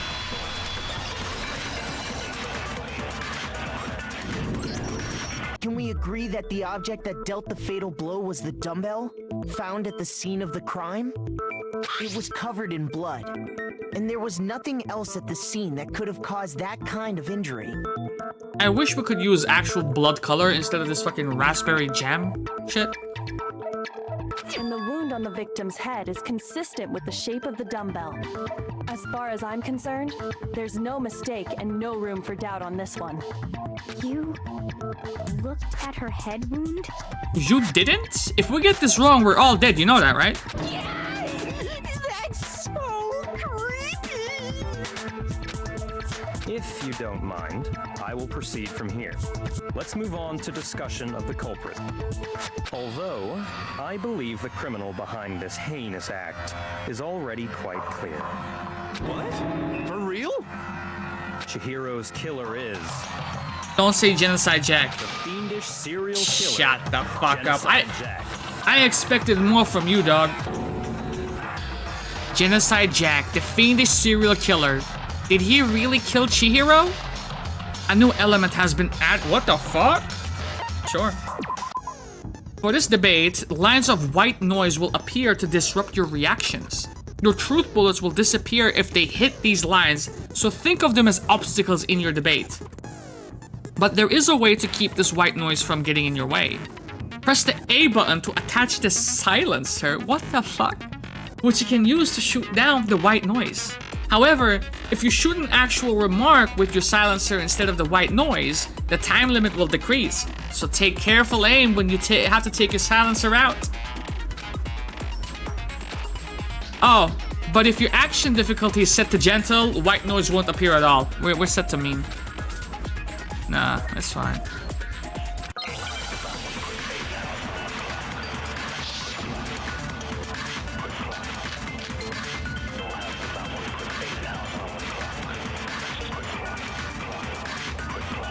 It's like fucking Nintendo Direct just... What is this?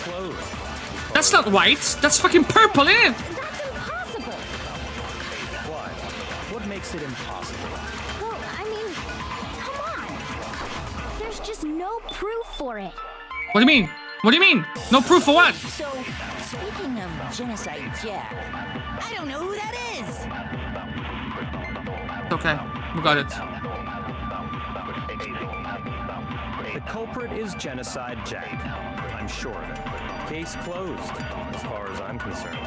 But that's impossible. Why? What makes it impossible? Well, I mean, come on. There's just no proof for it. No, it's wrong. It's like Nintendo Direct saying, just please look forward to our game releases. Like, what the fuck? Don't tell me what to fucking feel and do. What? I found this file while I was looking around the archive in the library. I guess it's some kind of confidential file the police put together about the Genocide Jack case. What? That's kind of weird as shit, isn't it? What was something like that doing in the library? The why of it is probably more trouble than it's worth. So let's forget about that for now. More importantly, it outlines all the specifics of every Genocide Jack case in exceeding detail.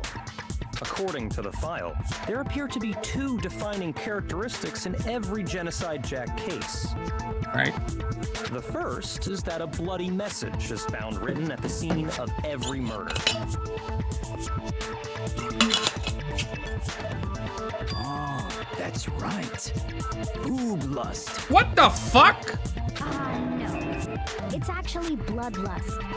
Boob lust is from your fucking fanfiction, you fucking creep.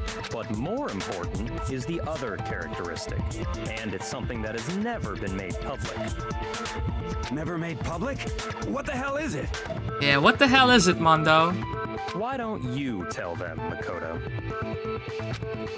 The other characteristic of every Genocide Jack case, which the world at large does not know, is how the victim was positioned. I got it! Apparently, in every Genocide Jack case, the killer suspends the body in a certain way. And it's very suspicious that Mondo would have that reaction, which in turn makes him more suspicious in my book. Other than the killer, the only people who know about this are the higher-ups in the police department. However, Chihiro was most definitely suspended in the same way. So, how did the culprit know about this when only high-level police officials were aware of it? There's only one logical answer I can think of. I suffer from that too, not gonna lie. Doesn't surprise me. It's because the culprit in this case is the real Genocide Jack. Objection, Your Honor. No fucking way. You're saying Genocide Jack is one of us? Yes. In fact, it's Toko. Dude, ain't no way Toko can fucking lift that dumbbell up. How's she gonna hold her ass suspended in the air? Come on, son. What? Come on, son. Genocide Jack's true identity is Toko Fukawa. False. What? Hey, okay, wait, hold on a sec. Toko has like blodophobia or whatever, remember? What kind of serial killer is afraid of blood? Is Toko Genocide Jack? The answer is yes and no. You mean to say she is a schizo? Another riddle. Man, why has this gotta be so complicated? It does seem like a riddle in a way, but I feel like I can just about see it. Genocide Jack is Toko, but isn't Toko. What does it mean?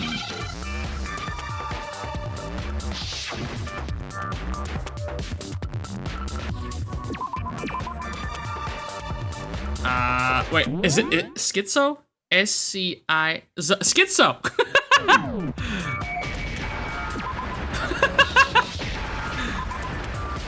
Where's the Z at, baby? Where's the Z at? Where's the Z at? There you are. Where's the O at? Huh? There you go. Now I understand. Is it because Genocide Jack has a split personality? Huh? I think I read that somewhere in the file too. They thought that the suspect might have, what did they call it? dissociative identity disorder. Oh, okay. That's such a weird way that like beat comes in. I hate it. Miss Fukawa is Perfectly acceptable. Toko's strange behavior after seeing the body is proof enough that she has a split personality. The thing that shows Toko could have had a split personality, it has to do with her behavior. What? Wait, what? Hold on, what the fuck? The one thing that shows she arrived late, she fainted, her behavior changed. Get back, motherfucker, you don't know me like that. Well, woo. Welcome in, Fandomizer000, yeah? Welcome in. Okay. The one thing that shows Toko could have a split personality, it has to do with her behavior. Well, it fucking changed, doesn't it? I got it! You're talking about how she started acting totally different than usual, right? That's right. Think back. She fainted when she saw Chihiro's corpse, and then, when she woke up... It's like in Dragon Ball Z, right? What's her name? Fuck, the name escapes me. The one that goes from a blonde to a blue-haired woman? Like, the blue-haired woman is so mild-mannered. No, it's not Luffy. It's not Luffy, is it? But whenever she sneezes, she turns into this crazy maniac that's just like, starts shooting a fucking Uzi around. That's right. Think back. She fainted when she saw Chihiro's corpse. And then when she woke up... I'm fine. Yeah! That's the do not press button, in it. At this point, she's not scared of corpses whatsoever. She must have hit her head real hard when she fainted. The world has a front and a back, a top inning and a bottom, a sea of truth and a web of lies. That's a bar. That is quite concerning. I mean, she sounds completely different. She was acting funny, that's for sure. That melancholy tone of hers completely disappeared. Don't go assigning adjectives to my tone without permission. Yeah, she might clap you next. Not to mention, once she regained consciousness and saw Chihiro's body again, she was utterly calm. But in order for her to go into this personality, she kind of has to faint first. So if there is no blood on the scene, at that point, how does it happen? Is she like... Are we talking some asphyxiation shit, or what's going on? In other words, within her is one personality that can't handle blood, and one that obviously can. And let's not forget this one simple fact, right? It was the fact that Chihiro could not train with another female, which eliminates Toko out of the question immediately. So when Toko trapped herself in her room, it's because she was scared of Genocide Jack?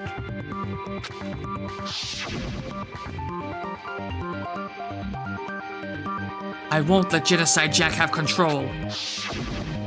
I will drive out the killer, drive out the murderous fiend. The reason she locked herself in her room wasn't to keep other people from getting in.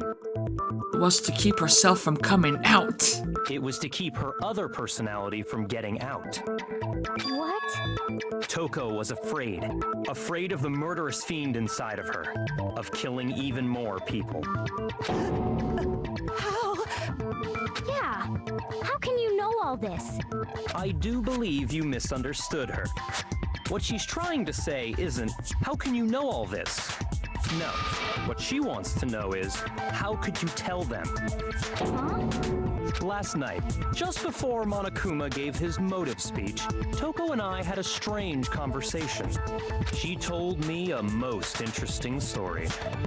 What did she say? She said a murderous fiend lived within her, and she was afraid it could appear and attack at any time.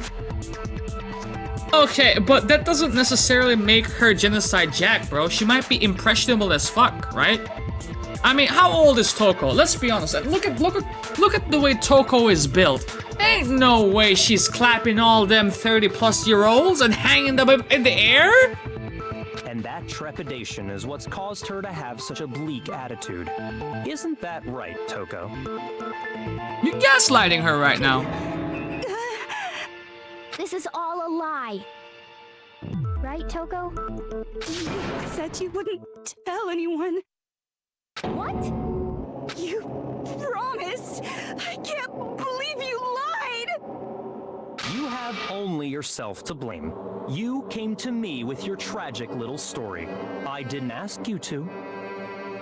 This is the real world, not some romantic fantasy fairy tale. And the reason why she came to Byakuya is because she's a little bit infatuated by Byakuya. Besides, you broke your promise first. Get back, motherfucker, you don't know me like that. Get back, motherfucker, you. Yeep, yeep, whoop, whoop, knick, knack, patty, whack, dit.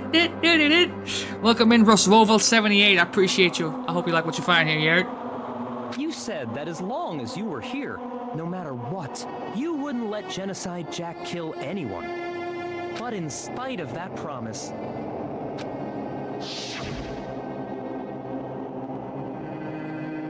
I'm sorry. I couldn't keep our promise. But don't worry. Never again. I won't let Genocide Jack have control ever again. You said if I kept my promise, you would go out with me. And you bought that line? That's the only reason I promised.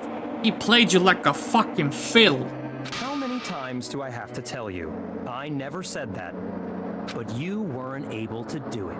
You just couldn't resist that rush you got from killing, could you? I don't understand why Byakuya is so intent on pinning this murder on Toko. I don't understand, because he said in their family home they had the same classified documents as we have in the library, right? And he went over them multiple times. And you're telling me this idiot cannot see the differences between the crime scenes in those documents and what was displayed in the girl's locker room? My boy, you gotta change your glasses, man. I tried. I swear I tried to control it. But your efforts were useless. What a disappointment. I hate you. Well, the opening act is nearly finished. All that's left is to hear from the person in question directly. The person? You don't mean... Toko's body suddenly lunged backwards. A huge thud echoed across the courtroom, but in the next second...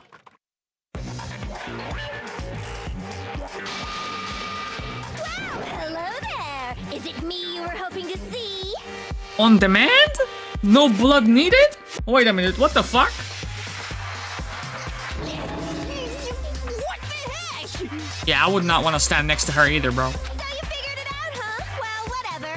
What are you gonna do? I'm the ultimate murderous fiend, Genocide Jack! Or better yet, let's go with Genocide Jill! What the fuck?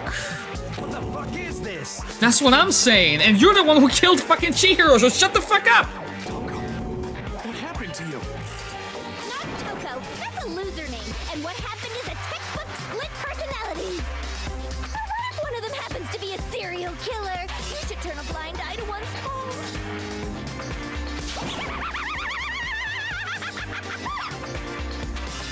So intense. Like they say, sound in murderous mind, sound in murderous body. Who says that, Jeffrey Dahmer? This one is so different from the one we've come to know. Yes, well, the world is composed of a front and a back, you know. Do you have a personality that likes to take baths and showers and shit? Just like how every inning has a top and a bottom, or how in the depths of every truth lives a little lie. Behind every dark and gloomy soul lives another that shines as bright as the sun!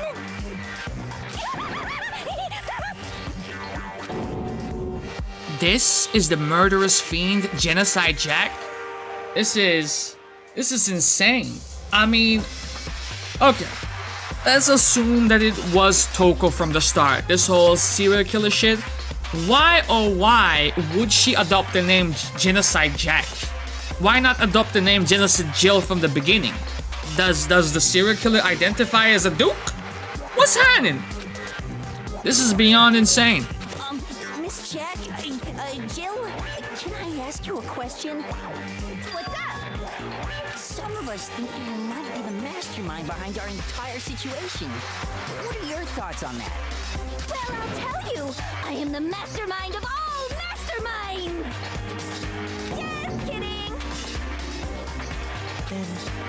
It's not true? Of course it's not true.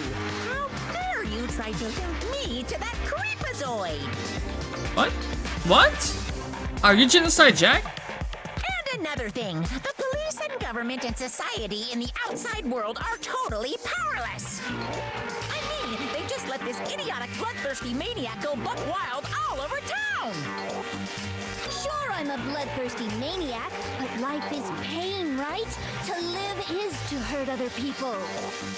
It's a necessary evil if you want to survive. The act of living itself causes pain for everyone. Just kidding again! Oh, brother. This should be enough to convince you. This murderous fiend is responsible for Chihiro's death. There's clearly a motive, so there should be no doubt. A motive? Remember what Monokuma told us? If someone didn't murder and graduate within 24 hours, an embarrassing memory or secret would be revealed.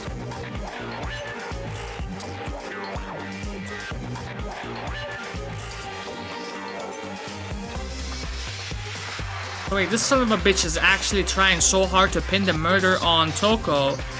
And the fact that the case file was missing right at the end of the investigation phase. And the cord went missing from the library, which you used to frequent way more than Mondo. You're looking kind of more sus than Mondo at this current point in time. You're trying too hard. Well, let's assume that Toko's secret was about Genocide Jack. If a secret like that came to light, Toko's life would have undoubtedly been forever ruined. So she had a very clear motive to never have that side of herself exposed. Interesting. Very, very, very interesting. But sorry, as much as I hate to admit it, I'm not the culprit. Huh? But I cannot imagine anyone other than you could murder someone in such a bizarre fashion. Maybe so, but nevertheless, it's the truth. Do you really expect any of us to believe you? Yeah. I could never believe a word you say, you monster. Maybe. Maybe she's totally right about that, but something is still bothering me, you know what I mean? What she said, I need to get some more details about all this. Okay.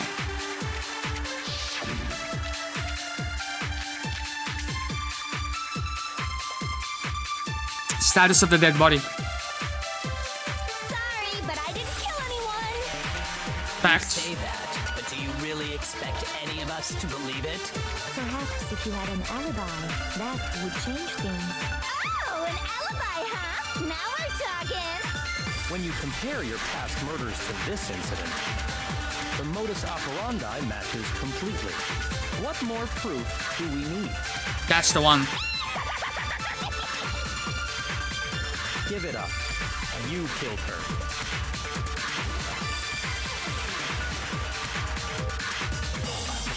Sorry, but I didn't kill anyone. You say that, but do you really expect any of us? Perhaps if you had an alibi. When you compare your past to the modus operandi, Oh shit, my bad, I hit the fucking rope. No, that's wrong. I hit A instead of Y. Are the methods of murder really exactly the same? I think there's a slight difference between the Genocide Jack cases and this one. Huh? How's it any different? My boy, it's like looking at two pictures and trying to find 5 errors with it. 5 differences, yeah, I mean? Oh, you don't know? Well then, human garbage, let me tell you! I murder with passion and conviction. I consider myself a professional, and I have a very particular way of doing things. Imagine you go to a fancy Italian restaurant. They're very picky about the noodles, the sauce, everything. And no ketchup on that joint either, yeah, I mean? But what happened to Chihiro? Is all ketchup. It'd be like if that same Italian restaurant started using ragu or Chef Boyardee. Or ketchup. This is no creation of mine. let me rephrase that in a way that maybe makes more sense. There are two clear differences between the Genocide Jack cases and this one.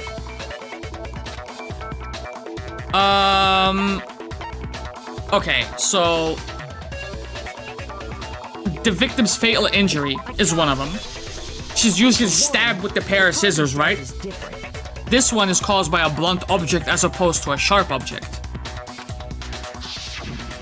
In the Genocide Jack murders, all the victims were killed the same way. According to the case file, they were all apparently killed with a pair of scissors. But Chihiro died from a blow to the head, right? Correct. Yes, that is remarkably different from the other murders. Wouldn't it be strange for someone who kills the same way without fail to suddenly change their method? And there's more. One more conflicting detail. That's right. In my recipe of murder, if the bloody message is the tortellini, then the arrangement of the body would be the pesto sauce. What the fuck? Could you please stop comparing killing people to cooking? So, are you saying the other difference has to do with how the body was arranged? That's right. The second difference is related to how she was suspended. What was used to suspend her. Do you remember what the killer used to suspend her? An extension cord in this case, sir. They used some kind of rope to hang her up by her wrists. What is your point? Well, in all the previous Genocide Jack cases, something else was used to suspend them. Come on, you guys cannot be this dense. Specifically, pairs of razor-sharp scissors. And guess what? I use my own specially designed scissors for the murders and the arrangement. That's crazy. Like I said, I'm a professional, so naturally I'm very picky about the tools I use. And you know what else?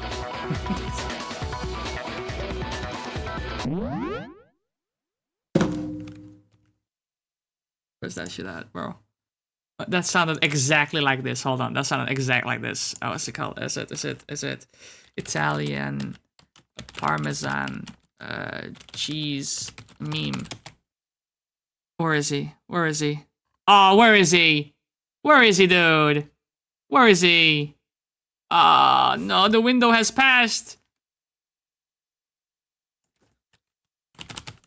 Is it this? Come on! Ah, there he is!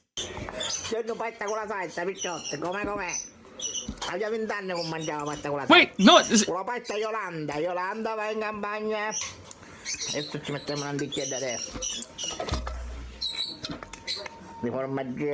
I've never seen this before. That's what I was after.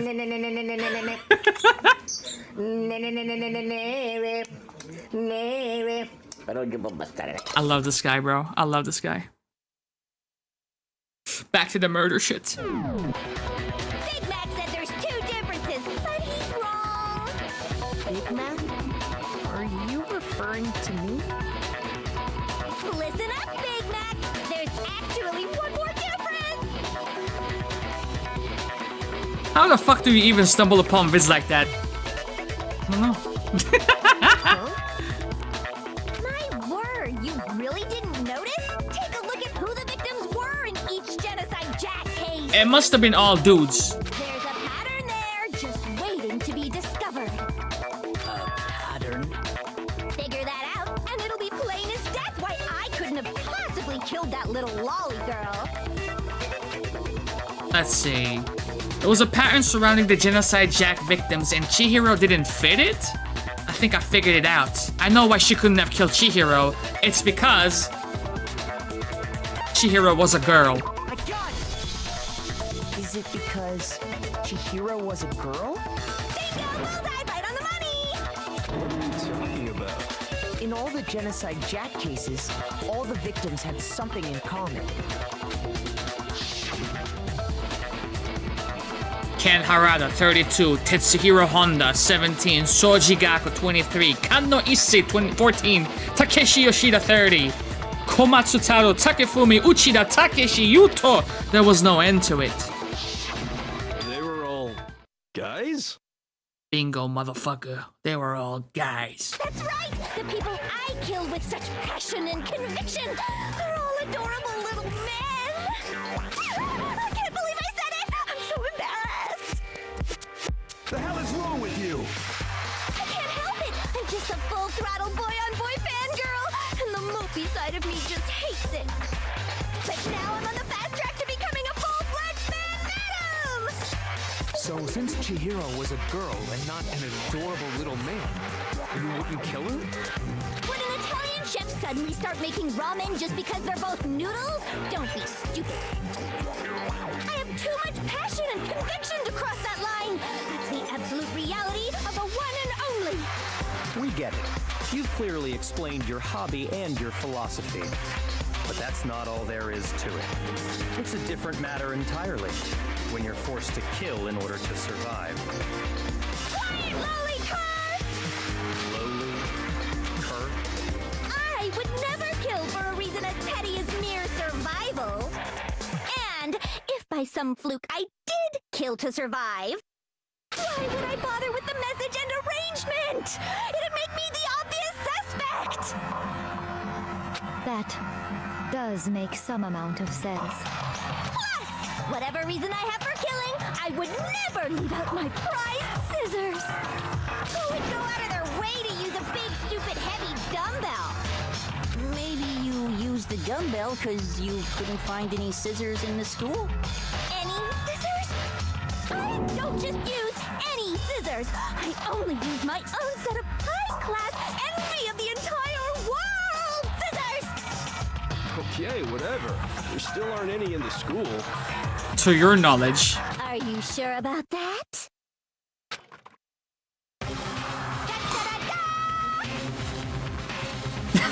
What the fuck? She's fully equipped! Bitch is looking like Wolverine out here in these streets. That's right! So I can kill anywhere, anytime! Why would I resort to dumbbells or rope when I have my trusty scissors by my side? Go ahead, tell me I'm wrong, you can you gutter dogs, all of you! Not to mention, I have no clue how to tie a good knot. So rope's totally out of the question anyway! I have no idea what's going on anymore. Could such a heinous villain really be innocent? But the body really was suspended, right? And nobody but the police knew about that. Yeah. That's why we figured it had to be the real deal and not some copycat killer or whatever. Actually, hold on. There is one person, and it's not Mundo, bro. I thought it was Mundo. The one person who could have copied the Genocide Jack cases. It's motherfucking Byakuya. Here's my answer. Byakuya, it's possible you could have found out, isn't it? Because as much as it could be Mundo, that motherfucker does not have the patience to read, son. Not to mention the fact that you kept the Genocide Jack file on you most times. You'd have no problem gaining access to classified government documents or internal police records.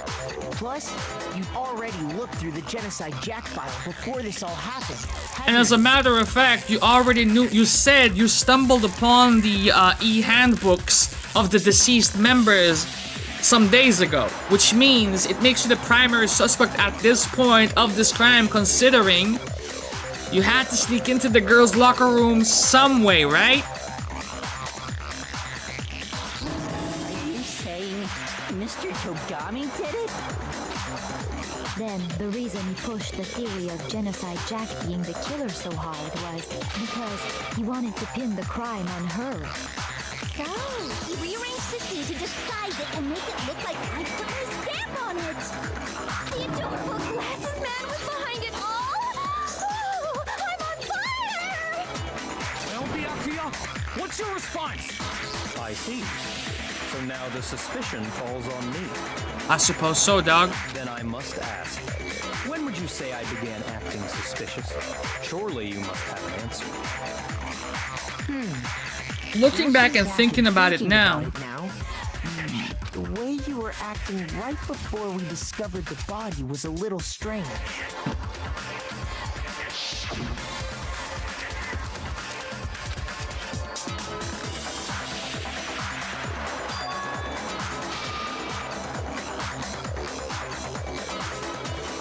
Was that disappointment in his voice? It seems nobody searched the locker rooms. You wanted to go to the girls' locker room right away, right? But since you're a guy... I should have naturally thought of the boys' locker room first. Is that what you want to say? The victim was Chihiro, a girl. Hence why I said we should check the girls' locker room. Nothing strange about that, I'd say. Of course, coming from you. On the contrary, there's something very strange. Okay then, what's so strange about it? Go ahead, share with the rest of the class. There was a clear contradiction in what Byakuya just said. I need to make it clear to everyone. A new element has been added to your non-stop debates. Go ahead. Next, we're gonna add something called a truth flashback. Oh my god, dude, what the fuck are you talking about? If you take aim at a weak spot and hold down the Y button, then you will memorize that weak spot. This memorized phrase can only be shot once as a single truth bullet. What? What? What? If you shoot or change the truth bullet, it will disappear from your truth cylinder. However, you can still use this flashback feature as many times as you want. If you don't seem to have the answer to a lie or contradiction in your loaded truth bullets, it might be wise to memorize a different weak spot and use that to make your case. That's crazy. When is the best time to use flashback? Well, you will just have to use your keen wits, won't ya? In this case though, I will say that if you don't use a flashback, you won't be refuting shit. Well then, good luck and have fun.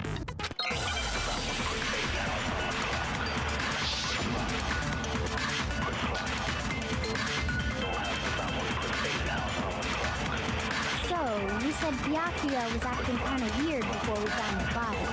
Uh-huh. He was acting weird... how? If you're presented with the opportunity to check out the girls' locker room, You absolutely take it! That's a natural reaction for any guy! The victim was Chihiro, who was a girl. So of course I would suggest we check the girls' locker room first. There was no time for pointless distractions. What's so strange about that? I wish you'd taken me with you. Shut the fuck up! Hearing Byakuya's comment about Chihiro being a girl, I realized there was a clear contradiction there. I mean, we didn't know it was Chihiro. We didn't know it was Chihiro. We didn't know it was Chihiro. So, you said Byakuya was acting kind of weird before we found the body. Let's see if this works. Weird... If you're presented with the opportunity to check out the... That's a natural reaction for... The victim was Chihiro. No, that's wrong.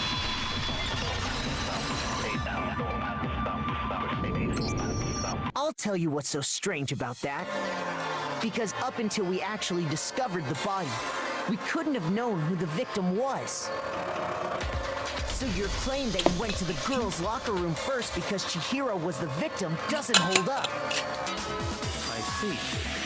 That's a good answer, I must admit. Interesting. Very interesting indeed. But your reasoning is still too weak.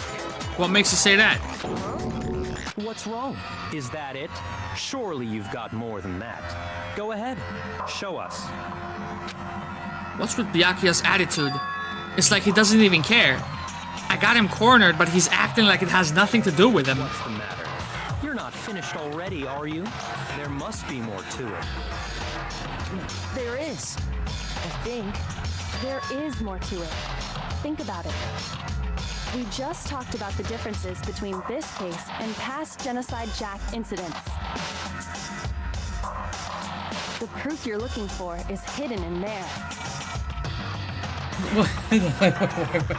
Oh my god, I'm short-circuiting. Oh? Proof that I'm the culprit, you mean? The differences between this case and the other Genocide Jack murders, we already went over these things. The evidence that proves Byakuya is responsible is hidden in there? What could it be? The fact that it was the extension cord?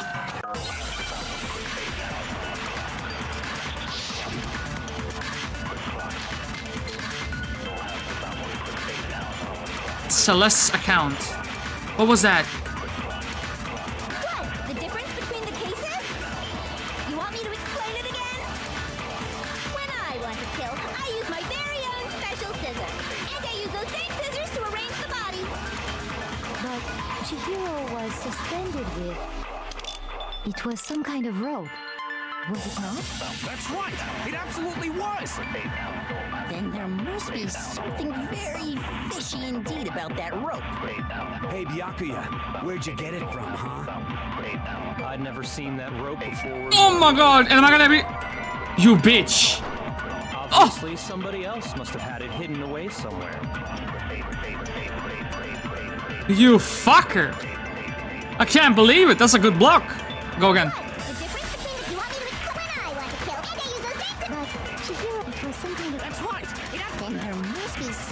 Hey, Byakuya, where'd you get it from, huh? I'd never seen that rope before in my life.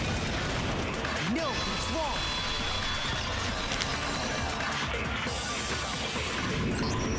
Actually, I'm pretty sure you have seen it before. Because, you see, that rope, or should I say, that extension cord? What? An extension cord? Byakuya, you've used the extension cord in the library more than once, haven't you? And the same extension cord that was in the library all this time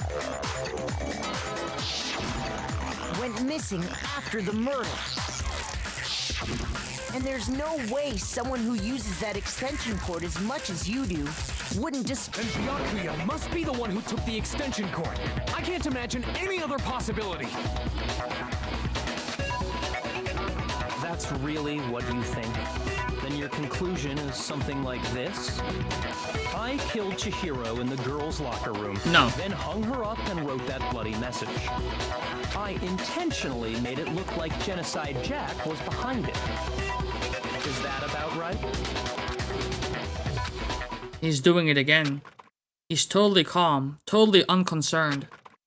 As if he's not even involved. Wait, not even involved? What's wrong? I asked you if you think that's what happened. Hell yes, that's what happened. So that's it, right? Byakuya's the killer. You fucking cunt nugget, you're back on my fucking #1 suspect list. I don't disagree with not disagreeing. He kept calling this a game, right? So he'd be totally willing to do something like this to win. Sorry, but could we hold on just a second? I think we need to talk about this a little more. Do we really need to? We've already decided who did it. We didn't decide shit. I know, but still, there's something that's still bothering me. Is that right? And what, pray tell, is still bothering you? I killed her in the girls' locker room, then disguised my crime. The murder did not occur in the girls' locker room. Specifically, I dressed it up to make it look like it was the work of a homicidal psychopath. What about all that bothers you? What was that just now? Something's not right. Byakuya's remarks just now, there is something in there that concerns me. The scene of the crime. I got it! You say you killed Chihiro in the girls' locker room, right? But are you sure about that? Isn't it possible that the murder took place somewhere else? How disappointing. The fuck you talking about? What kind of question is that? Even in the world of disappointments, this is a true letdown. What the fuck is going on? She was found dead in the girls' locker room. There is absolutely no question about that. Yeah, she was found there, but she wasn't killed there. How could the scene of the crime have been anywhere else? Well, I think it's entirely possible that she was killed somewhere else, then carried there later, along with the rest of the murder scene. The rest of the murder scene? That was awfully specific. Please tell me you have a reason for saying all of that. Well, I certainly do. I believe I do. Hey, Byakuya, did I just take you off guard? When the story suddenly moved to the crime scene, Byakuya, who had been so confident up until now, maybe Byakuya never even realized that the actual scene of the crime could have been somewhere else. Hey, don't just move on without permission. What do you mean she was killed somewhere else? Come on, Makoto. If there's any chance the murder took place somewhere else, let's see the proof. I got you. Evidence that shows the murder took place somewhere else. Yep, we have, for example, this. This is one of the things. I got it! The proof that she was killed somewhere else is the poster that's hanging in each locker room. And there is also the matter of the rug. Your proof is some posters? Indeed it is. The poster in the girls' locker room was a picture of a big boobed supermodel. I mean, her ass ain't no fucking flat, you know what I'm saying? Why would the girls' locker room have a poster like that? I bet those massive jugs of hers were totally fake! Meanwhile, the boys' locker room had a poster of the super popular boy band Tornado. Again, that doesn't really seem to belong in a boys' locker room. So you're saying that maybe the posters were switched? Not only that. And there's one other thing I noticed about the locker rooms. You know what I'm talking about, right, Sakura? Exactly. You're referring to my protein coffee, aren't you? Indeed I am. Protein coffee? While I was Yeah, in the you wouldn't know girls' nothing locker about room that. earlier, I spilled some protein coffee on the carpet. But I noticed that after the murder, the stain had been totally scrubbed away. Not really. No, it's not that the stain was scrubbed away. It was moved. I got it! The stain on the girls' locker room carpet wasn't scrubbed away. In fact, I found it on the boys' locker room carpet. That's definitely the stain from my protein coffee. Then, does that mean that the carpets were switched too? That's exactly what it means. Why would anyone do that? To move the murder scene from one locker room to the other. It's certainly plausible, don't you think? In other words, in order to completely swap the scene of the crime, the bloodstained poster and carpet were moved along with the dead body. By doing this, the killer was able to change the entire room where the murder took place. I can certainly follow your reasoning, but why would the culprit bother doing that? Huh? Why would they go through all that trouble of switching the scene of the crime? Actually, an even bigger question. If the murder did take place in the boys' locker room, then how did Chihiro get in the boys' locker room in the first place? That is a phenomenal question, Celeste. To get into the locker rooms, you have to swipe your e-handbook across the card reader device. But Chihiro's handbook should have only allowed her access to the girls' locker room. Correct. She had no way to get into the boys' locker room to begin with. False. No, she did have a way, and I can tell you what it was. Go right ahead, brother. I highly doubt that. Shut up! I'm telling you, I know how she could have done it. So just spill the beans, man. Is he right? Could Chihiro really have gotten into the boys' locker room somehow? Chihiro was a boy! Toko is the suspect again. Ready.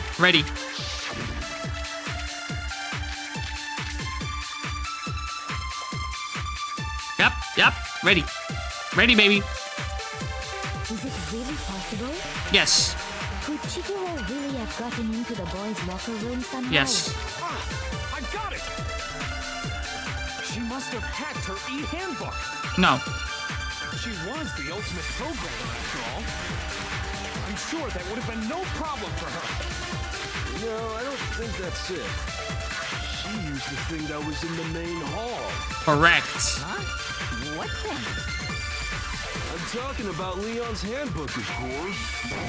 I mean, that's not a false statement, but that's...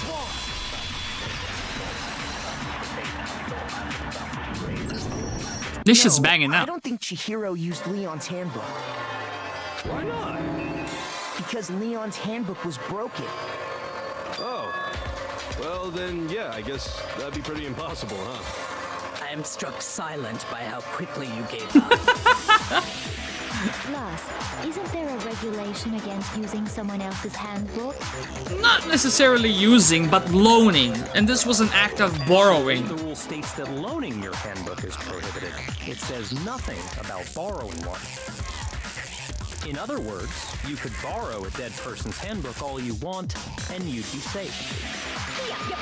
Hit the nail square on the noggin. Of course, if it were broken, that wouldn't make any sense anyway. So then, she must have hacked hers, like I said. She used her ultimate programmer skills and... That's not a bad conclusion to reach, honestly. I was thinking along the same lines. You can't fix an e-handbook. The instant you open one up, a security buzzer starts blaring. So, if she didn't use Leon's handbook, and she didn't modify her own handbook...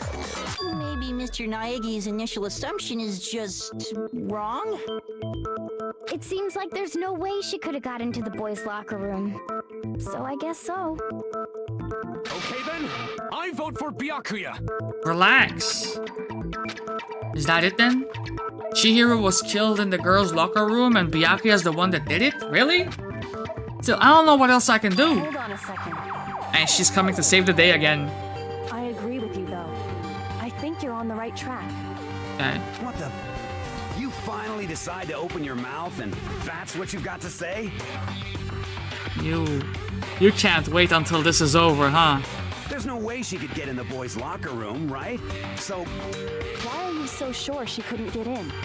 There's still one other way she could have gained access. What? What are you talking about? What other way is there? Well, to explain that, why don't we take a little break from the trial? I'd like you all to come see something. We can do that? Wait. Just what do you think you're doing? Don't worry. This'll make the whole trial more exciting. I'm sure that thought must please you. Huh? It'll make things more exciting? Well, all right then. I declare an official class trial recess.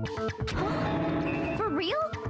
Now then, what is it you want to show us? It better not be boring or I'll be very unhappy. Oh, I have no doubt it'll meet your lofty expectations. So, shall we go?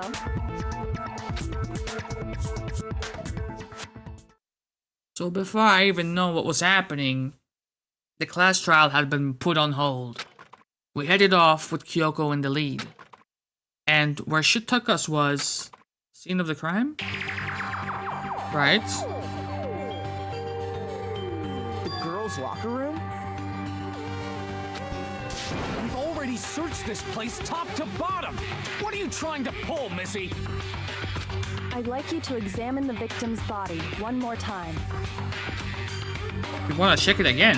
Be sure to examine the entire body very carefully. Take your time. Examine her carefully? Like using our hands? Yeah, but not you. No way! It's probably best if I don't run my hands all over a girl's dead body. It's not that I'm creeped out or anything. It's just based on religious grounds, you know? If we fail this trial, y'all know we're all dead, right? Very well. I'll do it. But you're a girl. You shouldn't have to touch a dead body. What the fuck? The boys do it. No, it's okay. I think Chihiro would rather have a girl examine her. So just leave this to me. Sakura. What is this? Some kind of secret girl-on-girl action? Is that what you two are about? Well, relax. You're making it sound like some fucking Jeeves Samuel action, innit? That's not it at all. Stop screwing around. Okay, here I go. I'm sorry, Chihiro. Please excuse the intrusion. Putting her hands together in a brief prayer, Sakura then began to quietly examine her body. Be sure to check her entire body, and I believe we will solve this particular mystery. Her entire body? I know you say that, but... Her e-handbook has to be in there, right? What? This is... What is this? Was Mikolov right? What is it? Not possible. It's not possible. Sakura's eyes were staring wildly at Chihiro's lifeless form. Her massive frame trembled. This girl is... Not a girl at all? Is what? Is a boy! What the fuck? Ah, I see. So she was actually a he. Interesting. Thank you for confirming this fact. So that's why she didn't want to train with the lasses.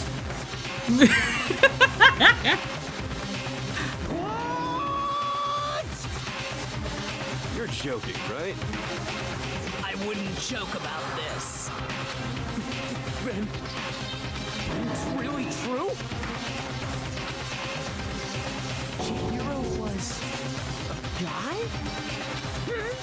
Oh, what? You guys didn't know? Heck, I knew that right off the bat. What the fuck does this mean?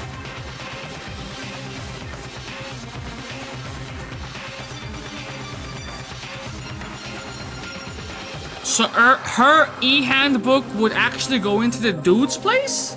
Is that what the fuck that means? Chihiro Fujisaki was totally a guy. He was a cross-dresser? Oh, I'm really on fire! I wish I had killed him! Mondo made a move, noticed the diddler, and then killed her. So that's what Kyoko wanted to show everyone, huh? Interesting. Yes, that certainly does make things much more exciting. Now let's ride this wave of excitement back to the courtroom and get back to the trial.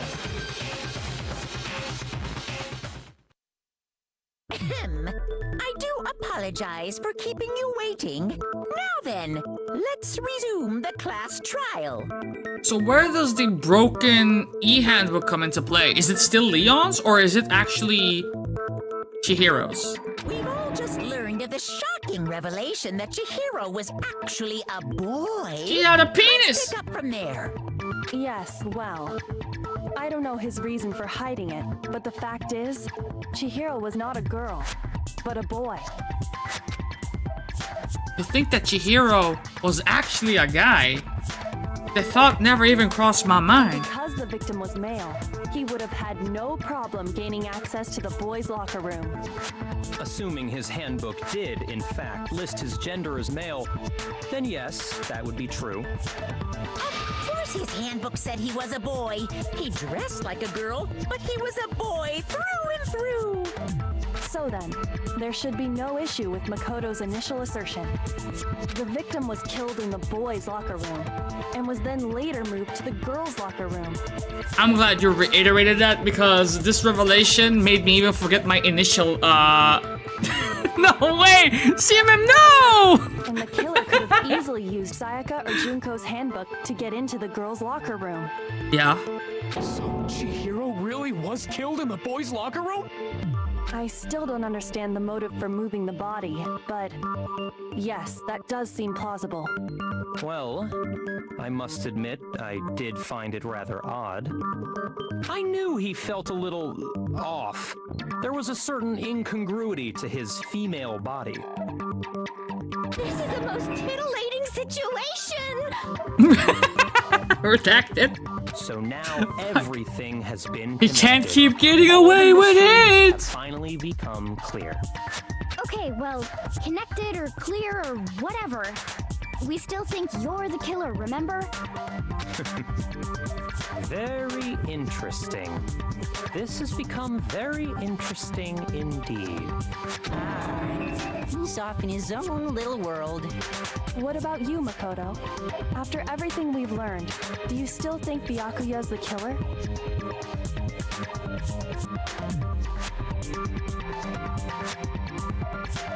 No.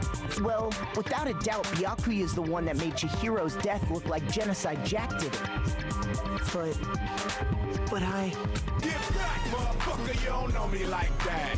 Get back, motherfucker, you don't know me like that. Welcome in, Candy Cadet Fire. Appreciate you. Welcome in, welcome in, welcome in. I think he might not actually be the killer after all. Okay, so here's the thing, right? The crime took place at 2 a.m. If that was Mondo, he had plenty of time to get to the library, but would he have enough brain power to actually peruse the files that were there to concoct up a plan to make it seem like Genocide Jack did it? What? But aren't you the one who accused him in the first place? He just seems to be too easygoing about all this. Like he's enjoying us solving the mystery.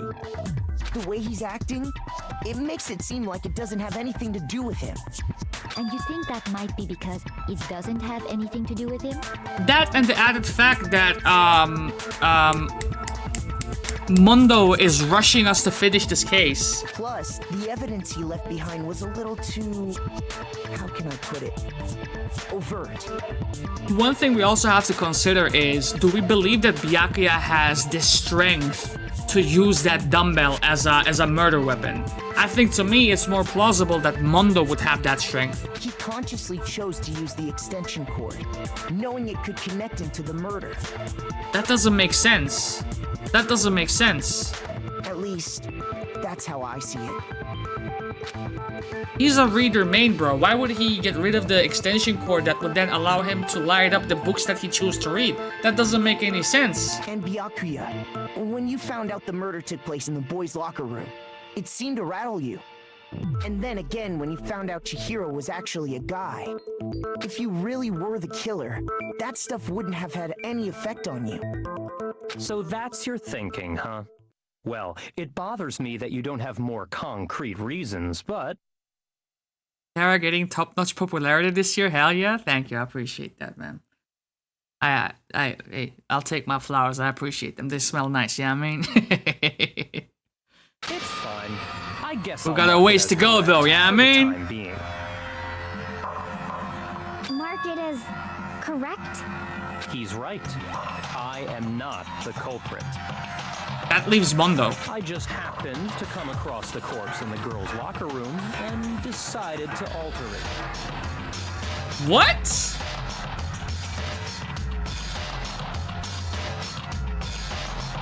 You did what? You summon my bitch? You can't do that. That makes you an accomplice. Are you fucking with us right now?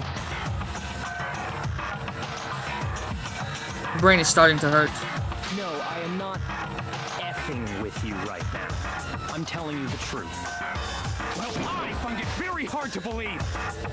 Go ahead. Find it very hard to believe. You're free to be executed along with the rest of us. If you're really telling the truth, then why? Why do you do that to his body? My reasons hardly matter right now. Uncovering the culprit is much more important, wouldn't you say? Now then, if it wasn't me, who was it? Well, I don't think I can say for sure without talking about it a little more. We're seriously gonna keep going? We're all good, aren't we? I thought it was clear Byakuya did it. No, I'm with Makoto. If there's any doubt whatsoever, we need to explore every possibility. Because if we're wrong, we all die here. That's true. Very well then. I'm with you too.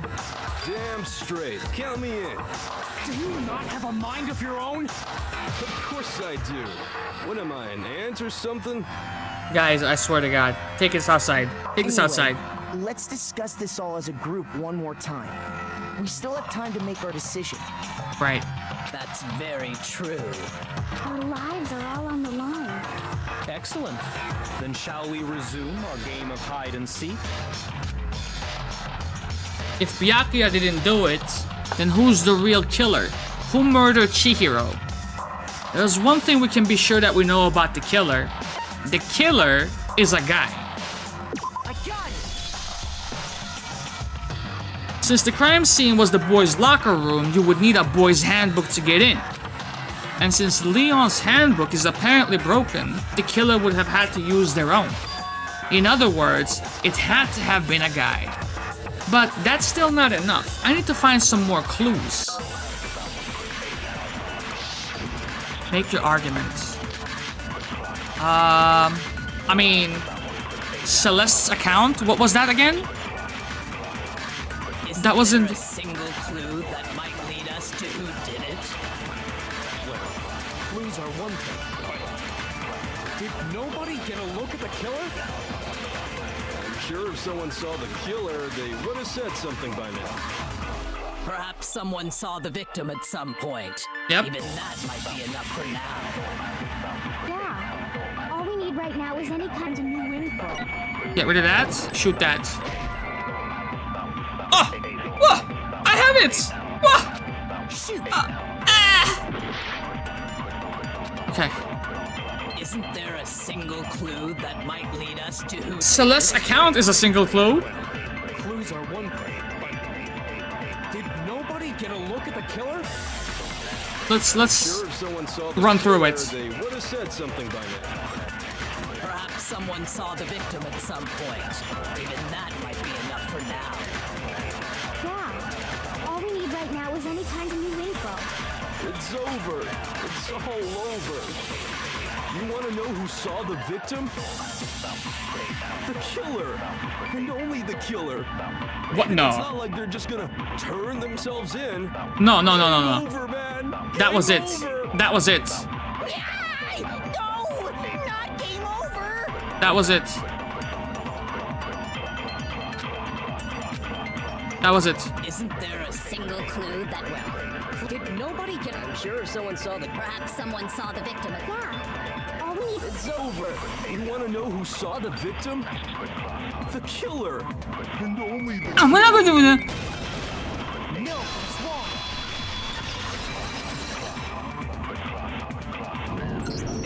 I believe someone else did see the victim before he was murdered. What do you think, Celeste? Now that you mention it, yes, I did see him. Really? Oh, but I suppose only Makoto knows about this. Because you said you would only tell me about it. The rest For some of you reason. had no idea, did you? That is why you're all making such ugly noises. Whatever. Just hurry up and tell us. Yeah, tell him. It was last night, right before nighttime. I saw Chihiro in the dormitory warehouse. You were grabbing a little midnight snack, weren't ya? I saw him stuffing a track jacket into a duffel bag. And then, I assume, he headed off to exercise.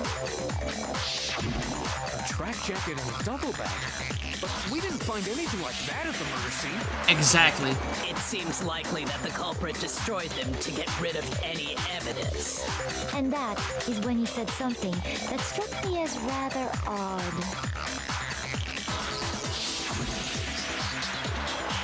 I better get going. I'm kind of in a hurry. Chihiro told me he was in a hurry. But why would he be in a hurry? Only if someone were waiting for him, I should think. Makes sense. So, Mr. Fujisaki was on his way to meet with someone, and then they were going to work out together? But Hina and I had invited him to exercise with us plenty of times, and he always declined. Now it makes sense why. Probably because he was afraid you'd find out the secret he was hiding, right? But then there was someone he was kind of tight with before it all went down, wasn't there? Which means that conversely, he must have trusted whoever he was meeting with very much. Enough so that he was willing to risk his secret being revealed. Oh, the marvelous friendship! But then the killer wasn't on his young buck shit, basically. The point is, whoever he met up with is the culprit, right? So He wasn't on his Bobby Valentino shit, in it. But knowing what we know, I can't even guess. Oh, I can guess. No. You already have what you need to make the connection. Huh? You know who the killer is. Seriously? Who is it? Who's the killer? Yeah, man, who is it, man? Think back to the track jacket and duffel bag the killer disposed of. Focus on the details of these items, and it should become obvious who was waiting for him. Are you sure about that? You really think we can figure out who did it based on 2 pieces of evidence that we don't have? What? You want to track down some fingerprints or something? Welcome in, Slim. Imagine you've been lurking for a bit. Or dipping in and out. I mean, I know for sure. Yeah, I know for sure the tracksuit wasn't meant for you. So we can eliminate you. And I'm Pop the guy.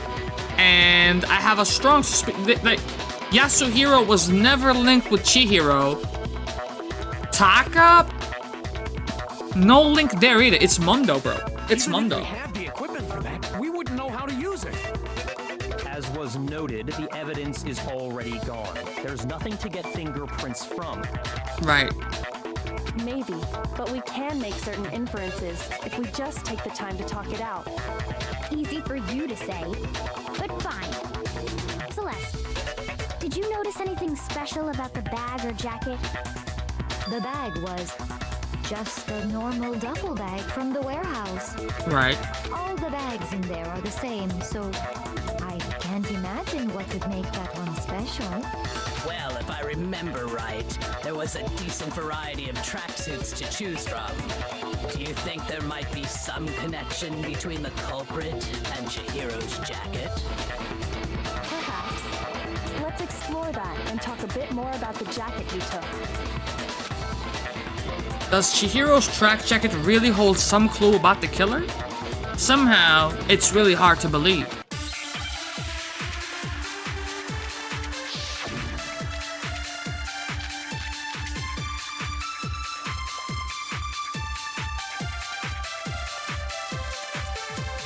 First of all, we know where Chihiro was headed. He was on his way to go exercise. So next we have to ask, why did he choose the specific tracksuit that he did? What do you mean, the specific tracksuit? I got it! He picked that tracksuit because it matched the one the culprit was wearing. So, what you're saying is, the killer was wearing the same blue tracksuit as him? My tracksuit is black. I don't even have a tracksuit. Because exercising sucks. I have a white tracksuit personally. I got it from the warehouse, if you must know. Did any of that really help us get any closer to figuring out who the culprit is? No way. Not a chance. You heard him, right? What he just said without even realizing it?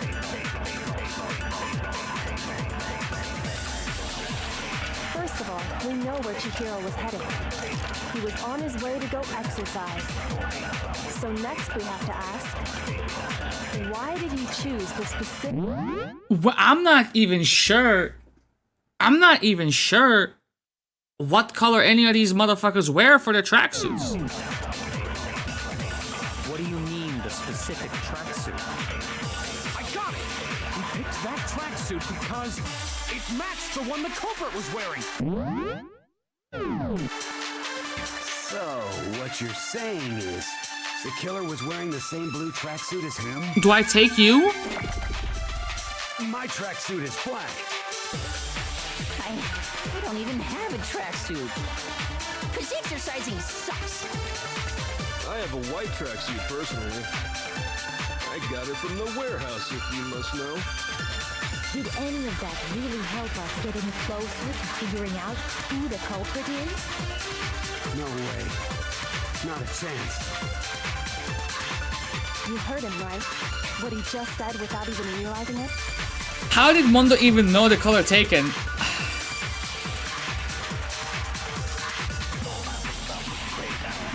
I'm shooting. I'm shooting. I'm shooting. First of all, we know where Chihiro was headed. He was on his way to go. So next we have to. Why did he choose the specific? What do you mean, the specific tracksuit? I got it! He picked that tracksuit because it matched the one the culprit was wearing. So, what you're saying is the killer was wearing the same blue tracksuit as him? My tracksuit is black. It's very defensive.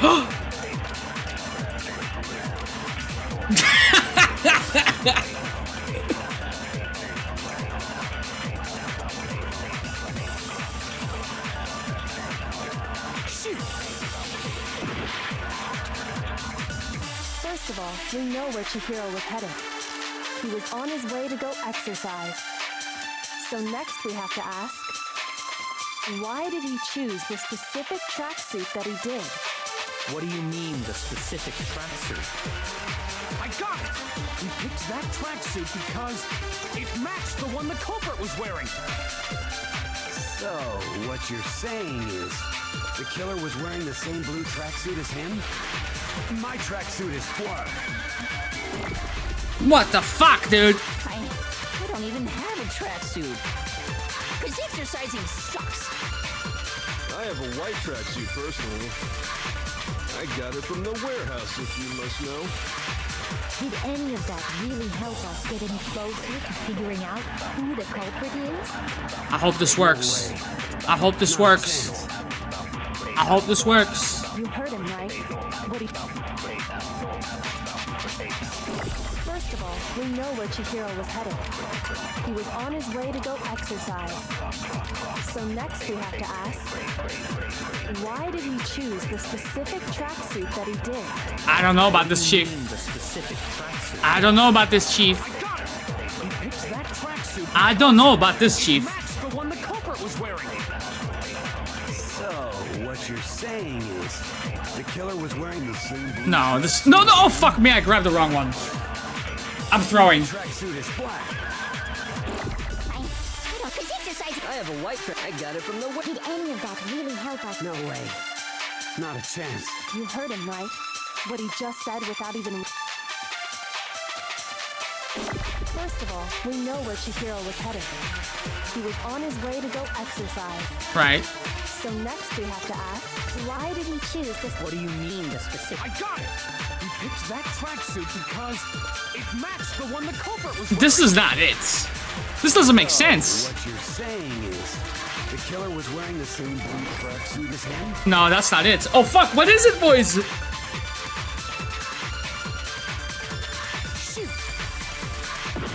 There must be another contradiction in there somewhere. I don't know about Yasuhiro's color of tracksuit.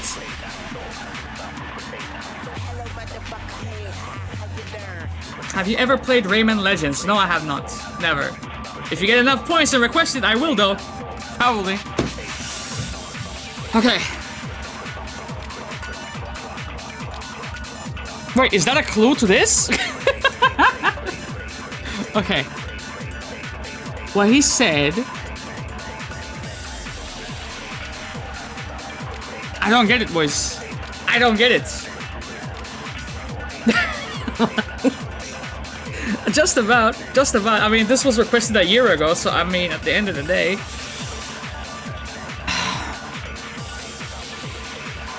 Chat, we're gonna fail this. Unless someone feels smug and redeems it for them.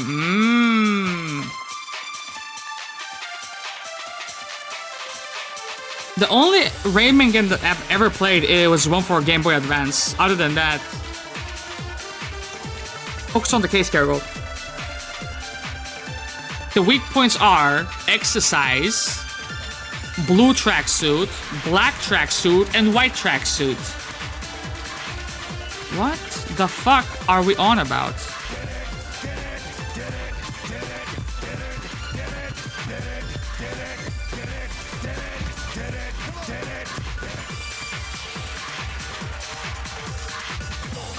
So we're gonna play Rayman Legends at some point, presumably. I know who the killer is. Don't spoil it. Don't spoil it. I'm just trying to figure out this part. Don't spoil it for me.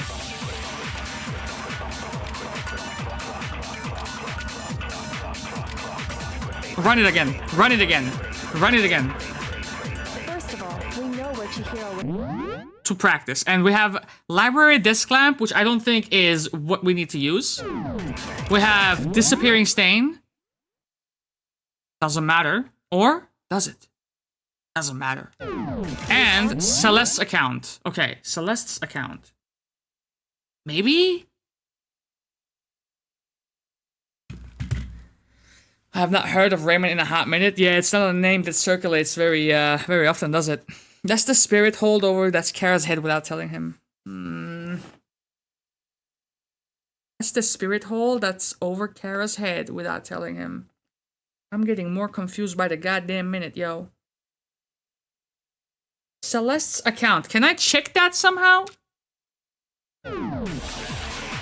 No.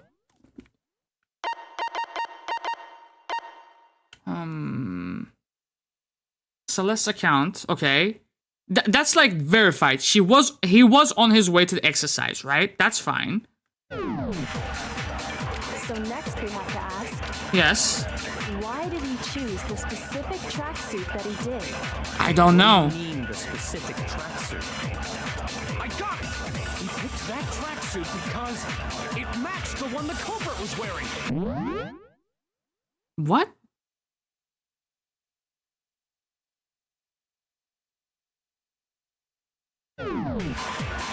So, what you're saying is, the killer was wearing the same blue tracksuit as him, and then he says, "But I was wearing black."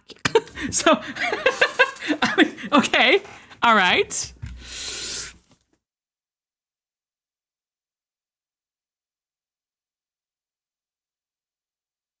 I can't shoot Celeste's account at this because that's what she saw. The killer was wearing the same blue tracksuit as him. And then it goes to... We're gonna fail this, boys. We're gonna fucking fail this, boys. Okay. No, we're gonna fail this, boys. I'm not confident in this at all. My tracksuit is black. Who asked at the end of the day?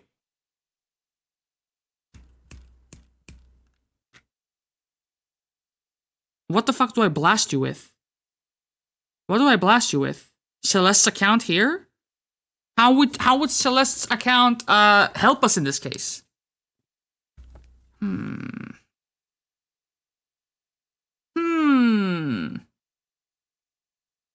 Does anyone who hasn't played this game have a theory up in this motherfucker? My tracksuit is black. Are we able to rewatch it? The scenes? No, we would have to pull out the VOD in it. We would have to pull out the VOD.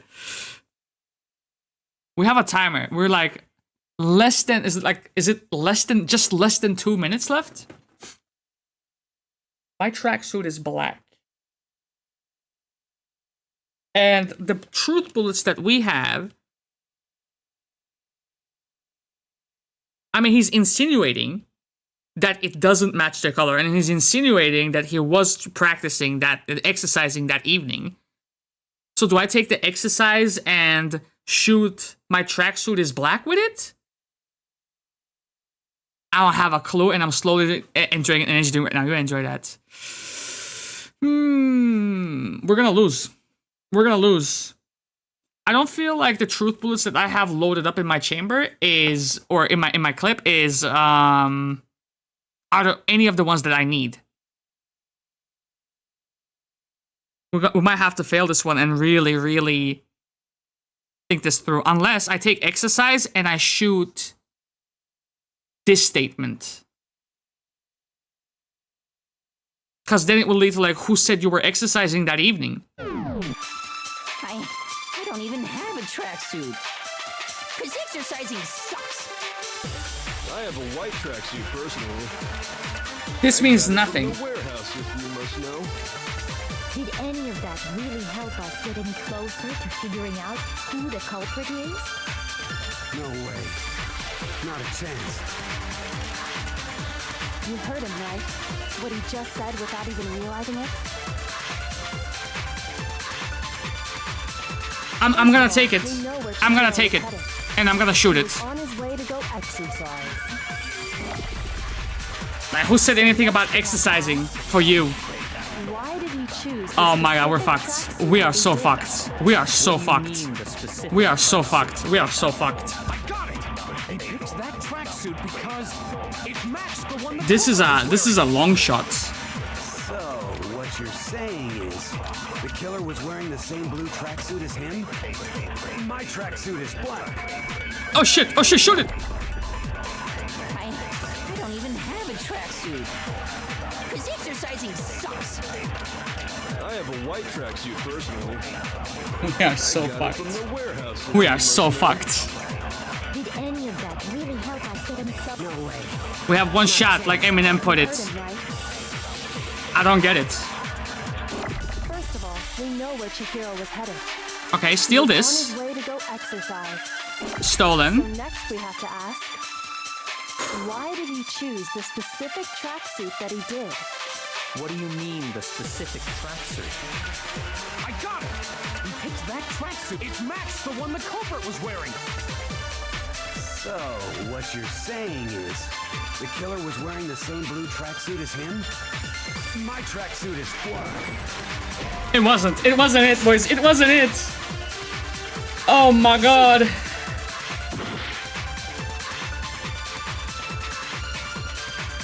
So it must mean that the killer got his tracksuit from the warehouse as well, but where the fuck does that leave us?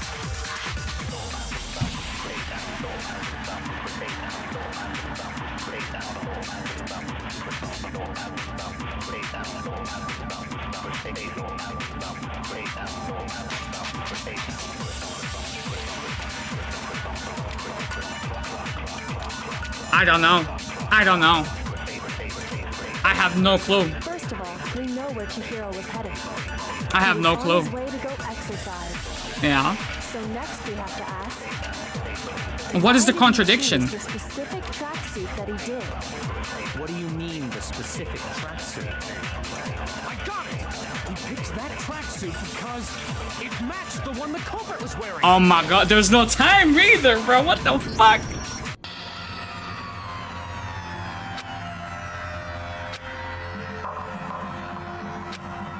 It's Mondo.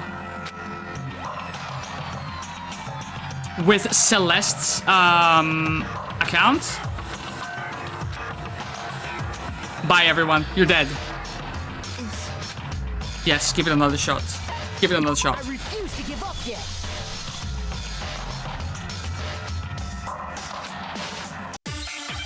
Immediate shot. Celeste's account, blue tracksuit.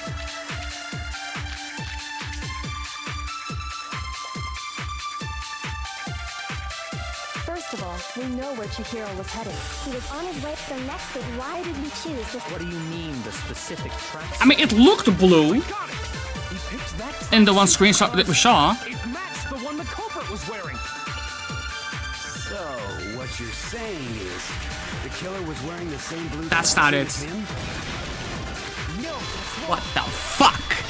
What the fuck? I over-engineered the shit out of this. Hold on a second, Mondo. What did you just say? Was it not blue? Huh? What'd I say? When Celeste testified a few minutes ago, she said... And that's blue. I saw him stuffing a track jacket into a duffel bag, right? And then I assume he headed to exercise. She never said anything about the jacket's color.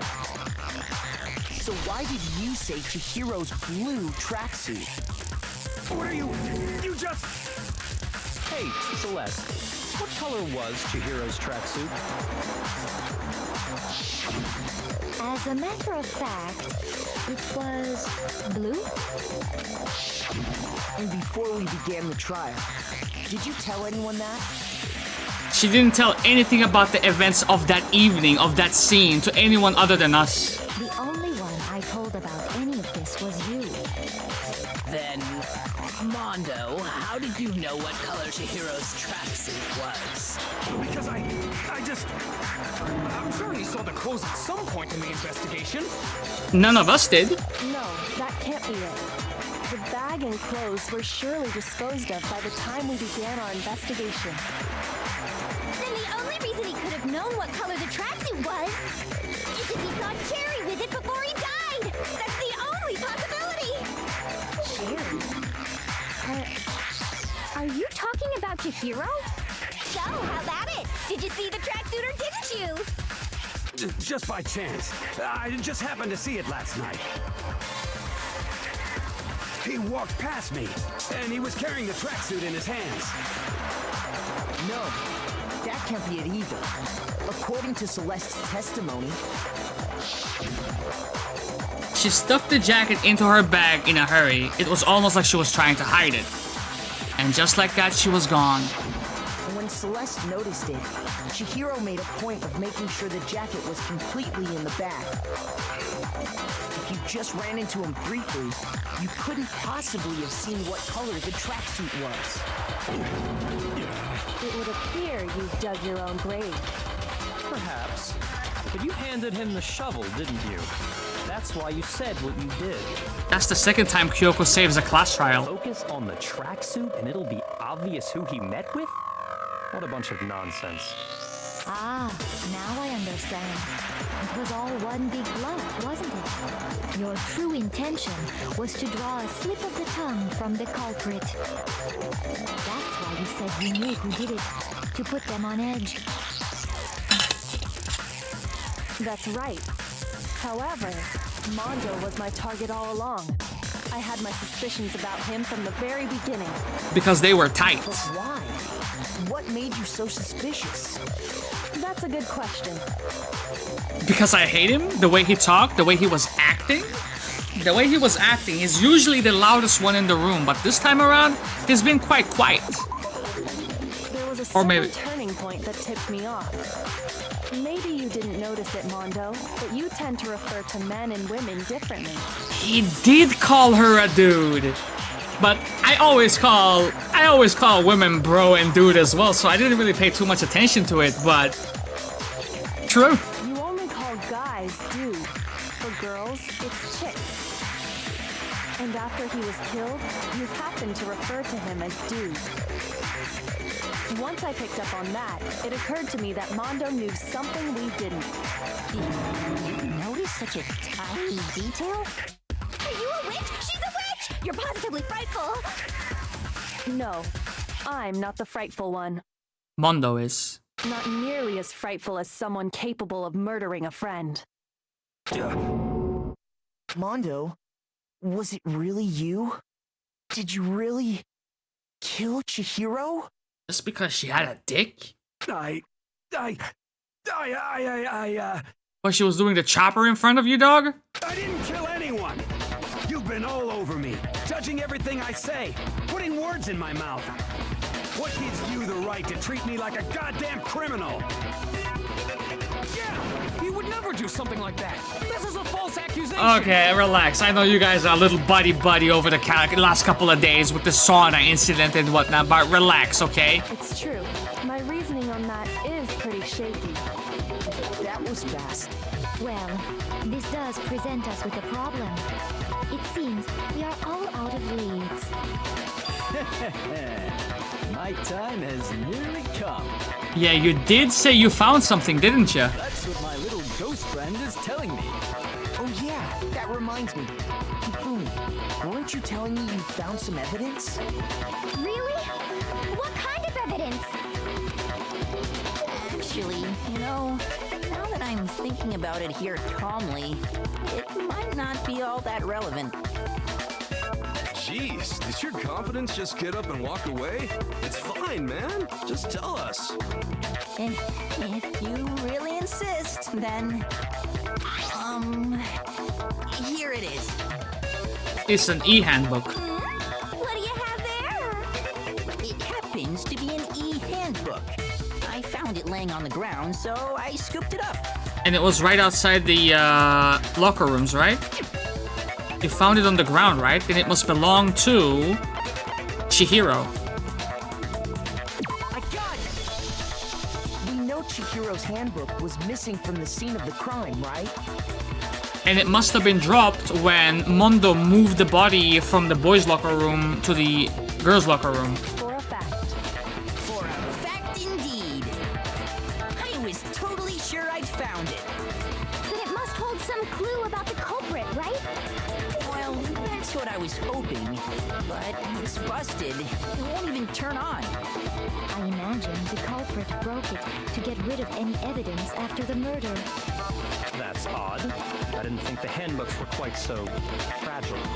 They're not supposed to be. Like, even Leon shouldn't have broken due to the impact from the execution. You're right. They're not. According to this guy. They're totally waterproof and shock resistant. It would take an awful lot to break one. And yet, this one does appear to be broken, as is Leon's, sitting useless in the main hall. The only thing I can think of, maybe there was a connection between the two e-handbooks, and that connection like kind of short-circuited them because you were trying to perform on like an action that wasn't permitted, perhaps? For all your confidence, that is a remarkably high failure rate. Do you think there might be some kind of mystery in there somewhere? How precisely did the handbooks get broken? How did the handbook break? There's only one possible explanation. By hacking it. Because she was a ultimate programmer, wasn't she? No, you can't physically hack into it. Yeah, you can't do it. That's okay. It's fine. It's fine. It's fine. I thought hacking meant like software type of deal, not bring out the fucking screwdriver. By hitting its weak point or by exploiting a bug. It could be either of the two, honestly. And we have enough hearts, so fuck it. By exploiting a bug. No, that wasn't it. Too bad for you, but those things could have been debugged to hell and back. We couldn't afford a recall. Okay, alright, fine. That's cool. That's fine.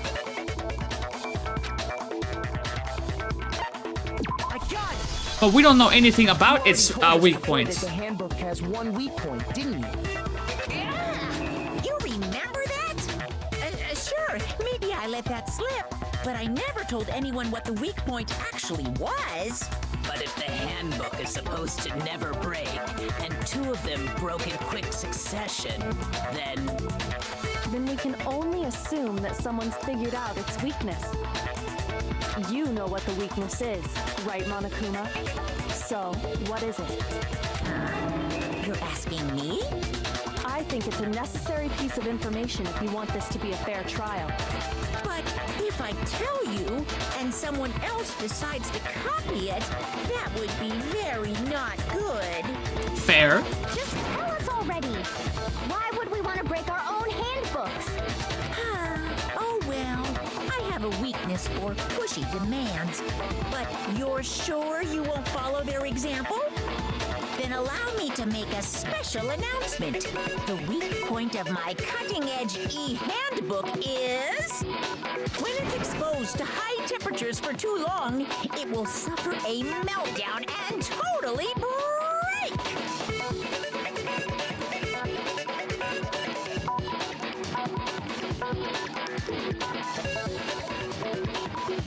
So what if the handbook that won't turn on is actually Mondo's, and Mondo is currently carrying Chihiro's handbook? Considering they're both dudes, right? What's the difference? Since my man's was in the fucking sauna, and he was wearing his clothes at the time, which would mean that he has his e-handbook on him, whereas Taka, he took off his clothes. I flippin' knew it! You knew it? Yeah, because I found the handbook laying on the floor of the sauna. The temperature in the sauna can reach over 200 degrees. Strange how you don't get burnt, huh? It's because as your sweat evaporates, it creates a cooling layer of air around your skin. If the hot air of the sauna were somehow pushed directly onto your skin, you definitely get fried. That layer of air would get blown away. That's why you may feel a burning when you move around. So when you're in a sauna, make sure to keep nice and still. Interesting. I learned one new fact today. That is a mere trifling speck of knowledge. Anyway, if you found the victim's handbook in the sauna, then the killer must have been purposely trying to raise its temperature in order to break it. Not necessarily purposely. That was just a dumb luck situation. Meaning the culprit somehow knew its weakness. But how'd they find out? Monokuma said he didn't tell anyone, right? Indeed. Quite the mystery. What if they found out by accident? What do you mean by accident? What if the killer took their own handbook into the sauna, not knowing its weakness, and it broke? They'd realize it was broken, of course, and it wouldn't be hard to figure out why. And once they had Chihiro's handbook, they knew they had an easy way to dispose of it. I won't say it's not possible, but who would have done something like that? I don't know of anyone who took their handbook into the sauna. I know one person. I might know someone who did. Whoa! Seriously?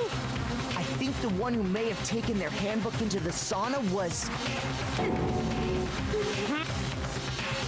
Who might have brought their handbook into the sauna? Really, it could have only been one single person.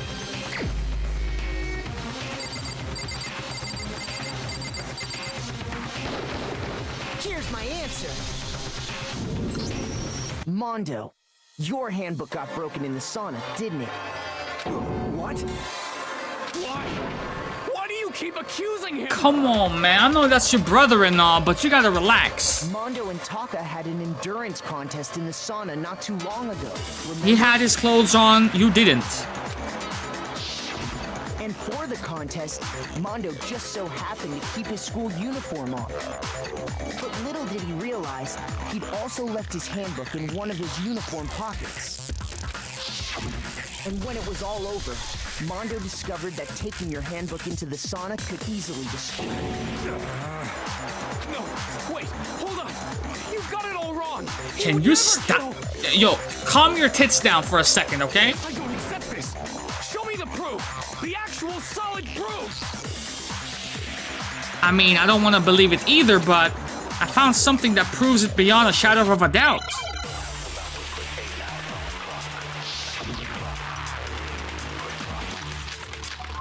Oh my god.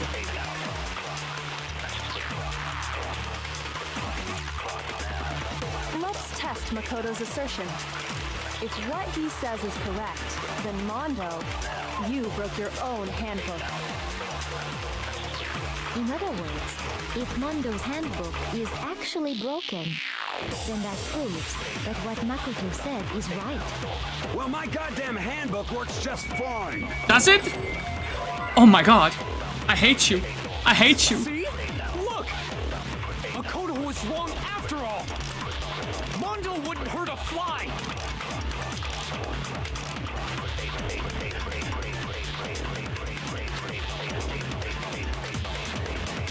Let's test Makoto's assertion. If what he says is correct, then Mondo, you broke your own handbook. In other words, if Mondo's handbook is actually broken, then that proves that what Makoto said is right. Well, my goddamn handbook works just fine. No, it's wrong.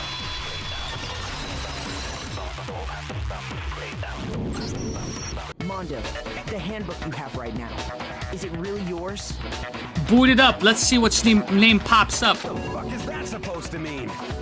The broken handbook that was in the main hall Isn't that one actually yours? What the heck are you talking about?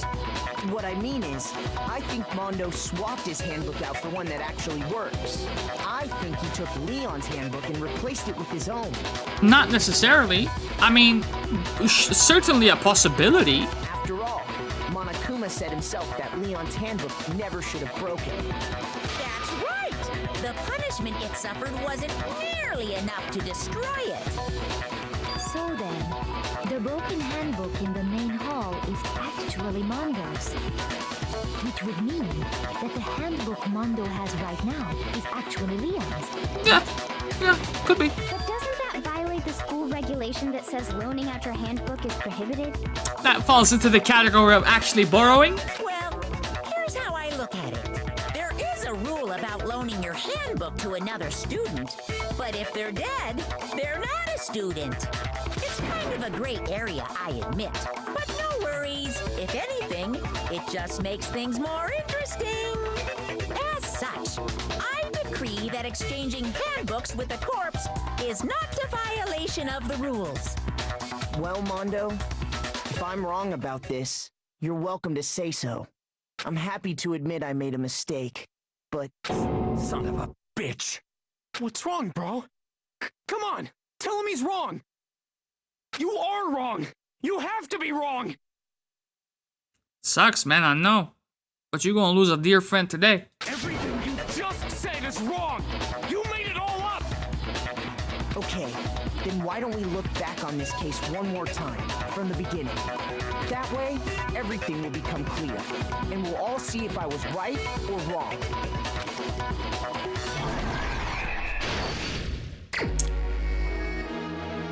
So, she does that. Celeste saw Chihiro in the warehouse with a duffel bag and... this. So moving this way... there's something everyone has that you need to get into the locker rooms. That would be...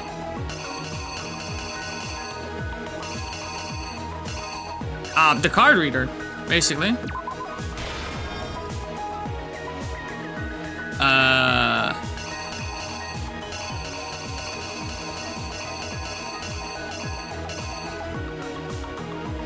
Boys. I mean... I hope so. I hope this is right. The weapon the killer used was as a dumbbell.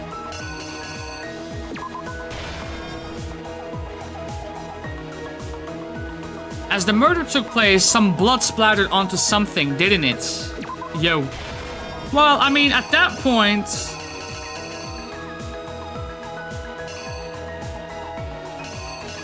I think it's more so, not this, but more so this.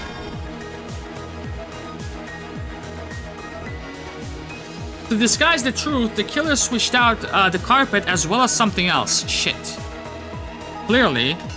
Yo. And then here, which locker room did the killer move to? Wait. I mean, there are levels to this shit, alright? Hold on. Girls. Okay, there we go. The killer took something from the other locker room and switched it at the scene of the crime. What the fuck?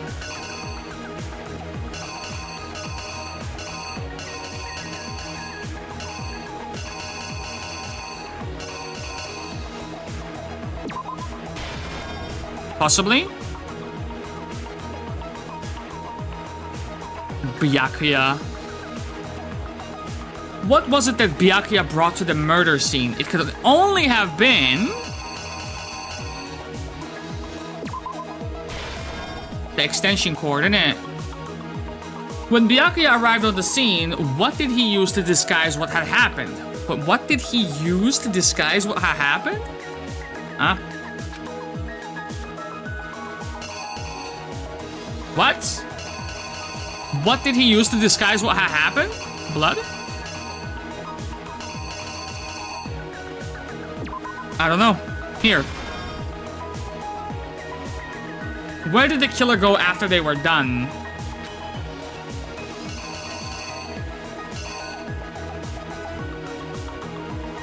The sauna.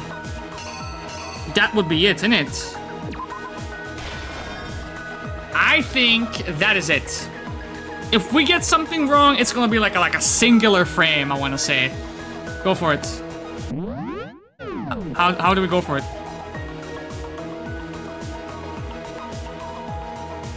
Oh, shit. When the handbook got thrown into the sauna room, what happened to it? Well.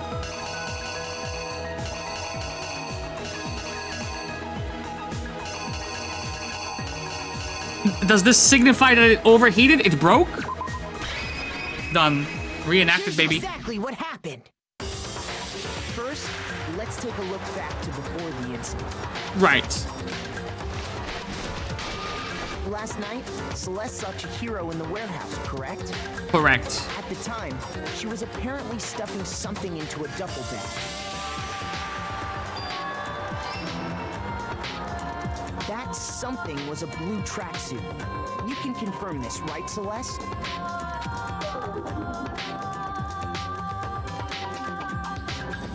With bag in hand, Chihiro headed out, even though it was officially nighttime. She made her way to the locker room, specifically the boys' locker room. But how could the victim, who was apparently a girl, access the boys' locker room? This could be a dud. Fuck! What do you mean? Son of a bitch. As unlucky. There were 2 fucking pictures that could have been in it. This? Come on, that's fucking rough, boys. That's fucking rough. That's fucking rough. Go. Exactly what happened.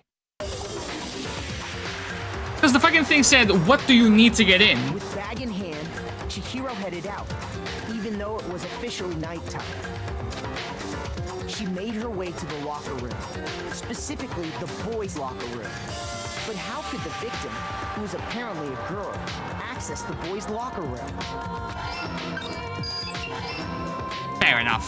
Simple, because she was really a he, which is why he was able to use his own e-handbook to gain entrance to the boys' locker room. Once inside, he met with someone there, and the person he met was the one who killed him. Oh! What? The fucking murder weapon! Hold on, what the fuck? We're dying, boys. We're dying. The weapon the killer used was the fucking dumbbell, wasn't it? What? A blunt object? There's no fucking way. This. What? So at the point it wasn't bloody, is that what you're trying to say? This? Oh, brother. Exactly what happened. Once inside, he met with someone there, and the person he met was the one who killed him.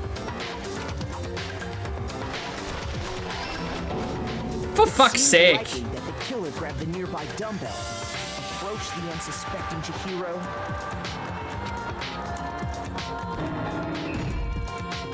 and attacked him. This could also be a dud in that case. Oh, we're lucky this time. And that's where the bloodstains on the poster and carpeting in the boys' locker room came from.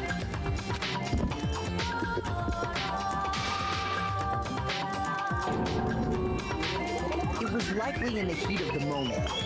The body was arranged, but the murder itself felt unplanned. Lucky. The killer hurried to try and hide the act. First, pulling up the bloodstained carpet. Then, removing the bloody poster. And finally carrying the corpse into the girls' locker room. A girl's handbook was necessary to get into the locker room, of course. Of course. But this alone doesn't prove that the killer was necessarily a girl. After all, Sayaka and Junko's handbooks had been placed in the main hall. Using one of those, a boy could get into the girls' locker room without much problem. And that's exactly how the killer did it. With the carpet and the poster they brought with them, they got to work. They changed the layout of the boys' and girls' locker room in what you might call a crime scene switch. That could have been the end of things, but no. I mean, he deserves to fucking die for this, or like get locked up, or like, I don't know, thrown into a dungeon. Monokuma surely has some of those. Yakuya discovered the body and decided to intervene in the situation, making things even more complicated. We can't trust him after this. So, after stumbling on the crime scene, he went and grabbed the extension cord from the library, and then he got to work. He used the cord to string up Chihiro's lifeless body.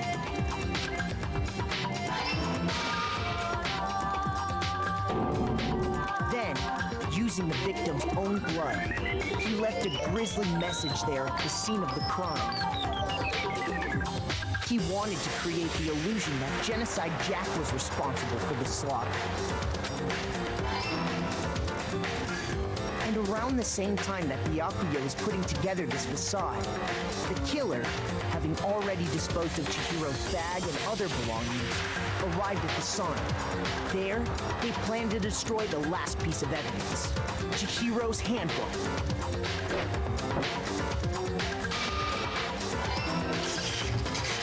And just as the killer expected, the steamy sauna was enough to ruin the electronic gadget. Somehow, the killer knew that the handbook couldn't stand up to the heat of the sauna. Pointing it out to be someone else's would be bad for him to correct, what? And the reason they knew that is because the sauna had already wrecked their own handbook. And that's how it all played out.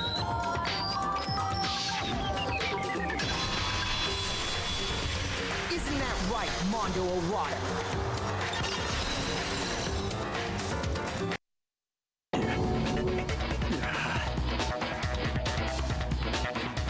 Wait. No. This can't be right. Where's your evidence?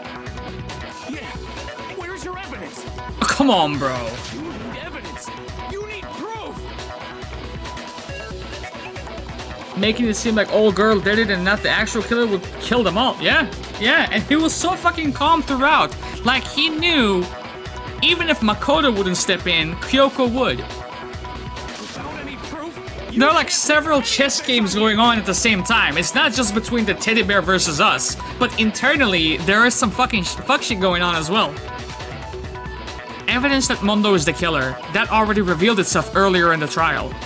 All I have to do is check that one item of his and everything will become clear. Well, the only item that he has, that we have associations with here, is a new element right now at this current point in time. Are you serious? Okay. Let's talk a bit about Fever Time and Nega Time. What the hell is... Huh? During a bullet time, if you press the RB button, Fever Time will activate and the tempo will be forced to its max. At this point, even if you push the buttons at random, you won't miss. Okay, so you can push the AY button however you want to destroy the opponent's verbal assault. But this only lasts until your focus gauge runs out, so make the best possible use of your time. Of course, it wouldn't be fair if only you got access to special time, right? So we also prepared something called Nega Time that your opponent can use. If the opponent activates Nega Time during bullet time battle, your tempo maker will disappear. Can I cancel it out? Shit. If you were to activate Fever Time at this point, no, never mind. I'm sure nothing would happen. I don't even know what I was worried about. Yeah, I mean, I can push random. Yeah, whatever. I'll wait. Unsurprisingly, if your action difficulty is set to gentle, which is not, I kinda wish it was, the opponent won't use Nega Time. Well then, good luck and have fun. Ready, steady, go. This guy. Why did you have to do this? Show me some evidence. You're wrong. I won't listen. I refute you. False. Show me some evidence. I won't listen. You better listen. I refuse to vote. Fuck that. Show me some evidence. You're wrong. I won't listen. I refute you. I feel this. Show Show me some evidence. Maybe I activated a little bit too quickly? I won't listen. Whoa, what the fuck? Hey. I refuse to vote. What the fuck? I refute you. False. You're corrupt. Show me some evidence. Fuck, bro. I can't. Show me some evidence. You're wrong. I won't listen. I refute you. False. Final strike, baby. Final strike. Show me some evidence. Shoot that bitch. This should prove Thank you. That one was difficult, bro. That one was difficult. If my thinking so far is right, Mondo must have replaced his broken handbook with Leon's. That was close. I only had like 2 hearts left, right? In which case, we can just check each of our handbooks right now. Once we do that, we'll... We don't gotta do that. You confess. Yeah. Yeah, I did it. I killed him.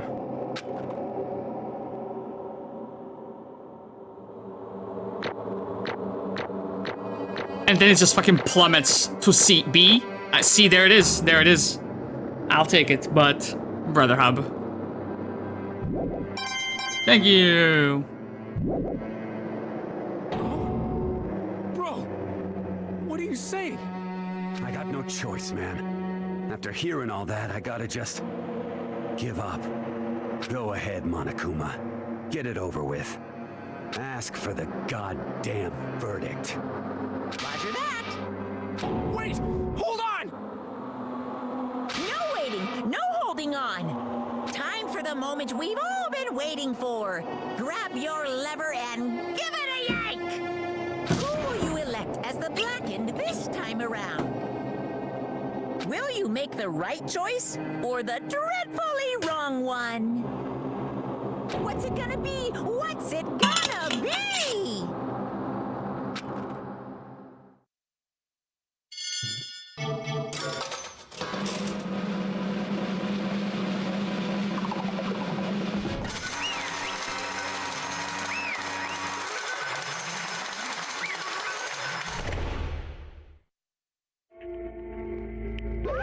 What? This time, it looks like you got it right again. Yes, it is so. The Blackened that killed Chihiro Fujisaki was... Mondo Owada. Unbelievable. I'm sorry, dude. I actually liked Mondo. I feel like his dialogue, I resonated the most with it. We're gonna lose a little bit of flavor talk up in this motherfucker. I'm sorry to see him go already.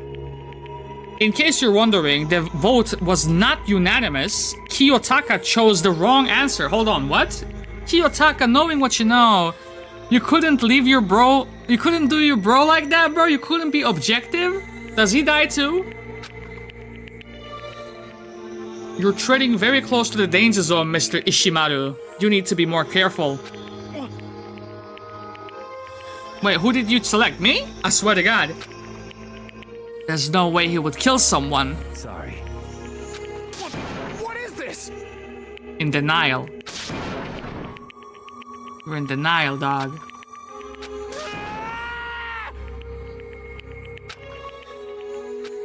Now then. It looks like Mondo's taking a vow of silence, so allow me to explain on his behalf. Actually...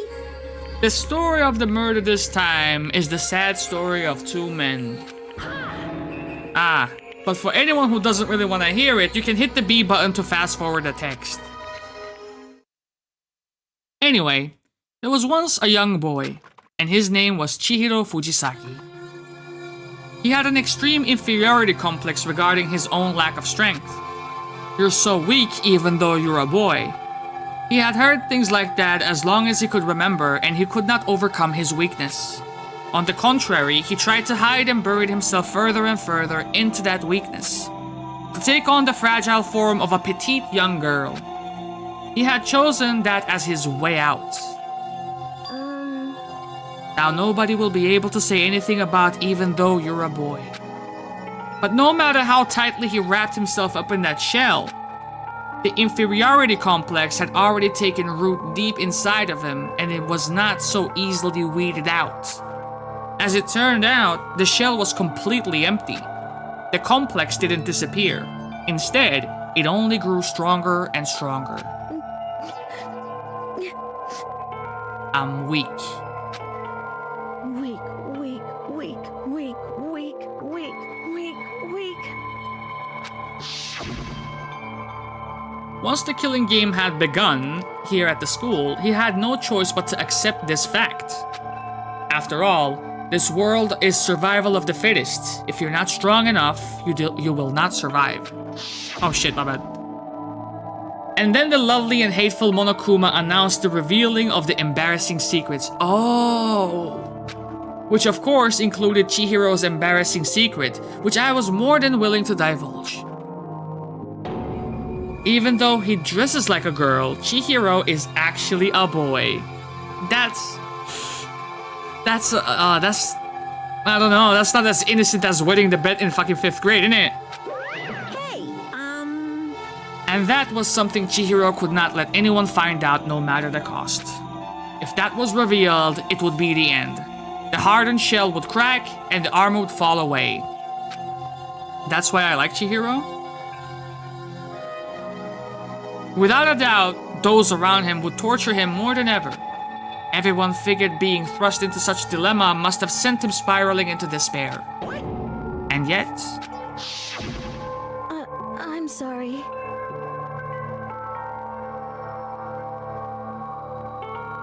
We gave him a bloody drubbing, sniper from TF2.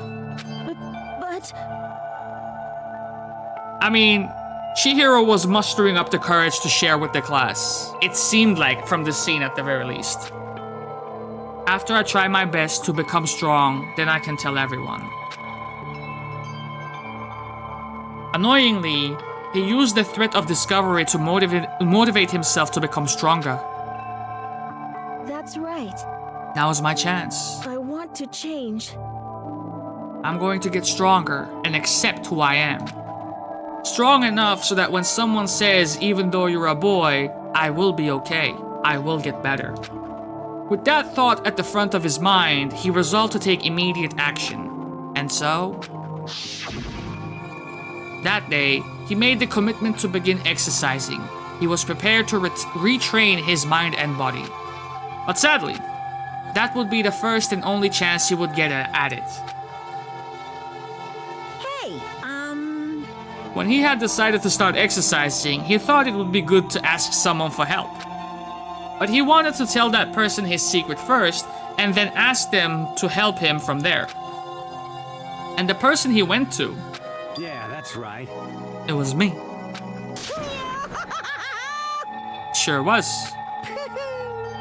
The biker gang fella who had been painfully clear about how important his manly promises were.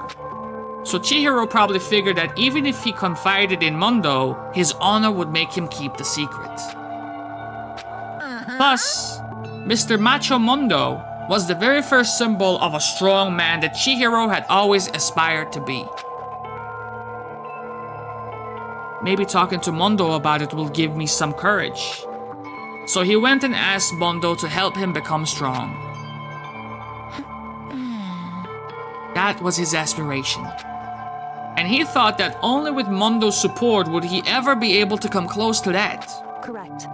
So then, that must be why Mondo did what he did to keep the promise he had made to Chihiro. Did what he did? You mean, that's why Mondo carried Chihiro from the boys' locker room into the girls' locker room? Indeed. That's exactly what I mean. Wasn't that to cover up what he had done? Certainly. That could have been a part of it, but I don't think that was the main reason. The real purpose was to keep the promise between men he had made to Chihiro. But how does moving the body keep his secrets? Because if everyone knew he had been killed in the boys' locker room, then everyone would have been arguing about how she got into the boys' locker room. And to be honest, that would open up a whole different type of can of discussion, like, what happened in the boys' locker room? A girl was found in there and now she's dead? What the fuck? Once that started up, at least a few of us would have immediately begun to suspect his identity. So, he tried to protect Chihiro's secret by putting him in the girls' locker room and stealing his handbook. You see? Then, Mondo did all that to keep the promise he had made to Chihiro, right? Who he had also killed. Why would he do that? The more I hear you guys talk, the more I don't understand. I mean, you guys trusted each other, right? So why? Doshite? Because no matter what, I didn't want anyone to know. I knew it. So that's what triggered it after all. The possibility of having your embarrassing memories and secrets exposed. What is this? That's impossible. Nothing could have been that bad. Something he didn't want anyone to know, even if it meant killing someone? You're wrong. It's impossible. Don't make me repeat myself. To judge others by your own standard is the height of folly. Even if you can't comprehend it, he obviously can, and that's all there is to it. So while we're on that subject, why don't I tell you, huh? That embarrassing memory, that secret he didn't want anyone to know? Hey, You know what Mondo did? He probably killed his own brother. He killed his own brother.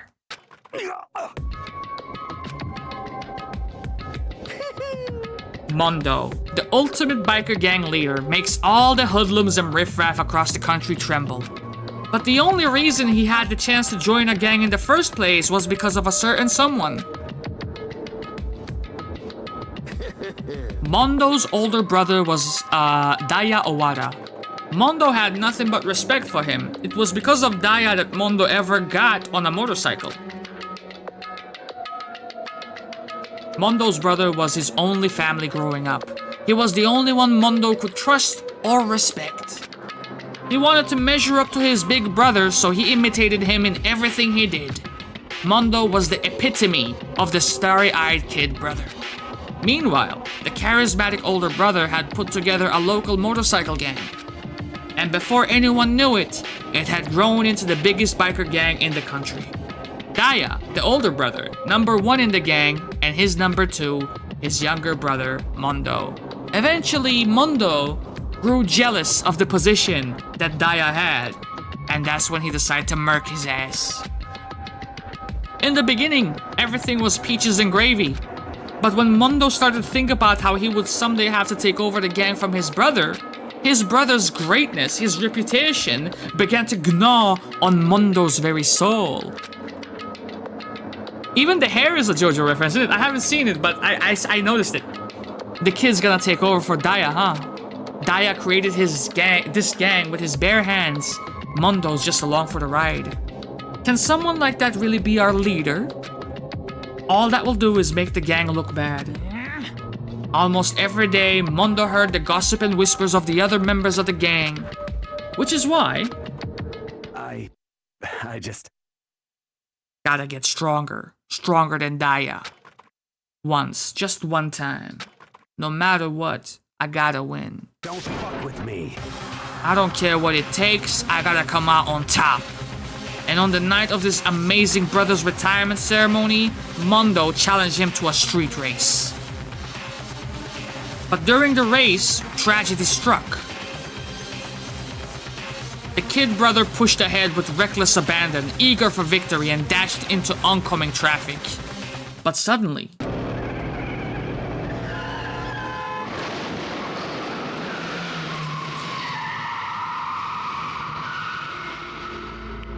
laying in his kid brother's arms, the older brother delivered his final words. "My bad, kid. I fucked up. Sorry." Of course, he knew it was his brother's fault, but Daya never blamed him for what happened. "Hey, kid. The rest is up to you. No matter what, you gotta keep the gang together. 'Cause it's the team you and me put together. It's a promise between men." He decided to hide the truth of what happened from everyone else in the gang, in order to keep the gang together and keep the promise to his brother. He could never admit to anyone that it was his own weakness that had caused the accident. And as a result, The team was made even stronger under the banner of the kid who had bested his big brother.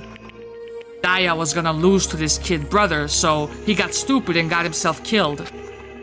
That became the explanation for what had happened. Mondo's lie became the truth. He wanted to lead the team so bad, he was willing to tell all kinds of lies about his brother. I'm strong. Strong, strong, strong, strong, strong. And yet, as soon as our killing game began, he realized, no matter how tough he pretended to be, he was just another weakling that could die in an instant. And then the lovely, the hateful Monokuma announced the revealing of the embarrassing secrets. At that point, it was clear I would have no problem shedding light on his secret. Mondo killed his own older brother. No matter what, I couldn't let the other gang members find out. If that had happened, everything would have been ruined. Everything me and my brother had worked to create would have been destroyed.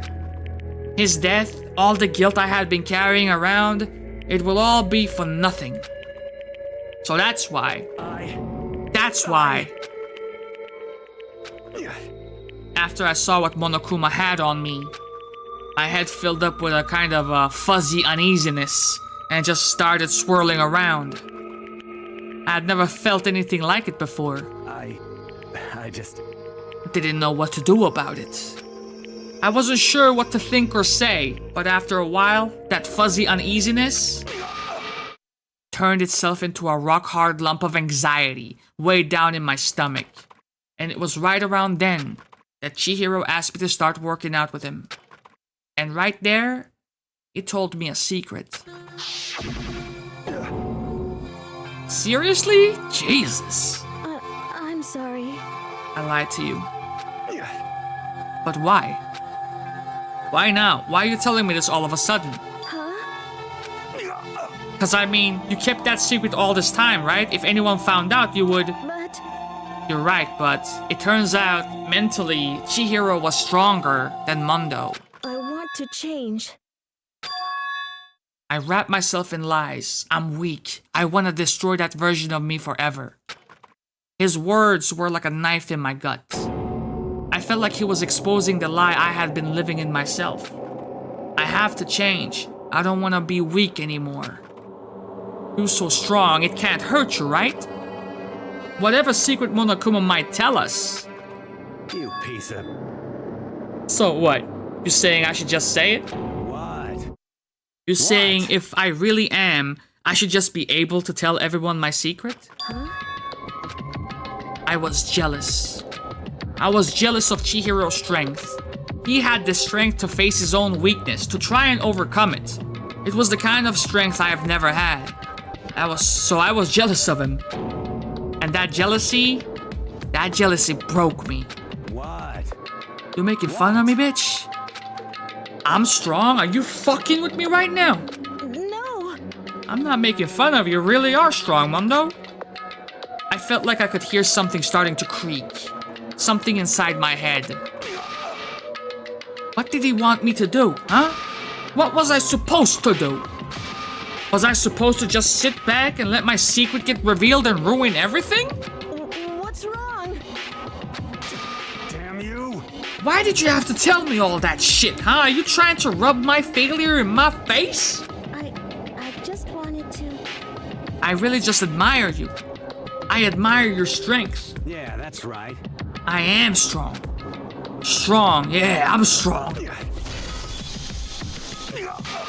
Stronger than you. You son of a bitch. And stronger than Daya. I don't remember anything after that. When I woke up again, he was laying at my feet, covered in blood. I had my dumbbell in my hand, and I was just staring down at him, down on the ground. Rest in peace, Chihiro. Rest in peace. I killed him. I killed Chihiro. Even after all this time, I'm still just as weak as I've always been. thanks to that, I did something I can never take back. Mondo. He was normally so aggressive, so angry. He hid that weak side away from everyone. That was his secret. A weakness like that lived in a heart like his and turned him cold-blooded. God damn.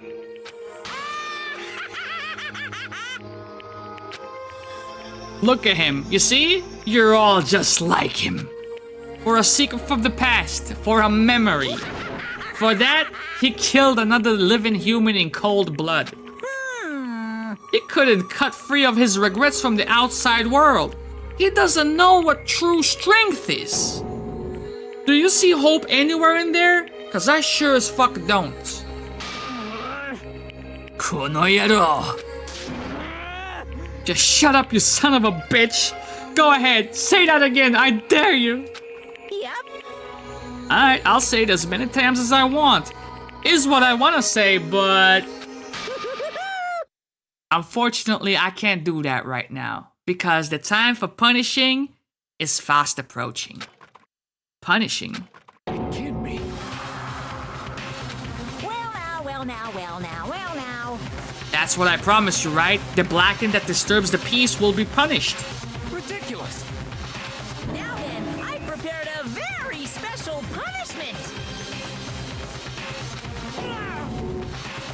Damn, he's taking this hard. Let's give it everything we've got. It's punishment time. Enjoy the show, boys. Sorry, man. I couldn't keep the promise we made. From one man to another.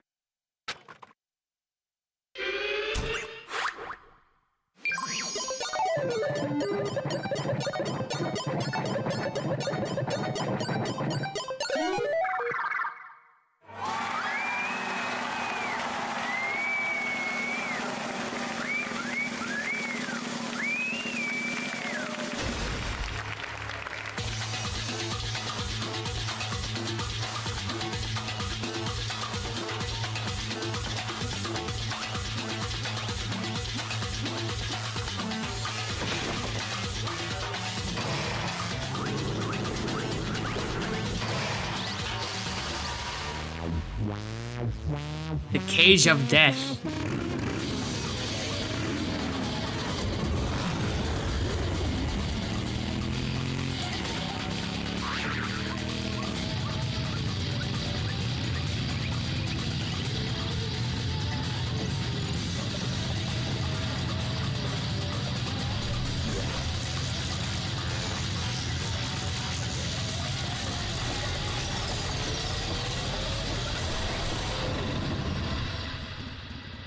At some point you would just have to close your eyes, right?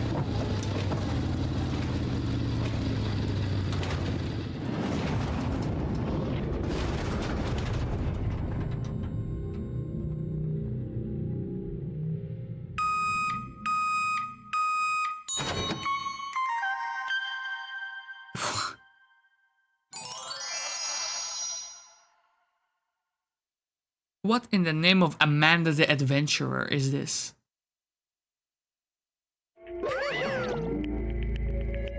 Laugh at death and your soul will forever be at peace.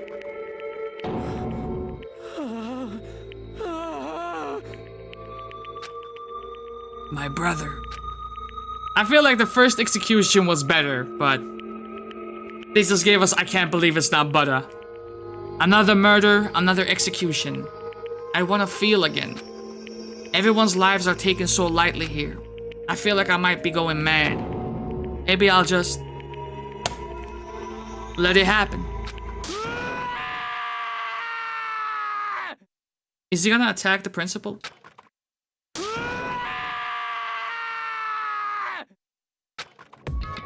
As Taka's sad screams invaded our skulls, we were each forced to realize once again. But he, of course he had to. What a disappointment. This is the end of the game? Byakuya. What is this? You're completely insane, you know that? A game? One of our friends is dead. Do you realize that fact? Naturally. Of course I do. Because this game is life or death. Hey, I ain't got shit to say to you. I don't have a response except that However, I just don't understand why. Why did you go out of your way to disguise Mondo's crime? What? What, you were bored? Isn't it obvious? Because it made things more interesting. I can't trust this guy no more. I mean, you shouldn't trust anyone in this group, even though I feel like I can hold Kyoko in higher regard than the rest. But this guy... Dude, you're playing with lives over here. His voice was calm, emotionless, like the voice of death. It chilled me to the bone. Last night, when the murder took place, I was in the library as usual. Honestly. So you ignored the nighttime rule too. The rule never mattered to me. I don't recall agreeing to it. There is nothing to be done. I don't particularly care. Please, continue. The night grew late and I decided to return to my room, which is when I stumbled upon him. I spotted Mondo coming out of the girls' locker room. After he had gone, I looked inside and saw the corpse. He didn't actually witness the murder. He was such a fool. He didn't have the slightest idea that I had seen him. So you're saying you knew who the culprit was from the very beginning? That's right. Indeed. But if that had been the end of it, how boring would that have been, this fucking guy? I mean, what a waste of time to have the answer revealed right at the beginning. Which is why I decided to lend a little helping hand. I thought it would liven things up. You did all that to liven things up? I see. So after hearing about Genocide Jack from Toko, you decided to use that to create the fake murder scene. But... Damn, man. If we hadn't figured out who really done it, you would have been dead too, right? Well, obviously I would have revealed the truth before it reached that point. Of course. Byakuya turned and looked me in the eye. I could feel his sharp eyes piercing into me. Thanks to a certain remarkable someone, it never did. And I was able to perform an interesting experiment. Once I do decide to become blackened, I know now who I will have to watch out for. Unless you try to kill me. Correct. So that was your reason. Satisfied? Indeed. Yes, we're done listening to your story. Moving on. Hey. There is something I would like to ask Monokuma. What's this? You like to perform these elaborate executions each time, correct? So my question to that is, why? Do you like them? But you know, this punishment, this despair, it's not just for you. All this punishment, all this despair is my gift to mankind itself. What? You're over-exaggerating. I wish I would have the chance to kill somebody. I mean, then I can't escape, right? I would become an... I can't even become an accomplice. I could become an accomplice, and then I would out the one that actually did it. I'm not over-exaggerating. These punishments are meant to transform all hope to despair. What you mean? Mean? Mean? Mean? What the heck? Good grief, I don't understand why you have to pick apart every little stupid thing. Whatever, it doesn't matter. In the end, I'm going to stand alone as the victor. And then everything will be revealed to me. Ooh, how exciting. Well, I mean, this could also make him the target. Someone might pop him. The noble son of noble family. Truly, you understand me. I think this is the start of a terrifying friendship. That's enough. Shut up. I would never stoop to the level of a childish criminal like you. Let me just say this. After I have achieved complete victory, you're up next. I'm gonna find you and kill you. You understand me? In the name of my family. For which victory is a foregone conclusion. You're getting all riled up. It's like you're the main character of a video game or some shit. No trash mob for you. I swear, whatever it takes, I will kill you. Temper, temper. Sounds like someone needs a nap.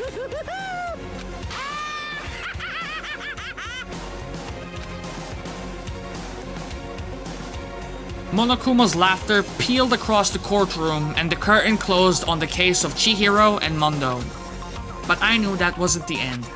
the killing game would still continue, because the mastermind wouldn't let it end. For those of us who were still alive, our worst fear and despair kept on multiplying. It was the kind of despair that felt like a blind puppy in hell and had more of a future than us. All of our courage, our effort, our friendship, it felt like it amounted to nothing at all. It was the worst kind of despair.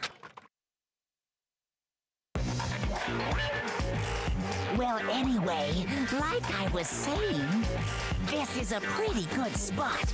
Yeah, a really good spot. You don't think he's talking to Byakuya right now? Anyway, isn't it amazing how that girl went and killed someone before things even had a chance to get boring? Once things really get moving, it'll be like a roller coaster. There won't be any stopping it. Fear and despair charge forward at a speed nothing can hope to match. But I must admit, I'm disappointed. I went to all the pain and effort of making you part of the group, and you couldn't play your part. Was it even possible to lose Act 2? We did. At some point we did. I couldn't figure out the, what was it? Yeah, you could definitely lose. But the game does give you continues, which is generous. I thought I have to go like, play the entire trial again. But it seems like there are like checkpoints. You do remember you were supposed to make the first move, right? The game gives you like a Street Fighter, do you want to continue? And then a little countdown as well. Well, no biggie. Nothing we can do about it now. So just do your best to make things more exciting from now on, okay? After all, that's what everyone wants to see. So this is a brand new character? There is one thing I would like to ask you. As long as you don't want to know my measurements, fire away. Who is it? The 16th high school student, I mean. My, you really took me by surprise there. I know I said you could ask anything, but... Super denied, ultra denied, I think that's like a convenience of the, so it fits in with the plot. So it's lore friendly, so to speak. I don't think it goes that deep, honestly. And nobody'd be dumb enough to reveal that, right? No matter how close they were to their friends. Like, even the voting process is a pure formality. We don't have any control of it. Once it gets to the voting process, it's a foregone conclusion of who the guilty party is. So there is no RNG factor to it, where it's like 50-50 or like 51% that way and 49% that way, and then someone would have to step in. It doesn't go that deep. It's just like more like adding flavor to it, basically. Formality.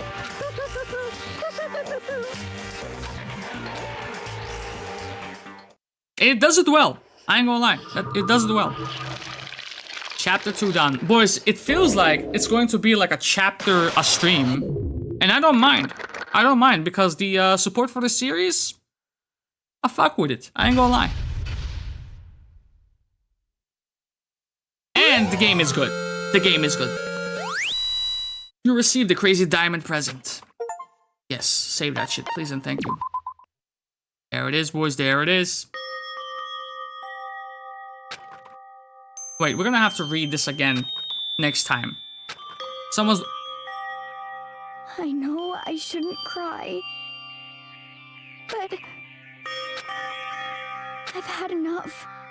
I can't take it anymore. Getting out of here anytime soon, it's impossible. Think of this as a trailer for next time. I can't let myself think about how much I want to get out of here. If I keep thinking like that, I might decide to. Caught me off guard with that shit. I'm like, goddamn. Donuts? Uh-huh. I need to eat some donuts. That will cheer me up. Glazed donuts, twisty donuts, jelly donuts, cream-filled donuts, donut holes, malasadas. Okay. Oh god of donuts, I'm praying for a wonderful encounter.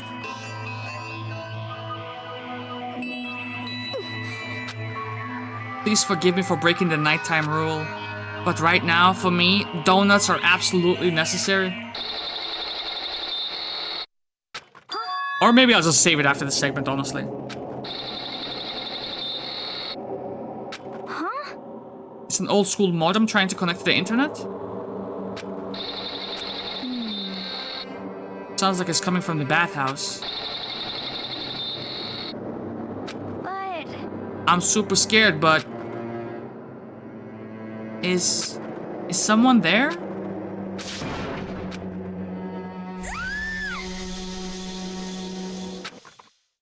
Chapter 3. A next generation legend. Stand tall, galactic hero. We got Hifumi and we got Sakura in the picture. Donuts all day, day. Sex sells. Only sexy cliffhangers from now on. I should have left it on that fucking screen, didn't it? The morning after the conclusion of the second class trial. Everyone met up in the dining hall, just like always. And I expected to start like any other day. That's what I expected, but... Today's count kinda sucks, huh? Toko and Byakuya still refuse to show up? And I haven't seen Miss Asahina anywhere. She said her stomach was hurting, so she's taking it easy in her room for today. Oh. That is rather unusual for her. Normally she's so full of energy. Which is exactly what makes me worry. So then... It's just the 7 of us? Looks that way. How about that? It's times like this where the committee chairman needs to get things going with a goddamn bang. Impossible. Taka hasn't said a word since everything that happened yesterday. Yo, he's going through some shit. You gotta give time, you know what I mean? One look at his face showed that he hadn't slept a wink last night. It must be because of Mondo. The two of them became so close, and then he finds out Mondo killed Chihiro, and then having to watch Mondo get punished, and nothing he could do about it. I can't even imagine what it must have done to him. Well... We waited like over 6 hours to see that. I can't believe it's not butter scene. So I mean, what's gonna happen now? We haven't found any way out. And we have no idea if help's ever gonna come. Now I'm all depressed and shit just thinking about it. We simply have to make the best of things, okay? Do our best to get along and live here together in peace. Forget about the outside world and accept this new life. That is the only hope we have now. What? To live here forever? Forever, ever? Forever, ever? We're gonna end with that song today. We're gonna educate Slim, okay? We're gonna educate Slim. That's the outro track. I don't give a shit. Here, we have every convenience. We have food, clothes, our every need is seen to. Why are you dissatisfied? I'm dissatisfied because when I recited that shit, he thought it was a Kanye lyric, brother. In fact, let me ask you this. What is it about the outside world that you long for? The sun? Is that okay? Competition, discrimination, victimization, violence. As society grows, so does its perversion.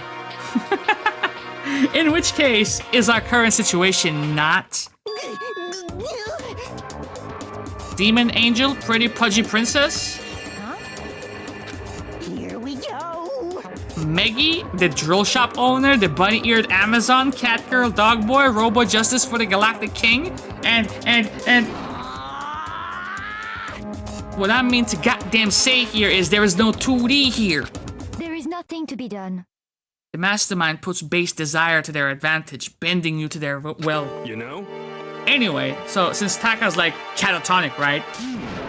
As the oldest one here, I'm officially stepping up to take the lead. I thought you were still older than him.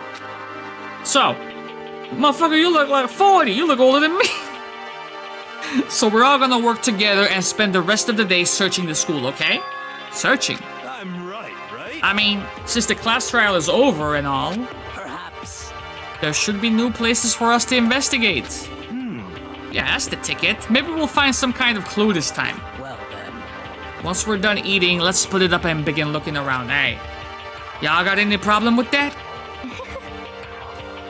There may well be discovery waiting for us, which may further enrich our lives here. Thanks. You use so many words to say nothing new at all. and just as we were starting to come together, she barged in and ruined the conversation. You called for me, so I appeared.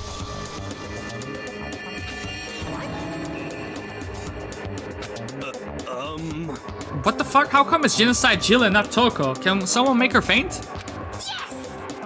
Oh, this place is amazing. Finally, a place I can be my murderous self. Which is why I have decided to stop holding back and spread my wings. No more hiding in a cave for me, okay? Plus, I have another battle to fight. The whole killer with a split personality thing is so overdone. I gotta destroy that stereotype. I'll fight all day and all night to murder those totally slanderous cliches. But you are a killer with a split personality, goddammit! If she weren't here, my chances of survival would at least go up 10%. Man, you know goddamn well those goddamn scissors can't hold your ass up, man. Shut the fuck up. You gotta back me up here, man. Even the biggest stars need little people to hold them up, you know? Whatever else we do today, first we should eat. We can't do anything on an empty stomach. You're right. Let's hurry up and eat so we can start our investigation.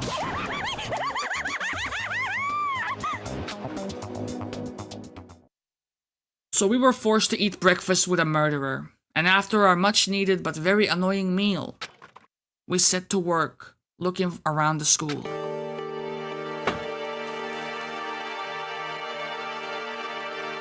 There it the fuck is. We save in GTFO. I wonder. We're not gonna be able to meet tomorrow. I got some plans with the family, you know what I mean? But we will see each other on... How do you get out of this game?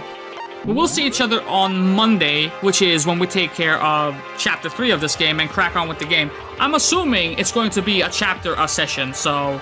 I don't know how many chapters are in this game, but if they're as lengthy as this, where each chapter takes like 6-7 hours, yeah, a chapter a day keeps the doctor away. Yeah, I mean. But I gotta say, it's been amazing support. Yeah, I mean, new people coming in. It just goes to show how popular this series is, I guess. I'm happy y'all chose to follow me. Hopefully, I can, you know, entertain motherfuckers. You mean? How do you get out of this game? I'm gonna fucking alter 4. I swear to God. I swear to God. There it is. From CMM, who gifted a sub to Swift, his 39th MVP. That's my dude right there. And just his general vibe in chat. Love you, brother. I got Slim in chat. Shout out to you. Smith. Let's see. Mikalov. Candy Cadet for showing up, showing love, and following us. Gene. Smith. Swift. Let's see. Switch. Who else do we have here? Thank you. Scrolling, I'm scrolling. Living Legend, shout out to him. Always fun to see him in chat.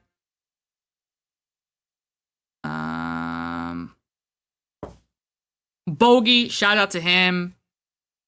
I do have some sad news, actually, that I want to share before we leave, because it kind of affects the list.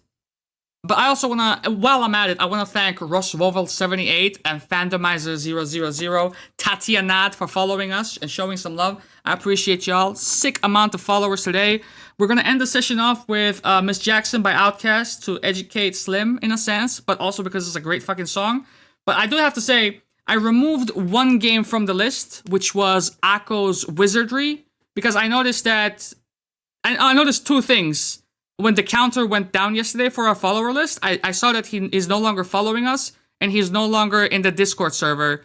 So I figured since I actually don't want to play Wizardry either, I just Thanos swapped that fucking game request. I hope nobody minds that, but I really don't want to fucking play that game. With that said, but best of luck to him. Miss Jackson, Outkast, I'm out this motherfucker. Peace and much love.